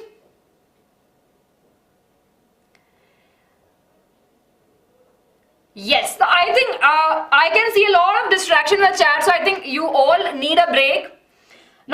Definitely not a 30 minutes break, but a 15 minutes break. Okay. 15 minutes break, everyone. Oh, I'll give you 20 minutes break or 10 minutes break. 30 minutes is not possible. If I give you a break of 30 minutes, the session will go for a really very long time. Yes.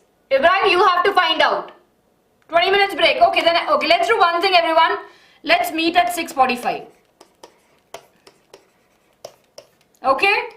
We'll meet at 6:45. After this, I'll not give you a break. Okay? Yes, Sanjeev. Okay, chaliye. Then after that, we'll be going really very fast. Sita will discuss about it, bache. G77, all of it. Yes, Muthu, I'm sorry, I might have missed your question. I'm sorry, Jennifer. Okay, everyone. Chaliye. I think we'll end now and we'll meet you. I'll meet you at 6:45. I'll just put over here. 6:45 p.m. everyone. I think there was a little bit distraction, so I think all of you need a little bit break. Don't worry, come back at 6:45.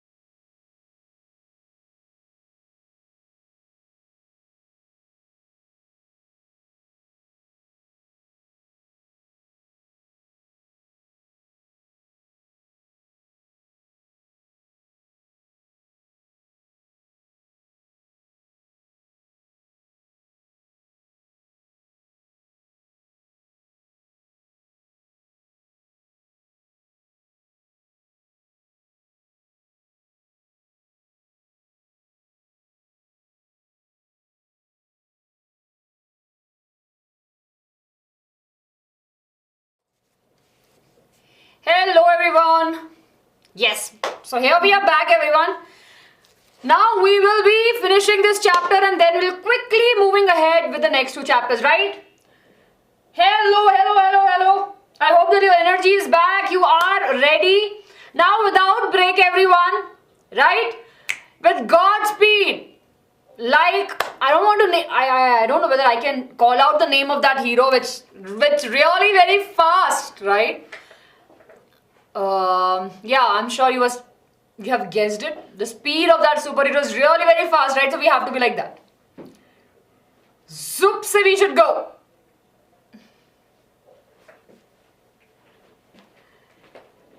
Yes, time travel speed. Yes, absolutely correct. Yes. Thank you for naming it up for me. Yes, I'm in Bangalore. Yeah.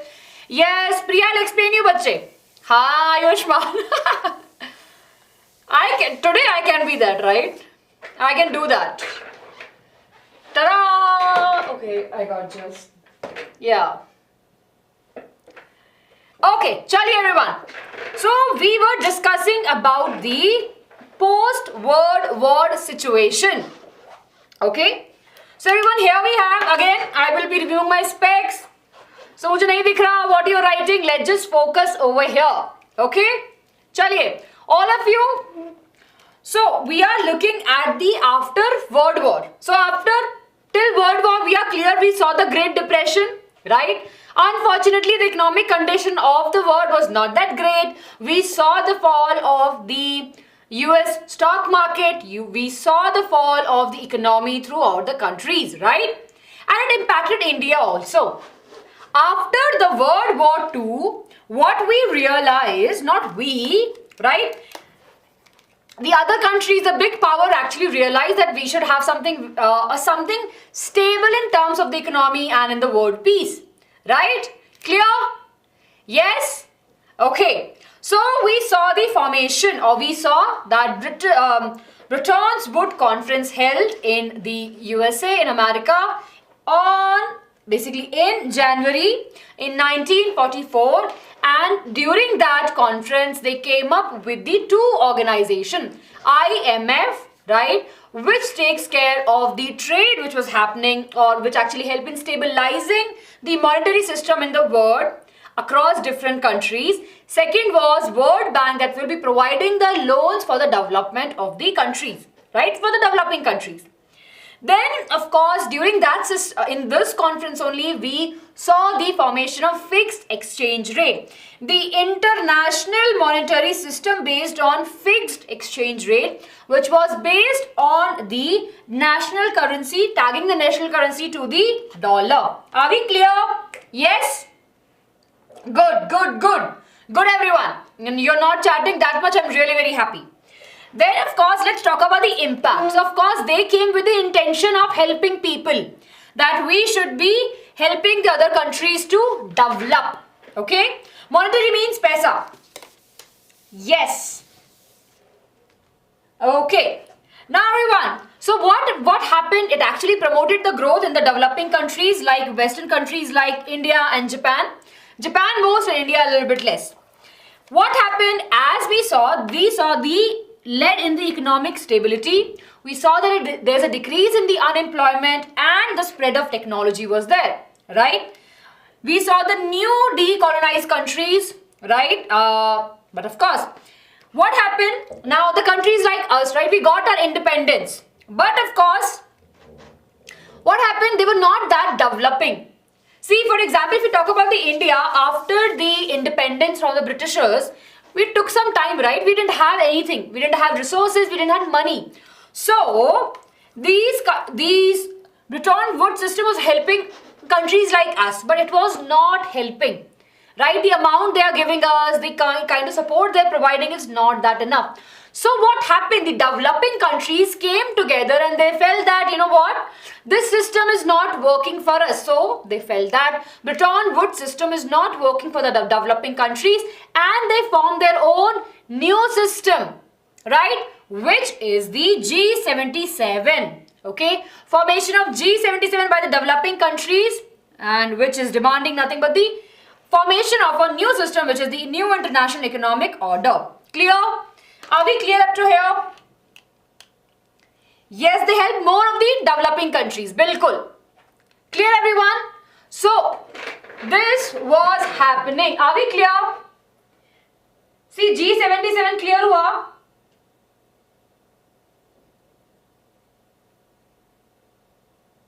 Everyone, are we clear, right? It's very easy. Yes. Good, everyone.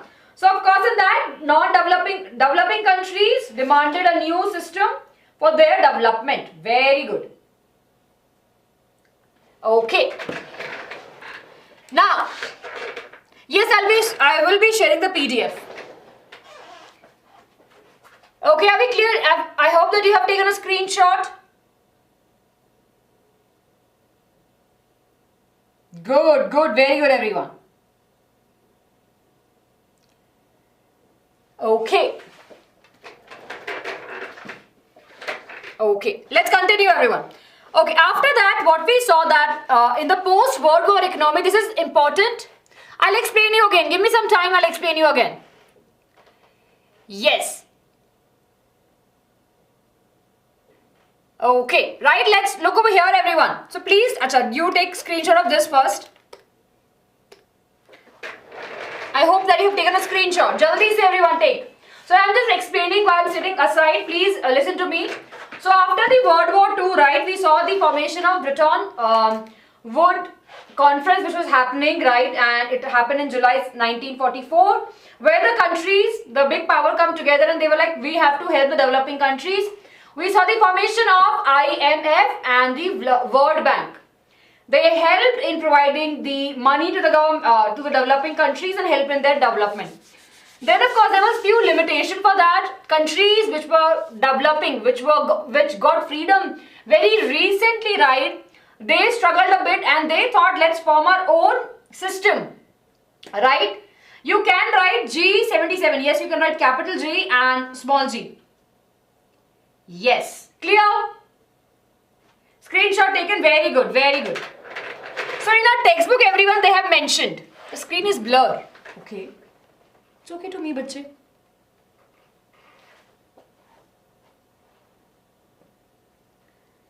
Okay.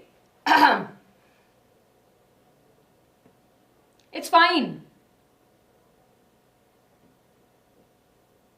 Right, everyone? I hope that it's fine.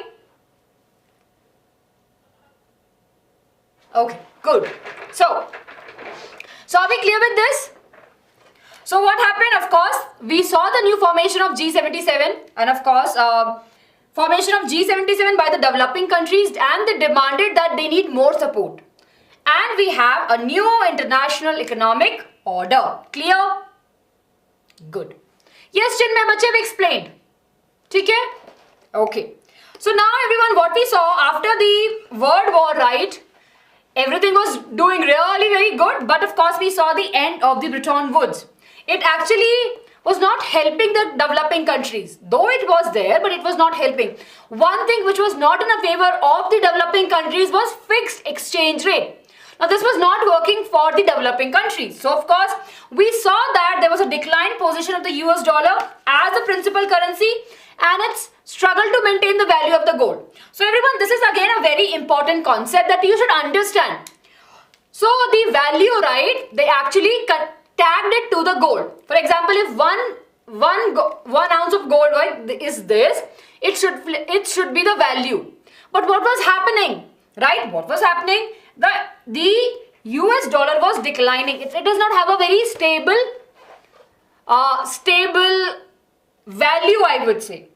So because of that, we saw that there was a replacement of the fixed exchange rate to the floating exchange rate, the one that we have now. Okay? Floating exchange rate. Now, this is completely based upon the trade that we are doing. If the things are perfectly working fine, if the trade is happening properly, if, for example, we now say that if $1, let's suppose, and I'm just taking an example, nowadays if we say $1 is equal to rupees 50 of India. Clear? That's one thing. Now if we say that $1 after few years, maybe $1 is equal to 20 rupees of India. So we can see that Indian rupees grew, right? So that's how, everyone. Clear? Clear everyone? Clear? Okay. No, listen, I'm not just quoting, I'm just using an example. Giving an example. Okay? I was not quoting the real value, I was just giving an example. Clear? So, this is how now we have the floating exchange rate. It keeps on changing, right? Depending on the trade that is happening. The value of the money, the value for Indian rupees keeps on going up and down, right? Yes, Ayushman, see your friends are helping you out there. Today value, I don't know. Every day when the market opens, right, I'm sure you have seen in the news that the Indian rupee moved ahead, Indian rupee came down. Chinmay, just 1 minute, I'll move aside. So, we saw the floating exchange system. This is important, everyone, so please take a note of it. Now, of course, there were few other countries who were there, of course, not getting more money, were still struggling all to survive. They have lots and lots of loans on them also. So, in this particular condition, what they did, they will start looking for the options, right? They want to develop.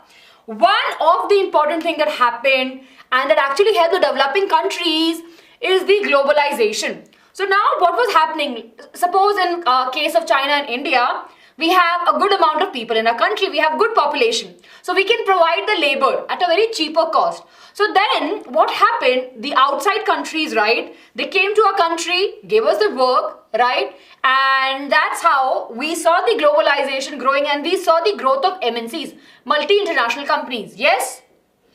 Yes, please ask your question.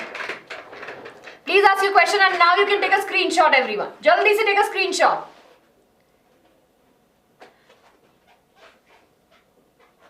So, Aniruddha, what you can do, today you can study history. I hope that you have prepared for your Sanskrit examination.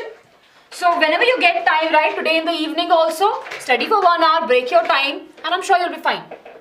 This chapter is globalization in the making of the global world. Okay. So with this everyone, we are done with the chapter and it's an easy chapter. We took a break. Ho gaya, ab ho gaya. And over here we have the important questions. Yes, Hitesh, please ask your doubt.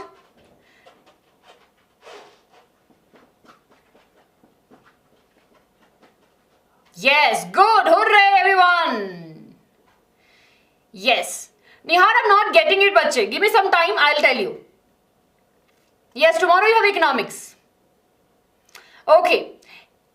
Hitesh, Bretton Woods was a conference, right, which happened in the USA and they came together and they came up with two important organizations. IMF, that will be providing the, monetary assessment and will be helping in the trade. Monetary system altogether in the world where the trade is happening, and World Bank will be helping in giving the loans to the bank for the developing countries. Yes, question number 6 ka answer. How did the Great Depression in 1929 affect the farmers and the middle class? So of course, yes. So what you can write over here is that how it affected the farmer. See, they have mass production, but nobody was buying from them. So definitely there was a decline. When they can't sell the goods in the market, they were in debt. So they sell their goods, gold, right? They gave the gold in exchange of the money, right? Not in the exchange of money, to give away the loans, right? To make sure that to give it to the Britishers, they start giving their gold. That's one thing. And middle class people, they were not that affected because if they have a perfect fixed salary, so they were occasion condition, but they also got affected. Yes, they have the gold. Yes, very good. Yes, okay. Explain the impact of the First World War, bache. So after the First World War, we know that the economy of the Great Britain declined, right? So they were in a loss, right? We saw the less production. They had a lot of debt also. Yes, I know. Mukesh, I know. Okay.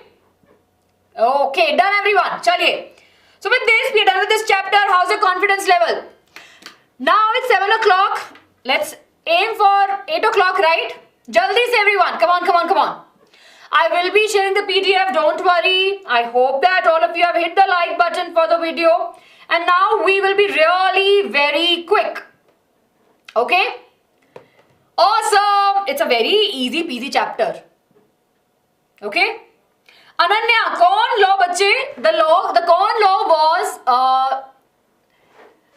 there are two things in the Corn Law. First, it was the British industry, the landowners pressurized the British government to ban the import of corn from India to Europe. That was the first thing.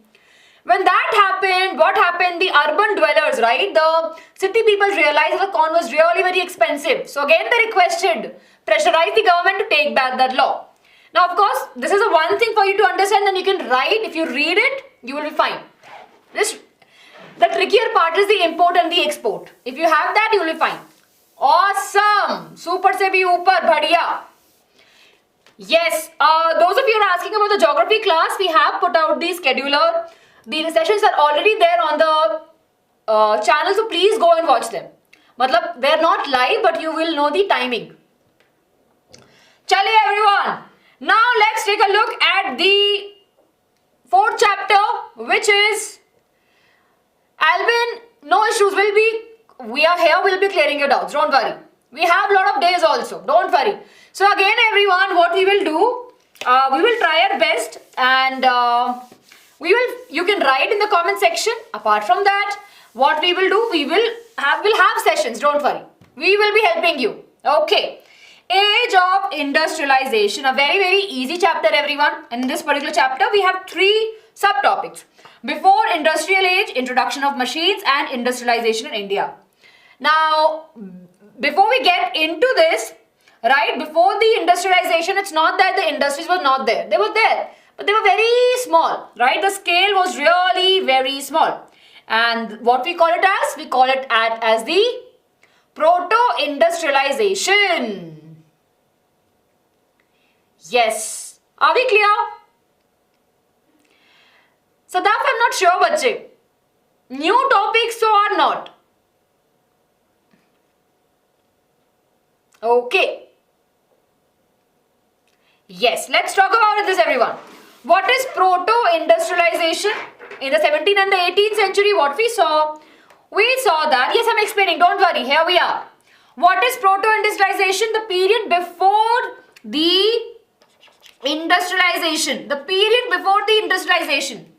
Right, now we have the period, right? The machines are there. But before that also the industries were there, right? So the period before the industrialization, right? Before the 18th century, right? Yes, that period is called as proto-industrialization. So what used to happen during that time? It's a story time everyone. So we are going back into Europe, right? And what used to happen in Europe? So the merchant will be going to the town. They will be going to the villages, and they will be asking the villagers, right? The artists who are there to do the weaving process for them. So they used to go from one place to another to get a final product. For example, if they want to get a shirt, so they will be going to a farmer who is actually cultivating the cotton. Then they will be going to a weaver who will be converting that cotton into the thread, right? Basically. Then of course they'll be going to someone who will be tailoring it. And then finally to someone who will design it, dye it, etc. And eventually it will be going into the market. So a merchant has various steps before the final product will come out. Clear everyone? Okay, Sada. Okay. Yes, Shiva, what is your doubt? But please ask. I will answer your doubt. Okay, wait. I'll stop myself over here. I will be answering your doubt, but just give me a minute. Let's finish this up and then I will answer your doubt. Clear? It can. Atom squad, it can be there. But still we cannot say. Okay, focus over here, back here. So we are clear with that. What was the status of the merchant? They used to go to one town to other town to get their product done, and of course they'll be selling in the international market. That time London was the finishing center where the finishing touch will be given. Right? They used to move to the countryside. Very good, Yash. Okay? Yes? Okay. Now, why they were not in the town? Because of the guild system. Right? We have discussed about the guild system, right, in towns. They were the monopoly of various players in the town, so they will not allow any new merchant to come and do the business. Yes, it's the same thing, just explain. So Vikshan, I've just explained, okay? Arjun, we are studying history, bache. Lucky Ashwara ma'am will be doing that. So hopefully, again, I cannot say how many marks this particular chapter will come. Out of 20, hopefully out of 20, if you see, 4 marks. Yes? Ayushman, the guild system, right, is nothing but a system where there's a domination of a certain set of people. For example, we have studied in the first chapter also. Right? Okay? Are we clear? Yes, Shiva, please ask your doubt.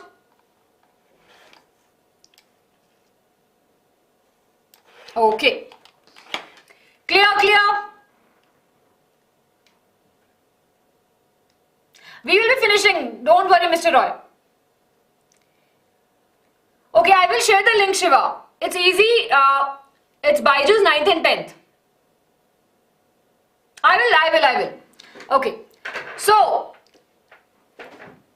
yes, thank you, Shani, for helping out. So what we have discussed, everyone, so very simple, before the industrialization, right, before the industrialization, the merchants were there, right, and they used to go from one place to another, and they will be actually going to different countryside to make sure they have a final product. The finishing center was there in London, and they cannot do the business in the town because they have the guild system. Guild system is nothing but a system where it's a system where, of course, we have a set of people, right, who are actually connected with the authorities, right, and they will not allow you to go into the market. Okay, trade bearers, very good. So they were kind of a set of people who was like, you know what, we will not allow you to do a business. This is our area. You go somewhere else. That was happening, and because that's the reason the merchant used to travel from one place to the another. Are we clear? Good. After that, what we saw that there's a coming of the factories. Now, as we move ahead, right, we saw the establishment of the cotton mills. First cotton mill was established by Richard Arkwright, right? And we saw that the industries and the small factories were being set up. Clear? Say Kavita, there's no proper access definition of it as of now. I don't have it, right? But your friends are helping you with the meaning of it. So you can write. Okay. So what had happened after that? That cotton was growing. Cotton was a leading industry, right?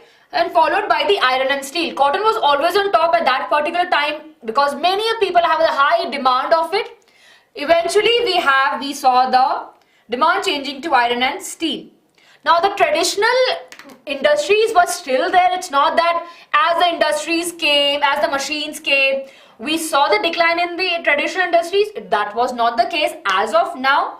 They were still growing, but at a very slow pace, right?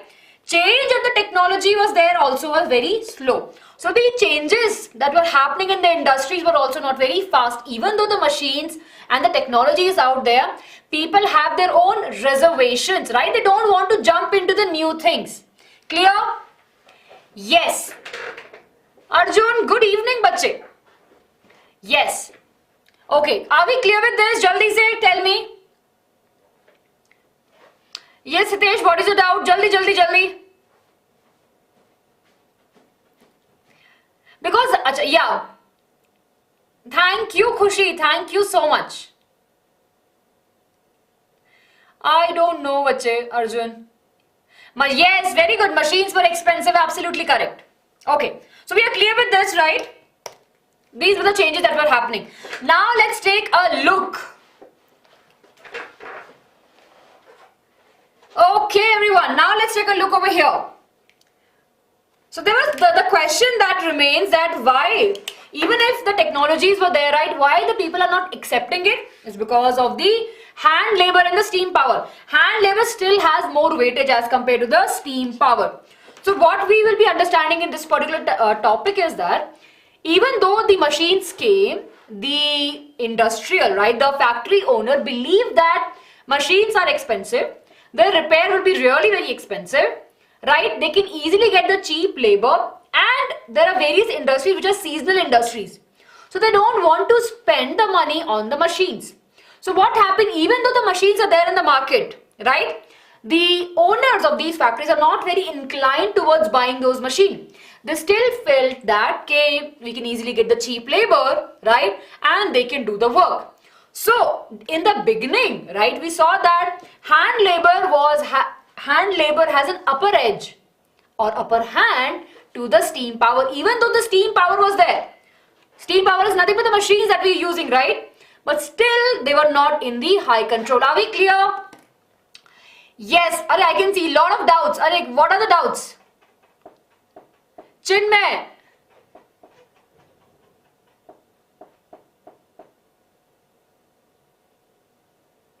I didn't get you. You're talking about the points, right? Thank you, Kavita. Yes, what is the doubt you have?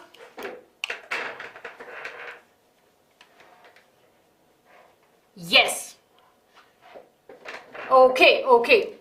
Alright, Spinny Jenny, we will be reaching over there. Give me some time. Okay. Now everyone, what had happened? We had the preference of the handmade product, right? There's no shortage of the labor. Industries owner felt that there's no shortage of the labor. Of course, there are a lot of things that can only be made by the hand labor, and of course the seasonal work. So, and apart from that, the rich people, right, the high upper class people actually preferred the handmade material as compared to the machine made. So still it took some time for machines to come into the picture. Okay, I will not be taking doubts now. Wait, everyone. See, okay, let me just look at this. Everyone, I will not be looking at the chat. I want all of you to focus now. I will be looking at the chat after 5 minutes and then you ask me down. Okay? Yes. So are we clear up to here? What we just started with this chapter? Yes, I want all of you to focus over here. So, we just started with this chapter. We know that what is proto-industrialization? Industries that was back then, right? Yes? Good, very good. So, of course, right, we know that the period before the industrialization is the proto-industrialization. And we saw that merchants were going from one place to another place to do their work. And we also saw that cotton was a leading sector and the change of technology was coming, but it was really very slow. And the traditional industries were still growing and using the innovation which was happening. Then of course we are talking about the land and the hand labor. So we know that even though the machines were there, we saw a lot of favorism towards the handmade product. Of course, for these 4 reasons. First, of course, the higher class people and middle class people who had the money preferred the handmade products. Second point, there was no shortage of the labor. Labor was very cheap and they were there, so they don't want to invest the money in the machines. Second, the variety of the work that can come from the handwork is really very unique. And various industries are very seasonal, so they don't want to invest in the machine just for 1 season or for the 2 seasons. So because of that, we saw the preference of the handmade products. Then of course we talk about the life of the workers. What was that? The life of the workers were not that great, right? Getting job was dependent on the relationship or on the connection they have with within the industries. So even though they come from their rural area to the city, they will not get the job like this. They have to struggle a lot. Even if they get the job, right, the job was not that great. Work was very seasonal, right? Sometimes we'll have the work only in one particular season and rest of the other season there's nothing. For example, if you take an example, let's suppose making of the candles, right? So of course the use of candles, I'm just taking a random example, very not connected to the content that we are studying. I'm just giving an example. Making of a candle, maybe at a certain period of time we need there will be the increase in the demands of the candle. So that could be a seasonal time for making of the candles. So that was one condition for the workers, that they will not get a job throughout the year. They might get a job from one season to the another season, just for one season. So after the season is done, they will be doing odd jobs. Their life was really very hard. They struggled for the food. They used to sleep under the bridges. So the condition of the worker was not that great in the beginning of the industrialization. Clear? That was the life of the worker. This is the important question. Then what we understood, the technology and the employment. So as the technology came, there was a fear of unemployment amongst the people. People actually, workers felt that if machines will come, they will take our job, right? And if they will take our job, you will be left unemployed. So they had a fear of unemployment because of the machines. That's why machines were not that welcomed also. One such case is of the spinning jenny. So spinning jenny, right, what it could do, basically it can spin. Of course, we have to use a thread, right, to rotate it. But with the help of a spinning jenny, the spinning process becomes really very easy. So when it came into the market, it actually threatened lots of women. They actually literally attacked the spinning jenny. Just remember this, nothing very important, but the picture of it can come in your examination. It's an image based question, can be asked. Okay. Then after 1840, what we saw that construction started, right? Construction of various fields started, and that provided the job opportunity to the people. And from there, we saw that there was a little bit employment for these people. Are we clear? Yes, now I'll take the doubts. Jaldi se. Do we have any doubts up to here? Yes, everyone, do you have any doubts? Yes.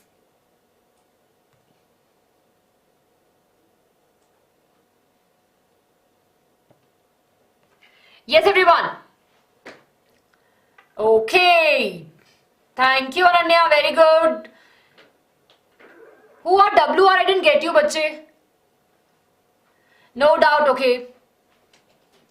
Ma'am, could you say that how they were different? I didn't get your point. How they were different? Handmade and man-made. Okay.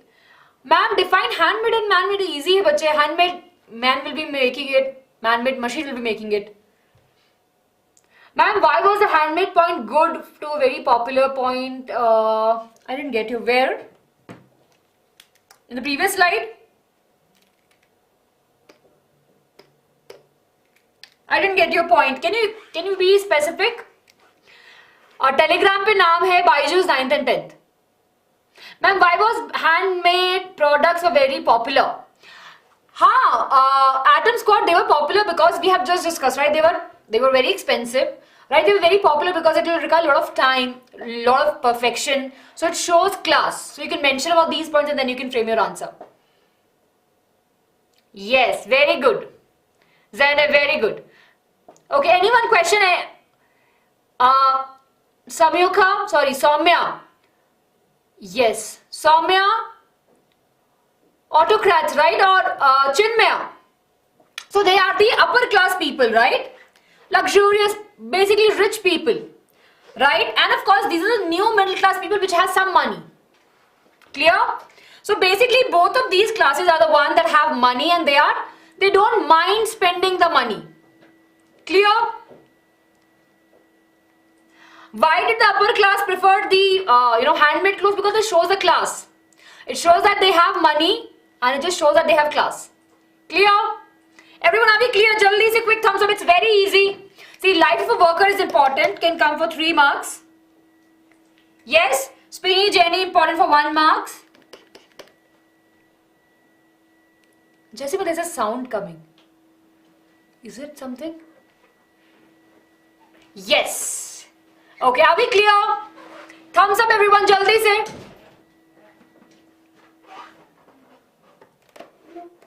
Quick thumbs up.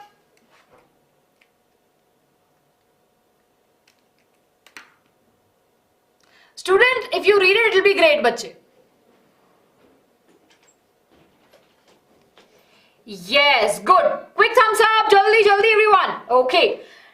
Let's move ahead. Now let's talk about, we are done with the hand labor and the steam power.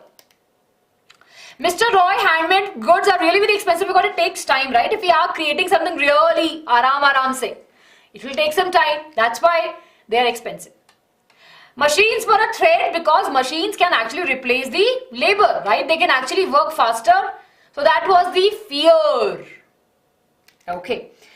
Everyone, we are moving into the industrialization in India. Easy topic, and this is very important. Okay. Now again, I will be moving ahead, right? I'll not be looking at the chat for some time. So please make sure all of you are paying attention, and let's get started. So we are talking about the industrialization in India. So we have two conditions over here. Let's talk about what was our condition before the Europeans came to our country. So before the arrival of the Europeans, we had a dominating market, right? We had the domination of the market of the Indian textile. We actually dominated, right? We had a good cotton and silk market, and we were dominating over there because of the amazing good quality. We had different ports through which the cotton was used to go. We have Surat port, we have Hooghly port, and then we have Masulipatam port also. These are the old port that we had, and from these ports we saw the trade happening, right? And of course we have good Indian bankers and good businessmen who were controlling all of this. But after the Britishers came, or after the European came to our country, what had happened? The situation changed.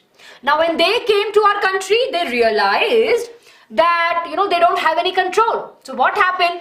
They started taking the control from us. So we started, Indians starting losing the control of the trade and the exchange. How? Of course, they gained the power, right? And of course, they started giving the concession to the local government. They started, by their power, right, they started taking the political power in their hand. Once they did that, they got the monopoly, right? They said, our monopoly, our people, our ways of will be working, what we say will be followed, and they got into the trade. They changed the port from these old port to, can you name two ports? Right, everyone, this is a very common question asked in the examination, the two common ports. It's there on the screen also. But yeah. Yes, quickly everyone. Jaldi, jaldi, jaldi say.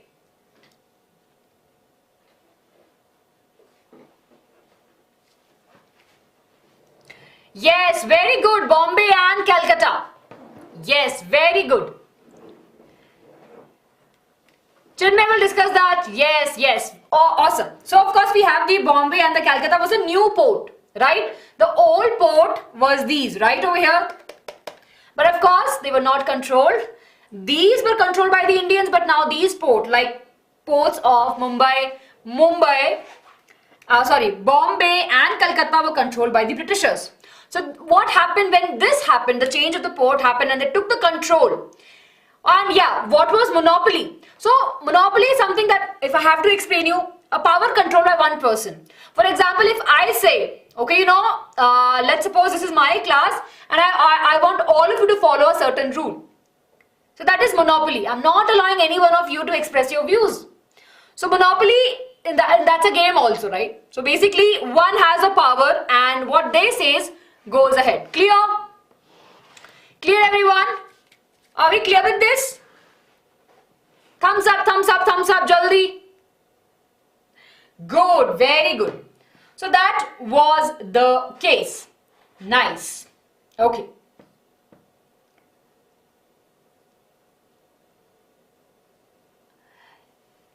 Yes, we don't know the blueprint, बच्चे. Of course, CBSE have released, but they have not mentioned कि chapter को कितने marks मिलेंगे. Ayush, monarch, of course, the king wala type, right? Monarch, they of course has one king. Superior king rule. Okay, chaliye. Everyone, are we clear with this? So that was a condition of India before and after the Britisher came to our country. Now let's talk about Indian weavers. Now let's understand through a story. So let's suppose I am a weaver. What? Your teacher is a weaver. Okay? You're there in the class, right? And I'm a weaver now. And I'm an Indian weaver. So I used to weave, right? And I'm doing my job aram se. But what had happened? My condition was really great before the Britisher came. Because my goods were in high demand. I'll go to the market, I'll buy the raw material and I will sell. My art is really very amazing, so I have lot of buyers, right? The art can be bought by different people. There were France, Dutch people, Portuguese people, they were all in the market. And the amount of, so the quality of the work that a weaver is doing, it used to get a good amount of money also. Yes? Yes, okay? Clear everyone? But what happened as the Britisher came, they realized that these weavers are not listening to us, they are not paying attention, they have so much power. So what they did, they asked French people, Portuguese, Dutches to leave the country. There's like, acha, you know what? Your time is done, please leave the country, we will take care of these Indians. Okay, so they asked them to leave the country. So once that happened, Indian weaver does not have much buyers now, right? Initially I can bargain. For example, if I'm in a market, it happens to all of us, right?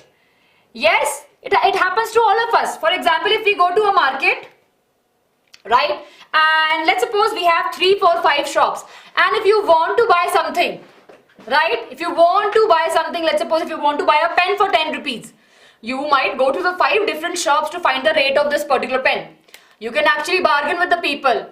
You know what, you give me for 5 rupees, you give me for 2 rupees. But if you don't have much options, what you will do, you will buy it for 10 rupees. Yes or no? Yes. Thank you, Kavita, for helping your friends. Right? We will buy the pen in whatever amount we have because we don't have options. So the similar thing was happening with the Indian weaver also. As there were no good buyers in the market, they have to settle with the Britishers.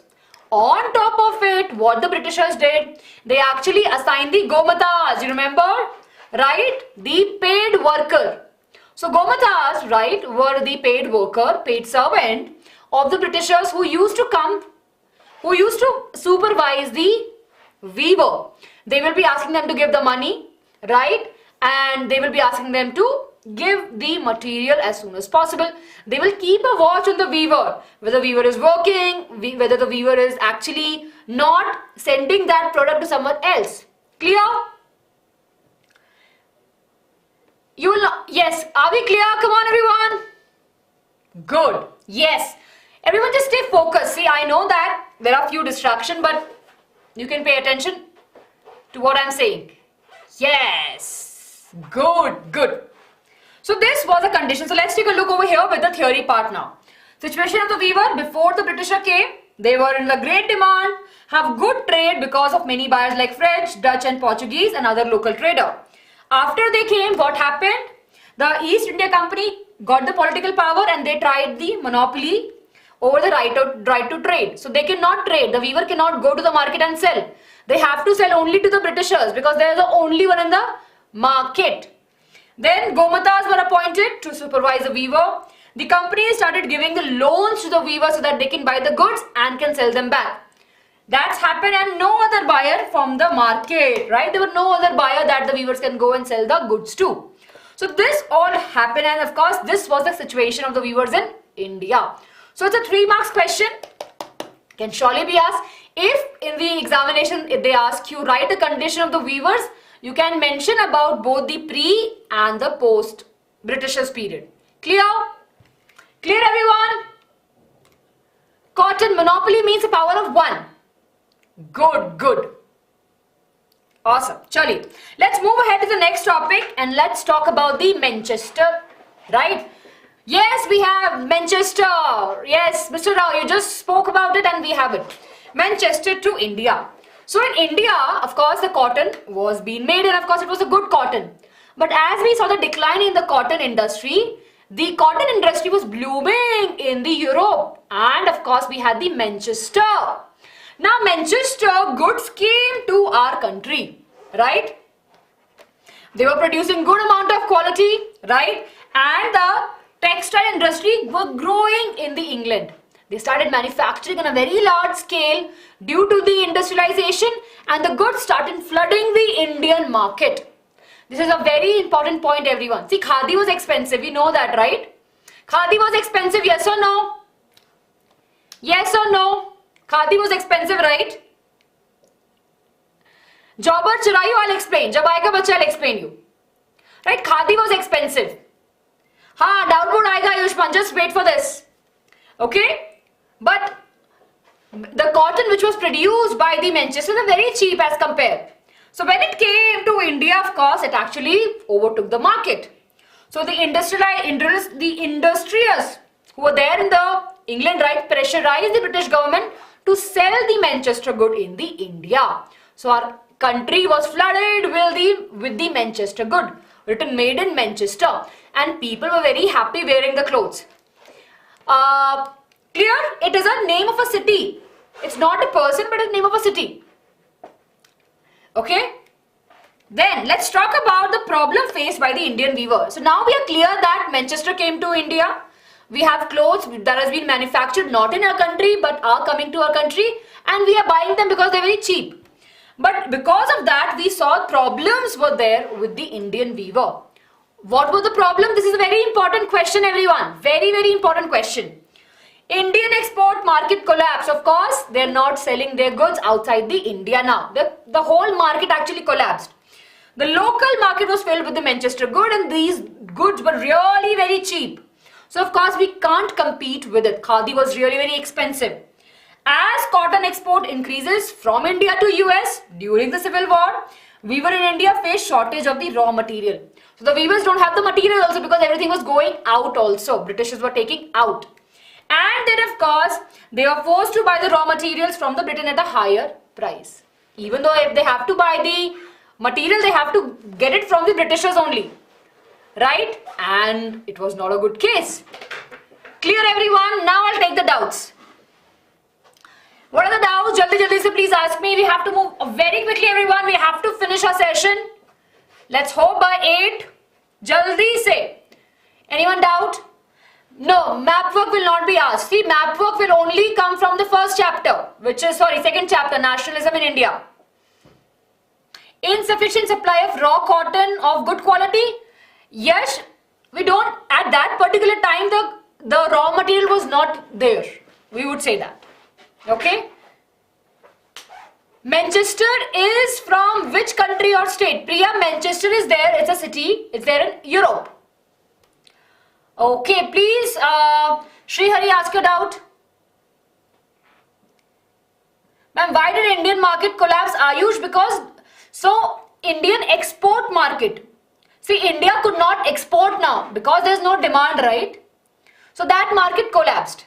They don't have the goods, of course, goods nahi hai. They cannot make the material. So all of these are the reason why the Indian market collapsed. Export market. Yes, there's a connection between the war and the cotton. In this particular chapter, dates are not important in such way. We don't have much of the dates here. Yes, Kushal. So here we have, right? So what had happened at that particular time during the civil war to make the clothes for the for the soldiers? Of course, cotton was exported out of a country, and of course we face the shortage also. Yes, please do study the small boxes. Clear. Shiva, please ask your doubt. Ma'am, did they import duties on Indian goods? Yes, they did. Yes, they did. Absolutely correct. Coming up with the factories, dates are important. Yes, they are important. Coming up of the factories are important. Ma'am, what is the meaning of persuade? Convince. I persuade you to stay in this class. I convinced you to stay in this class. Yes, FC motivation. Please tell me what you want to say, bache. Please ask your doubt. Ma'am, why are they forced to buy the because see, Britishers have the point, right? They are in the power now. They will be like, you know what? I have the goods. If you want to purchase, if you want to do the business, you have to buy it from me. Okay, Shiva? No, they used to export other goods also, good vibes, right? But the cotton and silk were really very good at that time. We have a mass production of these. Devang, bache, we will have the previous year question paper session. Don't worry. So lazy movement, you have to go back and watch, bache. Are we clear? Ma'am, why was Indian weaver suffering during the colonial? We have just discussed. Because they don't have the raw materials, first of all, right? There were no buyer also to take the goods. They cannot bargain. They have the supervisor Gomatas. right? And they were pressurized to pay basically they were pressurized to work for a very less amount of money also. Clear, clear, clear? Chaliye. Everyone, I hope it's clear. Quick thumbs up. Kushal, we'll just discuss of that. But abhi aayega, industry, we'll discuss about that.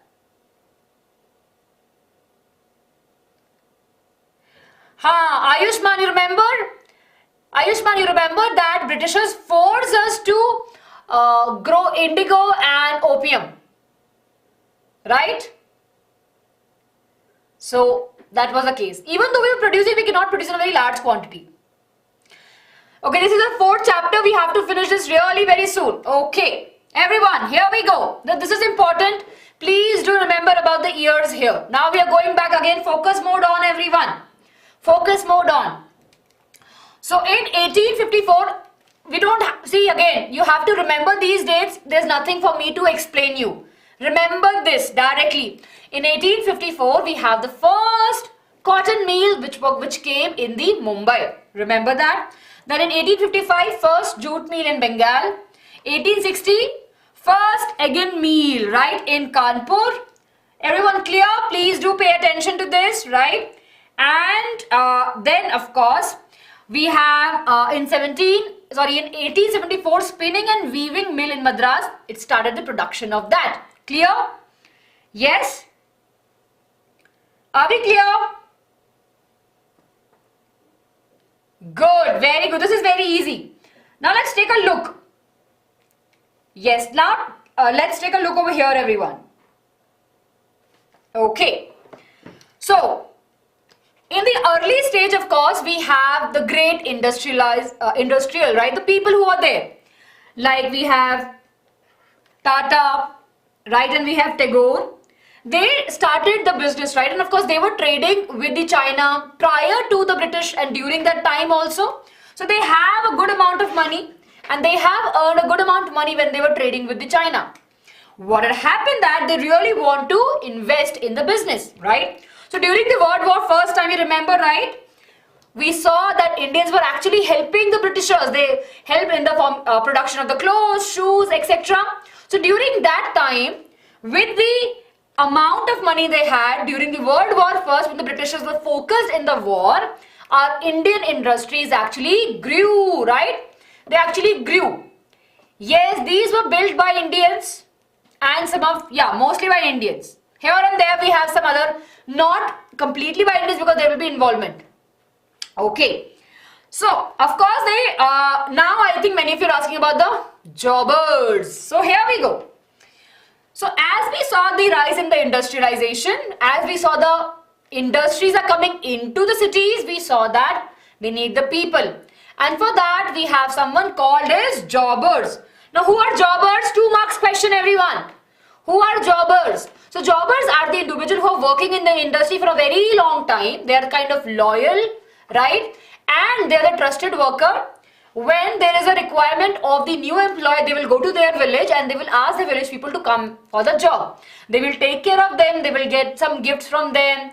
They will help them to settle down. They will help them to explain them the work. And that's how the whole process will be working. So clear? Jobber, 2 marks question. Yes. Good. Very good. Map will come in the board examination. Yes. Yeah, it's a little bit complicated. Good. Okay. So everyone, take a screenshot. As it is, you have to remember. Nothing for me to explain over you here. You have to remember these dates. Now, talking about the series, right? A lot of things were happening that actually affected the pattern of the industrialization. Yes. What happened over here? We have the Swadeshi movement. So you know that we have just studied in today's class that when Swadeshi movement came, right, we started using the Indian goods. So of course we boycotted the foreign goods. That was one thing to disrupt the British market. Then of course India started the cotton clothes production. During the World War first time, we started the cotton clothes production. Clear? That was there. That was we were doing in the World War won for the Britishers. Then we realized that the market is growing, right? So rather than making the clothes directly, we started shifting from yarn to the clothes production. We started doing something different, right? We realized that there are so many competitors in the market, so we should do something else. New factories were set up, right? And during the war, right, we provided the war supplies that actually increased the industrialization. And after the World War, Manchester could never capture its position. So in short, if I have to say, right, everyone focus. In short, if I have to say that during the World War first, right, First World War actually helped the Indian industries to grow in the market. It gave them the opportunity and upper hand on the British industries. Because Britishers were busy in the war and Indian industries got an opportunity to produce goods, right? And they were producing a very large scale at that time and they actually helped. And after World War First, what happened? Manchester actually could not compete with us because we were way ahead of them. Jobbers, I can see a doubt. Jobbers are the individual. They are the trusted worker of the industries, right? And they used to help in finding or getting the new people to the work. They're the loyal people. They used to help the new employees to settle down in the market. They used to get some gifts from these people. Okay? Clear? Thumbs up everyone. Board, yes. Map, Devika, map will come in the board examination. Chalo everyone. Are we clear?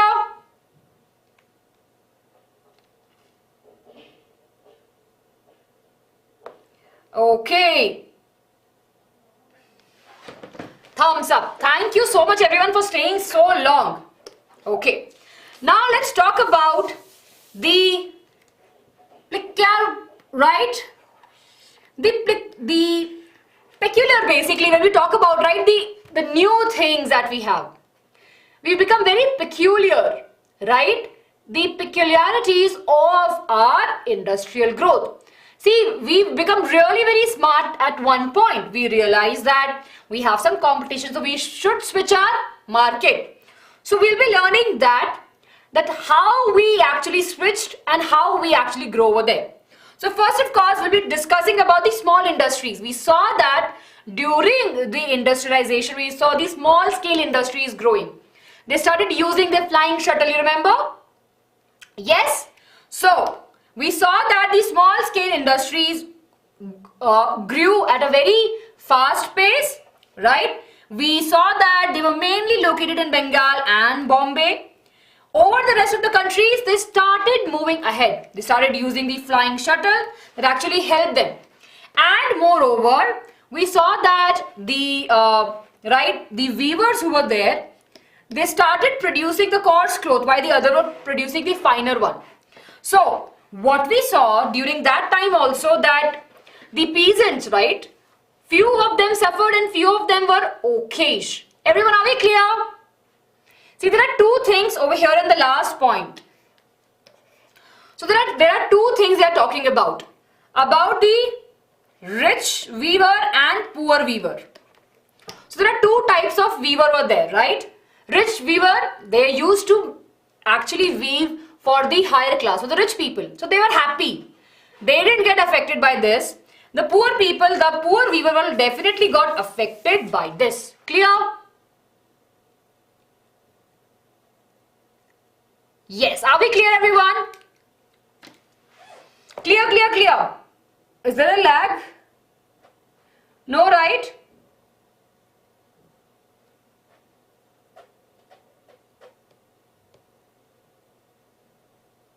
Yes. Okay. Clear, clear, clear. I know, Chirayu. Long hour of speaking. Okay.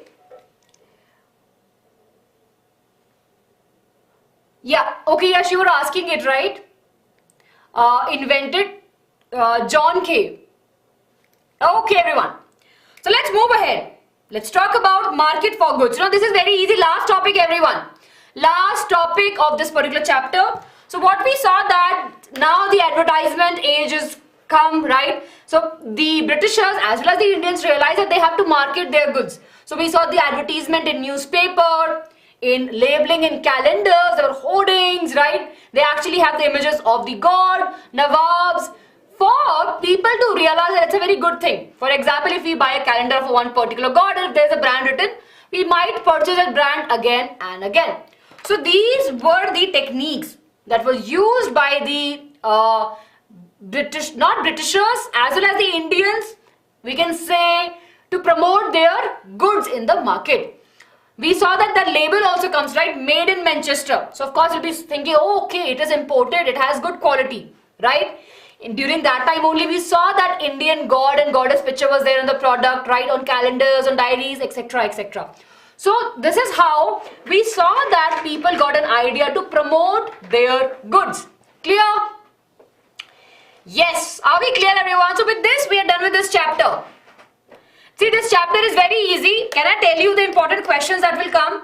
First, of course, the impact of the World War. This is very, very important. Indian viewer पे क्या impact था World War का? Restriction, this is very important. Basically, in this, you have the viewers के around story. Right, this is very important. Please make sure what happened as a result of cotton being exported out of the country. Very important point, right? So in this particular chapter, if we think in terms of the questions, we will have a case-based study question. By looking at the trends, we can say, and MCQs. Okay? Yes, we will be doing the PYQs. Don't worry.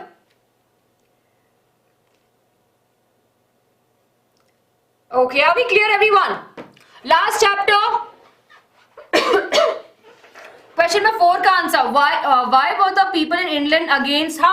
They were against this spinny jenny because they felt that if spinny jenny is there in the market, right, they will be losing their job. That was the reason for that. Please, Shiva, ask your doubt. Just give me 1 minute, everyone. I'll just come. Due to the unemployment, absolutely correct. Yes.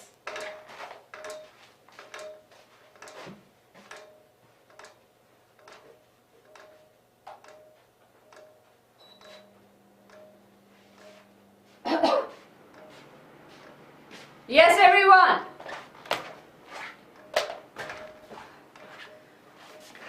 Okay. Second question answer. How did urbanization help in creating the new opportunities? So of course the jobs wala point you can mention, right? That when they will come to the cities, they'll have jobs. All of those points. Yes, you will get this PDF and it has all the repeated question. Last chapter, everyone. Next session. You want to stand or sit? I think I'll stand. It will not be a very... yes. 15 minutes. Yes. Okay, everyone. We have to finish up this session really, very quickly because now we have the other session also.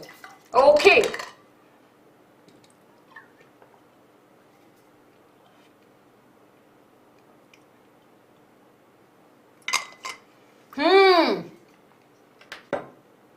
सही में question first world war we have it here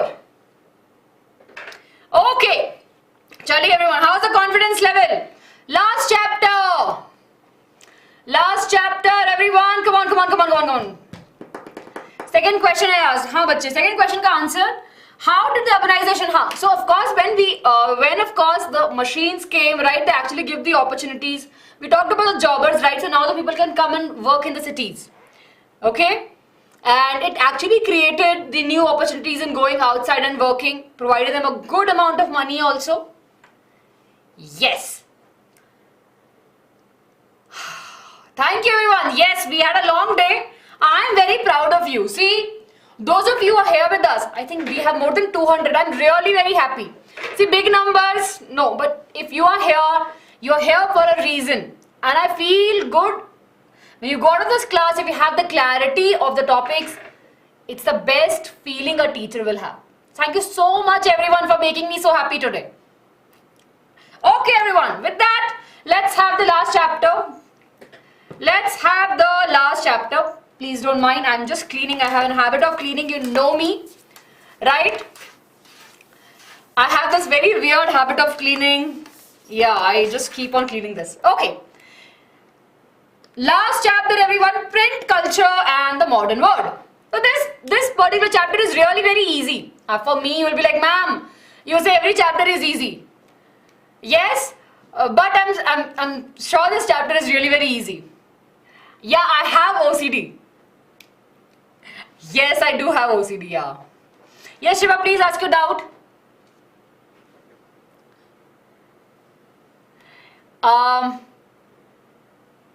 Ma'am, what language? I know Tamil, right? I know Hindi, I know English, and I know Marwadi also. I'm from Rajasthan, so I know Marwadi. OCD is something, you have a feeling of cleaning everything, like a particular cheese, कि ऐसे ही होना चाहिए, ऐसे ही होना चाहिए. Shiva, please ask your doubt. Shri, please ask your doubt. I just have 1 minute, everyone. We have to finish this session as soon as possible. We have one more session, right? We'll be discussing that how you can study between these gaps. I know Tamil because I was there in Chennai. I did my master's from there and graduation also. Alvin, I'm really sorry. I don't know much. No, really sorry. I didn't have a chance, but I do love learning new languages, so I will. So I can understand here few words here and there. Chaliye. Okay, everyone. Chalo. We will be having. See, everyone. Once these exams are over, right? We will have our separate class where we just be discussing these things. Okay? I promise. Right? Pinky promise, everyone. So once these examination, अच्छे से examination once are done, we will have a class where we will just discuss about each other. Done? It's a deal.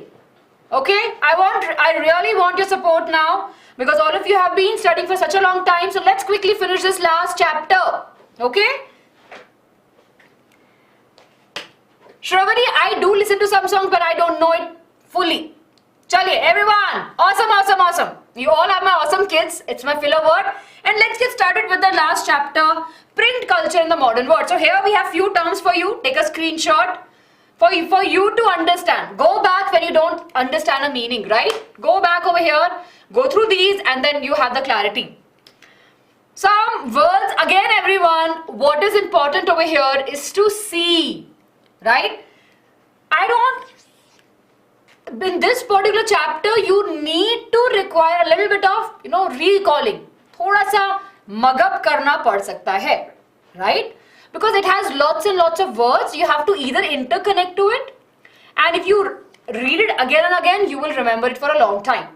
Okay? Chaliye. Yes, so are we clear, everyone? Let's get started. So in this particular chapter, we have 3 different divisions. Okay, I will be taking the questions. In a bit, but let's just stay focused. So here we have printing in the eastern parts, then we have printing in Europe and printing in India. So if we talk about the printing in China and Japan, so China mein se, we know that the printing actually started there, and they had the wood rubbing painting, right? Wood blocking that were used over there, and that's how we know that they were using this particular technology. This is very easy, everyone. Okay, I will be answering all your doubts in a bit, but I'll not be looking now. But focus over here, everyone. So, the printing was done by rubbing the paper against the ink on the wood block. This is very important. And the demand of the books increases in China because with their civil examination conduct, right? So, of course, they were also growing. So, the demand of the books also increases. So, in China, we saw the initiation of the printing, right? Simultaneously, in the Japan also, we saw that the Buddhist missionary, right, from the China introduced the hand painting in Japan. And there's a 1 marks famous question, right? Very, very important question that we have over here. The oldest Japanese book is called as Diamond Sutra, right? Over here, which actually contains 6 sheets of text and woodcut illustration. So the 1 marks question can be asked, okay?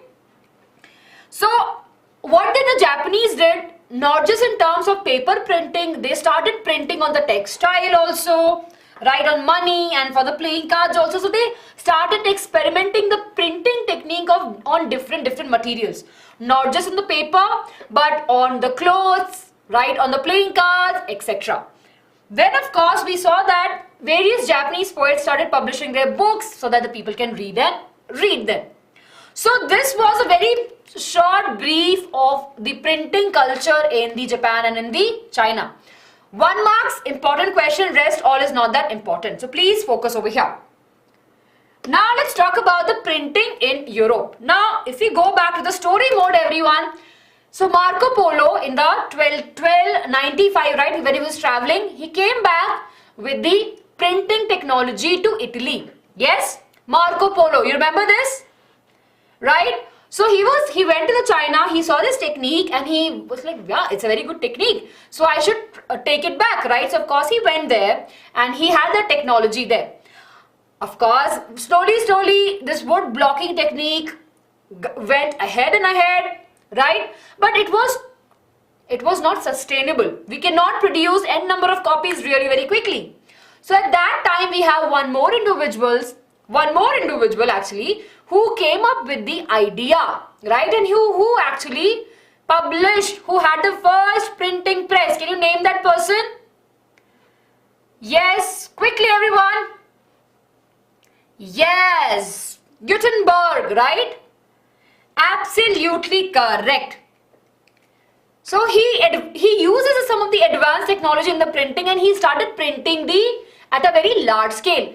And he printed the first book, which was the Bible. Okay? So these are the important points that you should remember, and here what we have. So paper from China, from the Silk Route first came to Europe. Then of course Marco Polo in the year 1295 got this technique into the Europe. Then printing paper, coins become better alternative. They were printing on the leather, skin of the animals. It takes a lot of time. It was very much labor oriented. People will be spending lot of time, and they cannot produce n number of copies, right? A very slow process, time taking process also. So what the Gutenbergs did, basically he mechanized the printing technique and that kick-started the printing culture. Okay? Yes, clear? So this was it, everyone. This is very easy, nothing, no fancy things, right? Very easy. Cotton boy, so Marco Polo was an individual who was a traveler, right? Who got this technique, right, into the Europe, the printing technique to Europe. Yes, very good. Yeah, we'll discuss that. Okay, now everyone.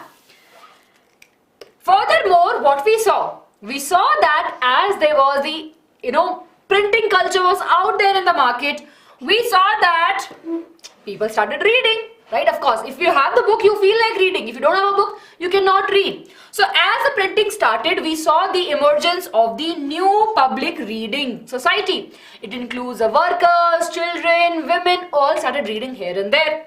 Then it encouraged the author, right, to start writing. There are times when the people will be reading out the books, right? Even though the people are not literate, they will carry the book and they will ask someone else to read for them. Or maybe the people will be reading in a public gathering and people will listen. So that's how the knowledge were actually moving. Now everyone, this is a really very big innovation or technology, we can say, that happens during the time. See, if I have some information, if I can't communicate with you, it will stay with me. But if I have a tool that actually helps that information to spread across, I can reach, right? We'll see the ideas reaching at a very larger scale. So, printing culture actually helped various writers, various poets to express their views, and they will be reaching to the different sets of people throughout the world. So, printing played a very important role, everyone. So, please remember the importance of printing. Okay? So, oral public reading was there, and of course, as they were, the growth of the technology, we saw that there were debates also, right? There were discussions also. There were dissents also. You know what? You are not right. I am right. We'll just discuss about that. Now let's take a look what had happened. This is what we are just discussing. The criticism. So as the people have the power to express, now various people started questioning the church, right? Various people have started expressing their thoughts against anything, right? Anything which they want to express their views on. So we'll be going into the details. Everyone, are we clear? Yes, are we clear? Clear. This part is clear. Take a screenshot. Jaldi se. See, it's very easy peasy, everyone. That's why I'm going really very fast.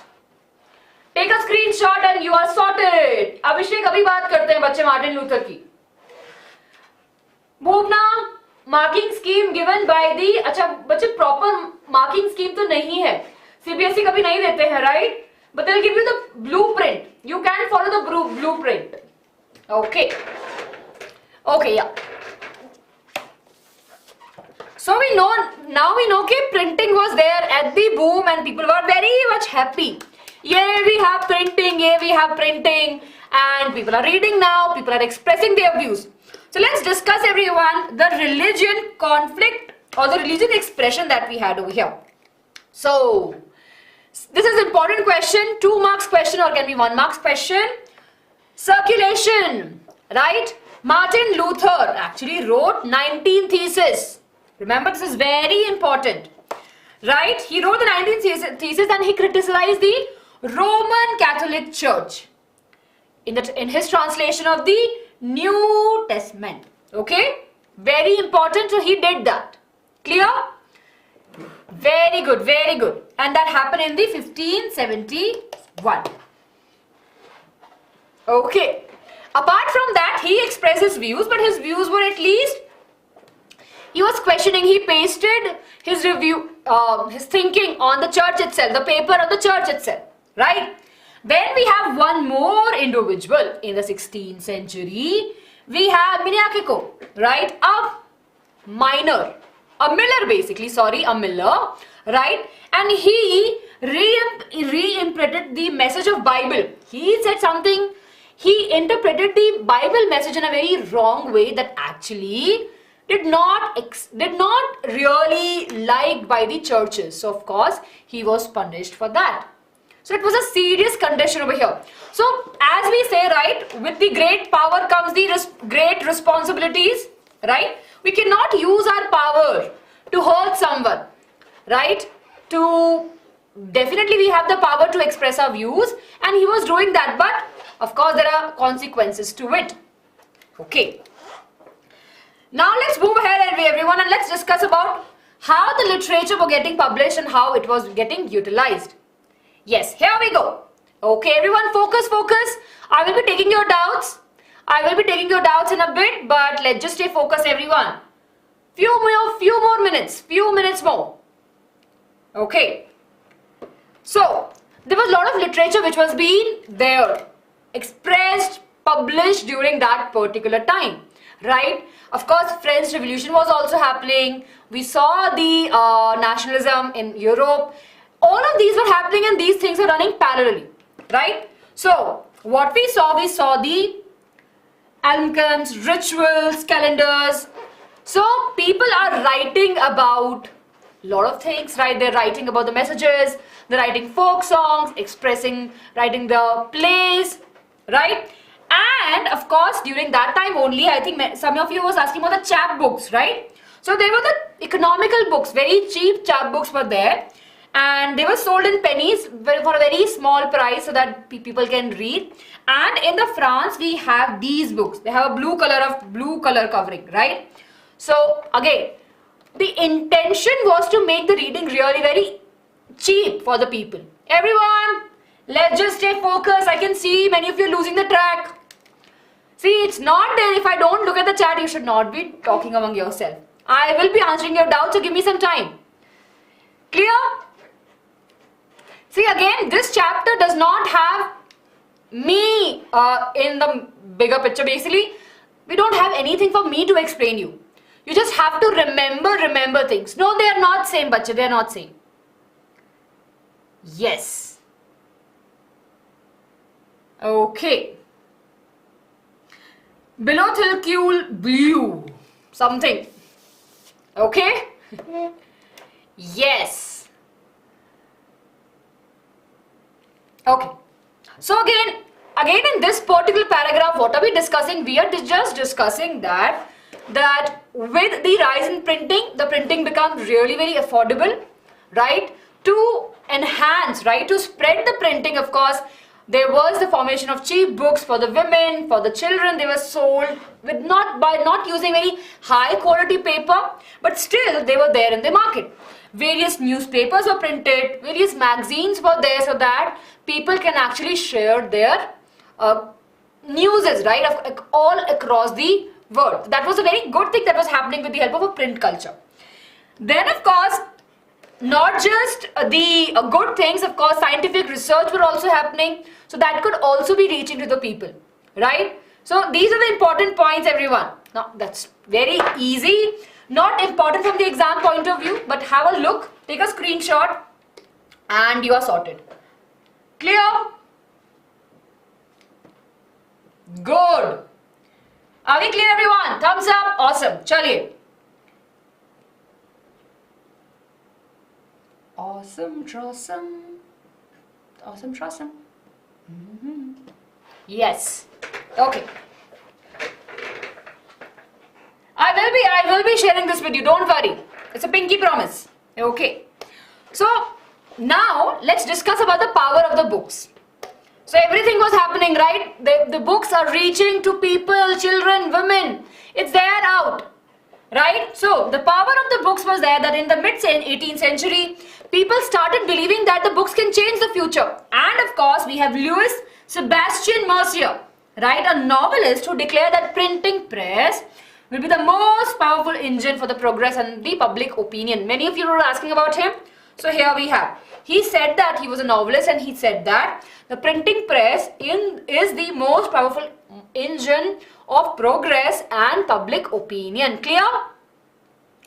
Right?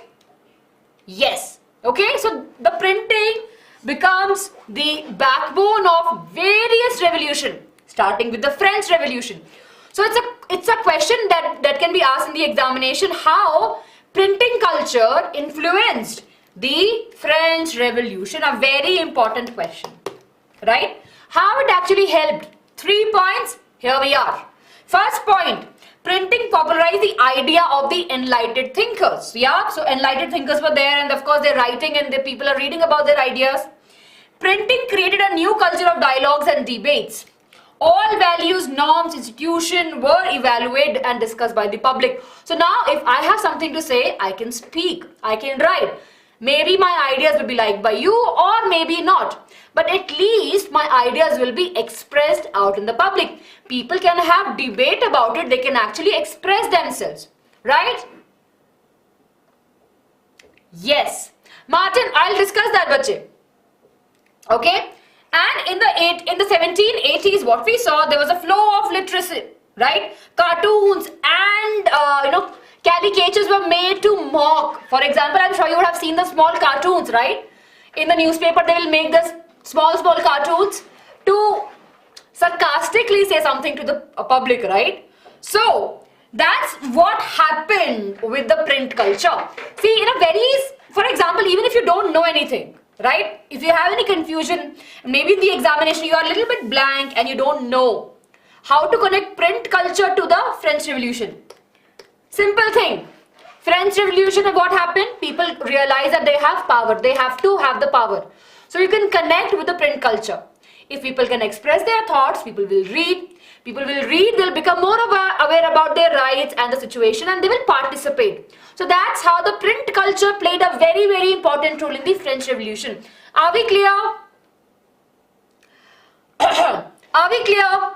Bala, the first point, talk about the print popularized the idea of the thinker, the enlightened thinker. For example, if I am a thinker and if I am writing my thoughts, right, my ideas are going to the public, right? It provides a clear take on the kings, how their lives are, right? I can clearly attack if I don't like something. Yes, attack in the sense I can express my views about it. Clear? Thank you so much, Noba.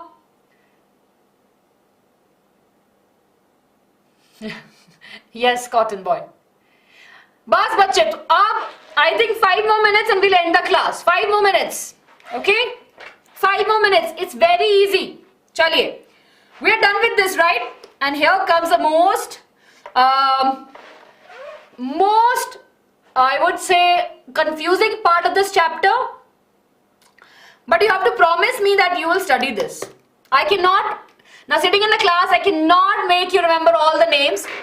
So what is here is very important. Books for children, women and workers. So let me just quickly take you through this. Okay? So as the book, as the printing become very popular, wait, I'll just explain you and then we'll come back here. As the printing was become really very normal, right? What we saw that, yes. So what we saw that primary education become compulsory, right? Primary education become compulsory, so there was a need of the printing books. Now the Grimm's brother, right? They started printing for the children. They started printing the children book so that the children can read. And there was a censorship on that also, so that there's nothing vulgar going for the children. That's very important one point. The special books for children came into the market. Second thing was talking about the women writers and authors. So women started reading. Now when they start reading, they started writing also. So we have Jane Austen. I'm sure you all have seen movies and have read about their books. We have famous authors during that time. They started writing about the modern women, right? They started expressing themselves at how the modern women are and what they want, and the stories came into the picture, right? Then of course we talk about the workers. Now workers used to work really very hard throughout the day, but in the night they would want to learn something. So many libraries were opened where the workers can go and read the book. So in short, right, whatever we have in this slide, big slide, I have just explained you. Okay? Can I tell you important point? But this is important. Don't get afraid. Ma'am, such a big book, such a big paragraph. Basically, these are the points. But please make sure you remember this. Thank you so much for your love, everyone. I just need you 5 minutes and we'll be done with this. Okay? The children press was set up in France in 1857. Important question. Okay? Good. Okay. Let's move ahead, everyone. The further technology, yes. Oh, this is the question which came in the year, I think 2019 May. That what are the innovations we have in the printing technology? So here, I think you're mentioning about the cylindrical power, right? So here we are. So we have Richard M. Ho of New York, right? What he did, he perfected the power-driven cylindrical press. It's a very short paragraph in your NCERT, but it is very, very important. How the new technology helped the print culture, or what were the changes made in the printing culture that increased the reach to the people. So here we have, right? So he actually mastered the power-driven cylindrical press that could print 8,000 sheets per hour, right? Then of course we have one more advantage later. In late 19th century, we have a press that have 6 different colors at a time. Nice, right? Interesting information for all of us. Yes. Then of course in 20th century, we have electrically operated press. Now we know that we have automatic paper reels, photoelectrical control to control the color. And of course now we have the new technology altogether. So this is interesting, super easy. I'm not spending much time here, but this is important, very, very important. All the points, 3 points are there. Please make sure you, as like you add some, जैसे घोट के P जाना हिंदी में बोलते हैं, right? Okay, you just have to drink this amazing drink of this particular question. Okay, and just drink it as a water. P जाओ आराम से. Then let's talk about the strategy. Right? It's okay, Anshul, you can watch the session later. Don't worry, bache. Thank you for staying with us for such a long time. Okay? Yes, gulp it. Thank you so much. I'm just struggling with the word. Okay. We sometimes take the medicines like that, right? Yes, karke. Million subscriber, I'll explain you the Martin Luther. Yes, okay. Strategies of selling books. So, of course, they were very... Now, of course, we we have so many books, right? So we have to look for the strategies to sell in the market. They were the peddlers, right? They will be going on a cycle, they will be going and they'll be selling the books to the people. They were very cheap books, right? They strategized by making the series. We all wait for the series, right? Raise your hand. All of us love the series and we always wait. You know what? Then the next series will come. So by this time, right, the writers and the writers especially got an idea. You know what? We have an idea, master plan, that how we can increase selling of our books by keeping people hooked to the series. So they started writing in series. Cheap books, cheap paper, all of these things were into the market. And then the dust cover of the book, right? The dust cover of the book jacket was the 20th century innovation, right? So of course we have cheap paperback edition nowadays. I'm sure if you are a reader, see, I am a reader, so I know all of this, right? So as a book lover, I can say that this was a very interesting thing for me. So how many of you actually smell the textbooks? So whenever if I go to the market to buy a book, I will always be smelling the books. I just love the smell of new pages of the new book, right? Yes. Okay. Yes, Vijay, please ask your doubt.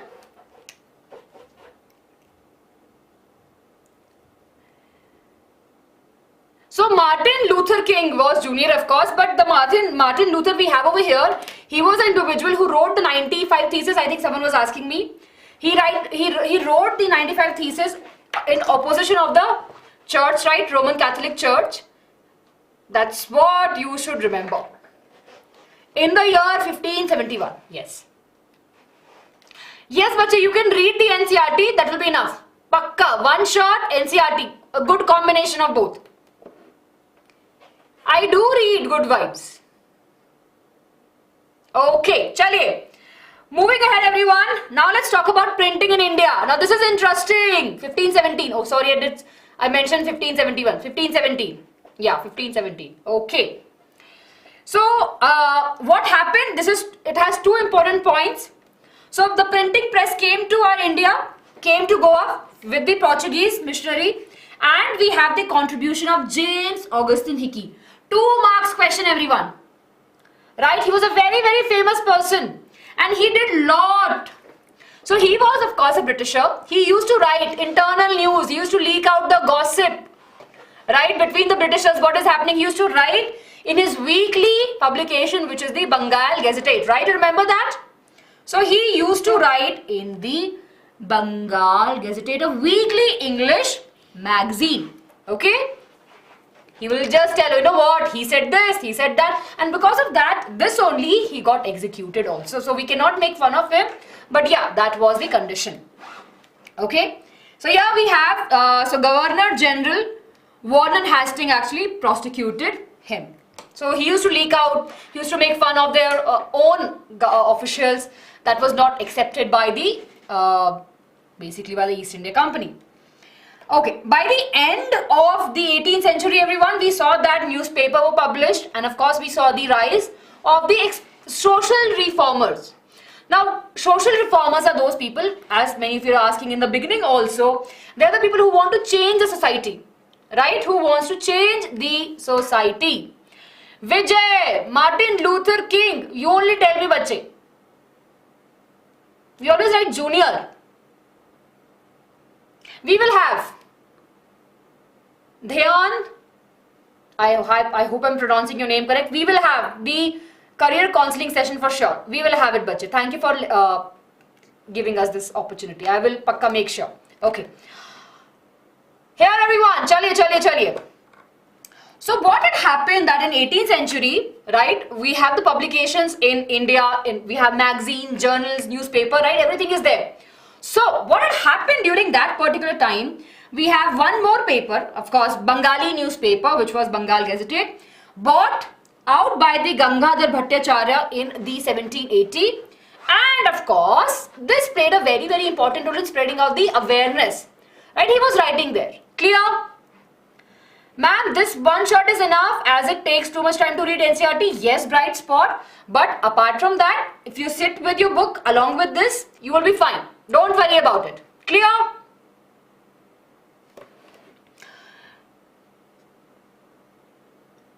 Okay, chaliye. Done, pakka. Why is history important? Because we love history. It's okay, Mr. Roy. I know it's a very long session, so I understand. Now everyone, now again, this is something which you have to remember. Right? Religions, reform and the public debates. So here we have names. Everyone, let's just focus over here. A few more minutes. So we have the names over here. Sambat Kumudi, right? In the 1821, this was published by Raja Raj Mohan Roy. He was actually opposing the old practices, right? But of course, the Hindu Orthodox actually wrote the Samachar Chandrika to oppose his view. Both the names are important. Please do not get confused in the names and the people who wrote it. Clear? Yes? Yes, I'm pacing it up, everyone. Yes. Oh yes, Ashwara ma'am. Thank you so much. How many likes we have? See, I think by now we should have 1,000 likes. I don't know why you're not hitting the like button, everyone. Come on. Everyone, please make sure you hit the like button. It's a very slow pace, right? Come on, everyone, hit the like button. I forgot to mention. 1K is done. Okay, I can't see it, but if you're saying I believe you. Still not done. Okay, chaliye. We'll continue, right? So, please do remember these two names very specifically. Don't interchange the individuals also. Okay? Now, so what was happening that as there was the entry of the Britishers, various Muslim, right? The Muslim community people, they were very anxious. The ulamas, right? They were very anxious that maybe we will see the collapse of the Muslim community, right? So they started writing in Urdu, starting spreading the teaching of their religion. Apart from that, in North India, right, there were fatwas, basically articles were written for the Muslims that what are the conduct that they should follow. Okay, clear everyone? So the Deoband Seminary, this was there. It was formed in the 67. It actually gave the fatwas telling Muslims how to behave, how to practice Islam in their life. Clear? Then we saw the first publication of the Ramcharitmanas that was written by Tulsidas in the year 1810 from Calcutta. We had two important press, everyone, 2 marks question. You remember these press names? Jaldi say. I'm not looking at the chat now. I'm really focusing because we don't have much time. Right, we got 2 important press. Very, very important question from the exam point of view. Naval Kishore Press. See, the Naval Kishore Press in Lucknow and Sri Venkateshwar Press in Bombay. Right, these actually released various religious texts in various different regional languages. Vernacular over here means regional languages. Okay? Yes, Aryan, they did. Okay. Now let's move ahead. And you can take a screenshot later. Okay, you will take this.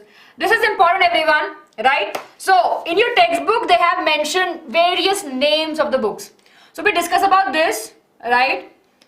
We had Gulamgiri written by the Jyotirao Phule, talking about the conditions of the underprivileged. Right? We have Dr. B.R. Ambedkar, E.V. Ramaswamy Periyar. Right? We have Chota aur Bada ka Sawal by Kashibai. Basically a mill worker wrote about his daily experiences that he had, right? We had newspapers. We have just discussed Kesari was by Bal Gangadhar Tilak. Okay. Then of course we have various women who helped in shaping up the literature of our country. We have Raj Sundari Devi, right? He wrote his biography in Bengali, right? And the name is the Amar Jiban. Jiban. Amar Jiban. Jiban hai. Okay? Yes. हाँ, please गाने नहीं गाएंगे. Okay. And we have other women writer like Tarabhai Shinde and Pandita Ramabai who wrote about the life of the upper caste Hindu women. So, it's not just that the men were writing for the public, women also started expressing themselves. They're talking about how they were treated, how they felt about it. Clear? Amar Jiban, yes, thank you Chiroy for helping me out with this. Amar Jiban, yes. Okay, last slide of our class everyone. With all of this, with all the technology, all the printing, all the amazing technology that we have, we had the Vernacular Act. Okay, now again we are still in a time where we are ruled by the Britishers, right? During that time in the 1857 the revolt was there, and the Britisher came up with this particular act in the year 1878. Right? In 1878 when this act came into the picture. And this act talks about that if anyone is typing or writing anything against the Britishers or actually found reading anything, they first will be warned. Later, of course, the Britishers can take some harsh action against them. So clear everyone? Yes, Ajay. See Bala, the only way to remember so many names is by breaking it down, connecting with something that you have very close by. See Kesaria newspaper will always remember. We have a song also, and Kesaria newspaper was led by Bal Gangadhar Tilak. So remember that. Clear? So with this everyone, I think we would end the session. Never. Do you think that, see, in my teaching career, there's so many students that I have taught and I'm still very connected to them. Okay everyone. So here we have the last final questions. You can take a screenshot. I didn't get you, but it's not there in NCERT. We have it last May. Last May they have mentioned. Yes. So everyone take the screenshot. And we'll be ending the session now. There's a lot of delay from our side, from my side. Sorry, I just beh gayi main padhane mein. There's a song, but I can't sing that song. No. But yeah, you got the vibe of that. And everyone, tell me, how's the confidence level? Yes, I will be sharing the notes on the Telegram. Don't worry. Ma'am, please tomorrow start. Yes, I will do that. I know, Mr. Roy. Today we started at 2 p.m. Tomorrow you will have your class at right time. Well, tell me everyone, do you want class in the morning? Super confident, right? Now I want small request. See, if you are my bachchas, right? Well, you know what you will do today? I can do a little bit, blackmailing. Small is emotional, thoda sa. Right? See everyone. See, if you really felt that and if you have enjoyed the session, before you sleep today,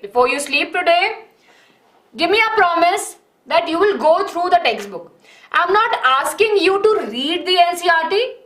I'm asking you to go through the pages. Flip the pages, sit with the pencil, underline them, whatever you see, just recall the session and then you can actually connect. And I'm telling you, it's not that tough. Pinky promise, right? Right? Please make sure you read it so that if you read it today, right, everything will be pakka in your mind.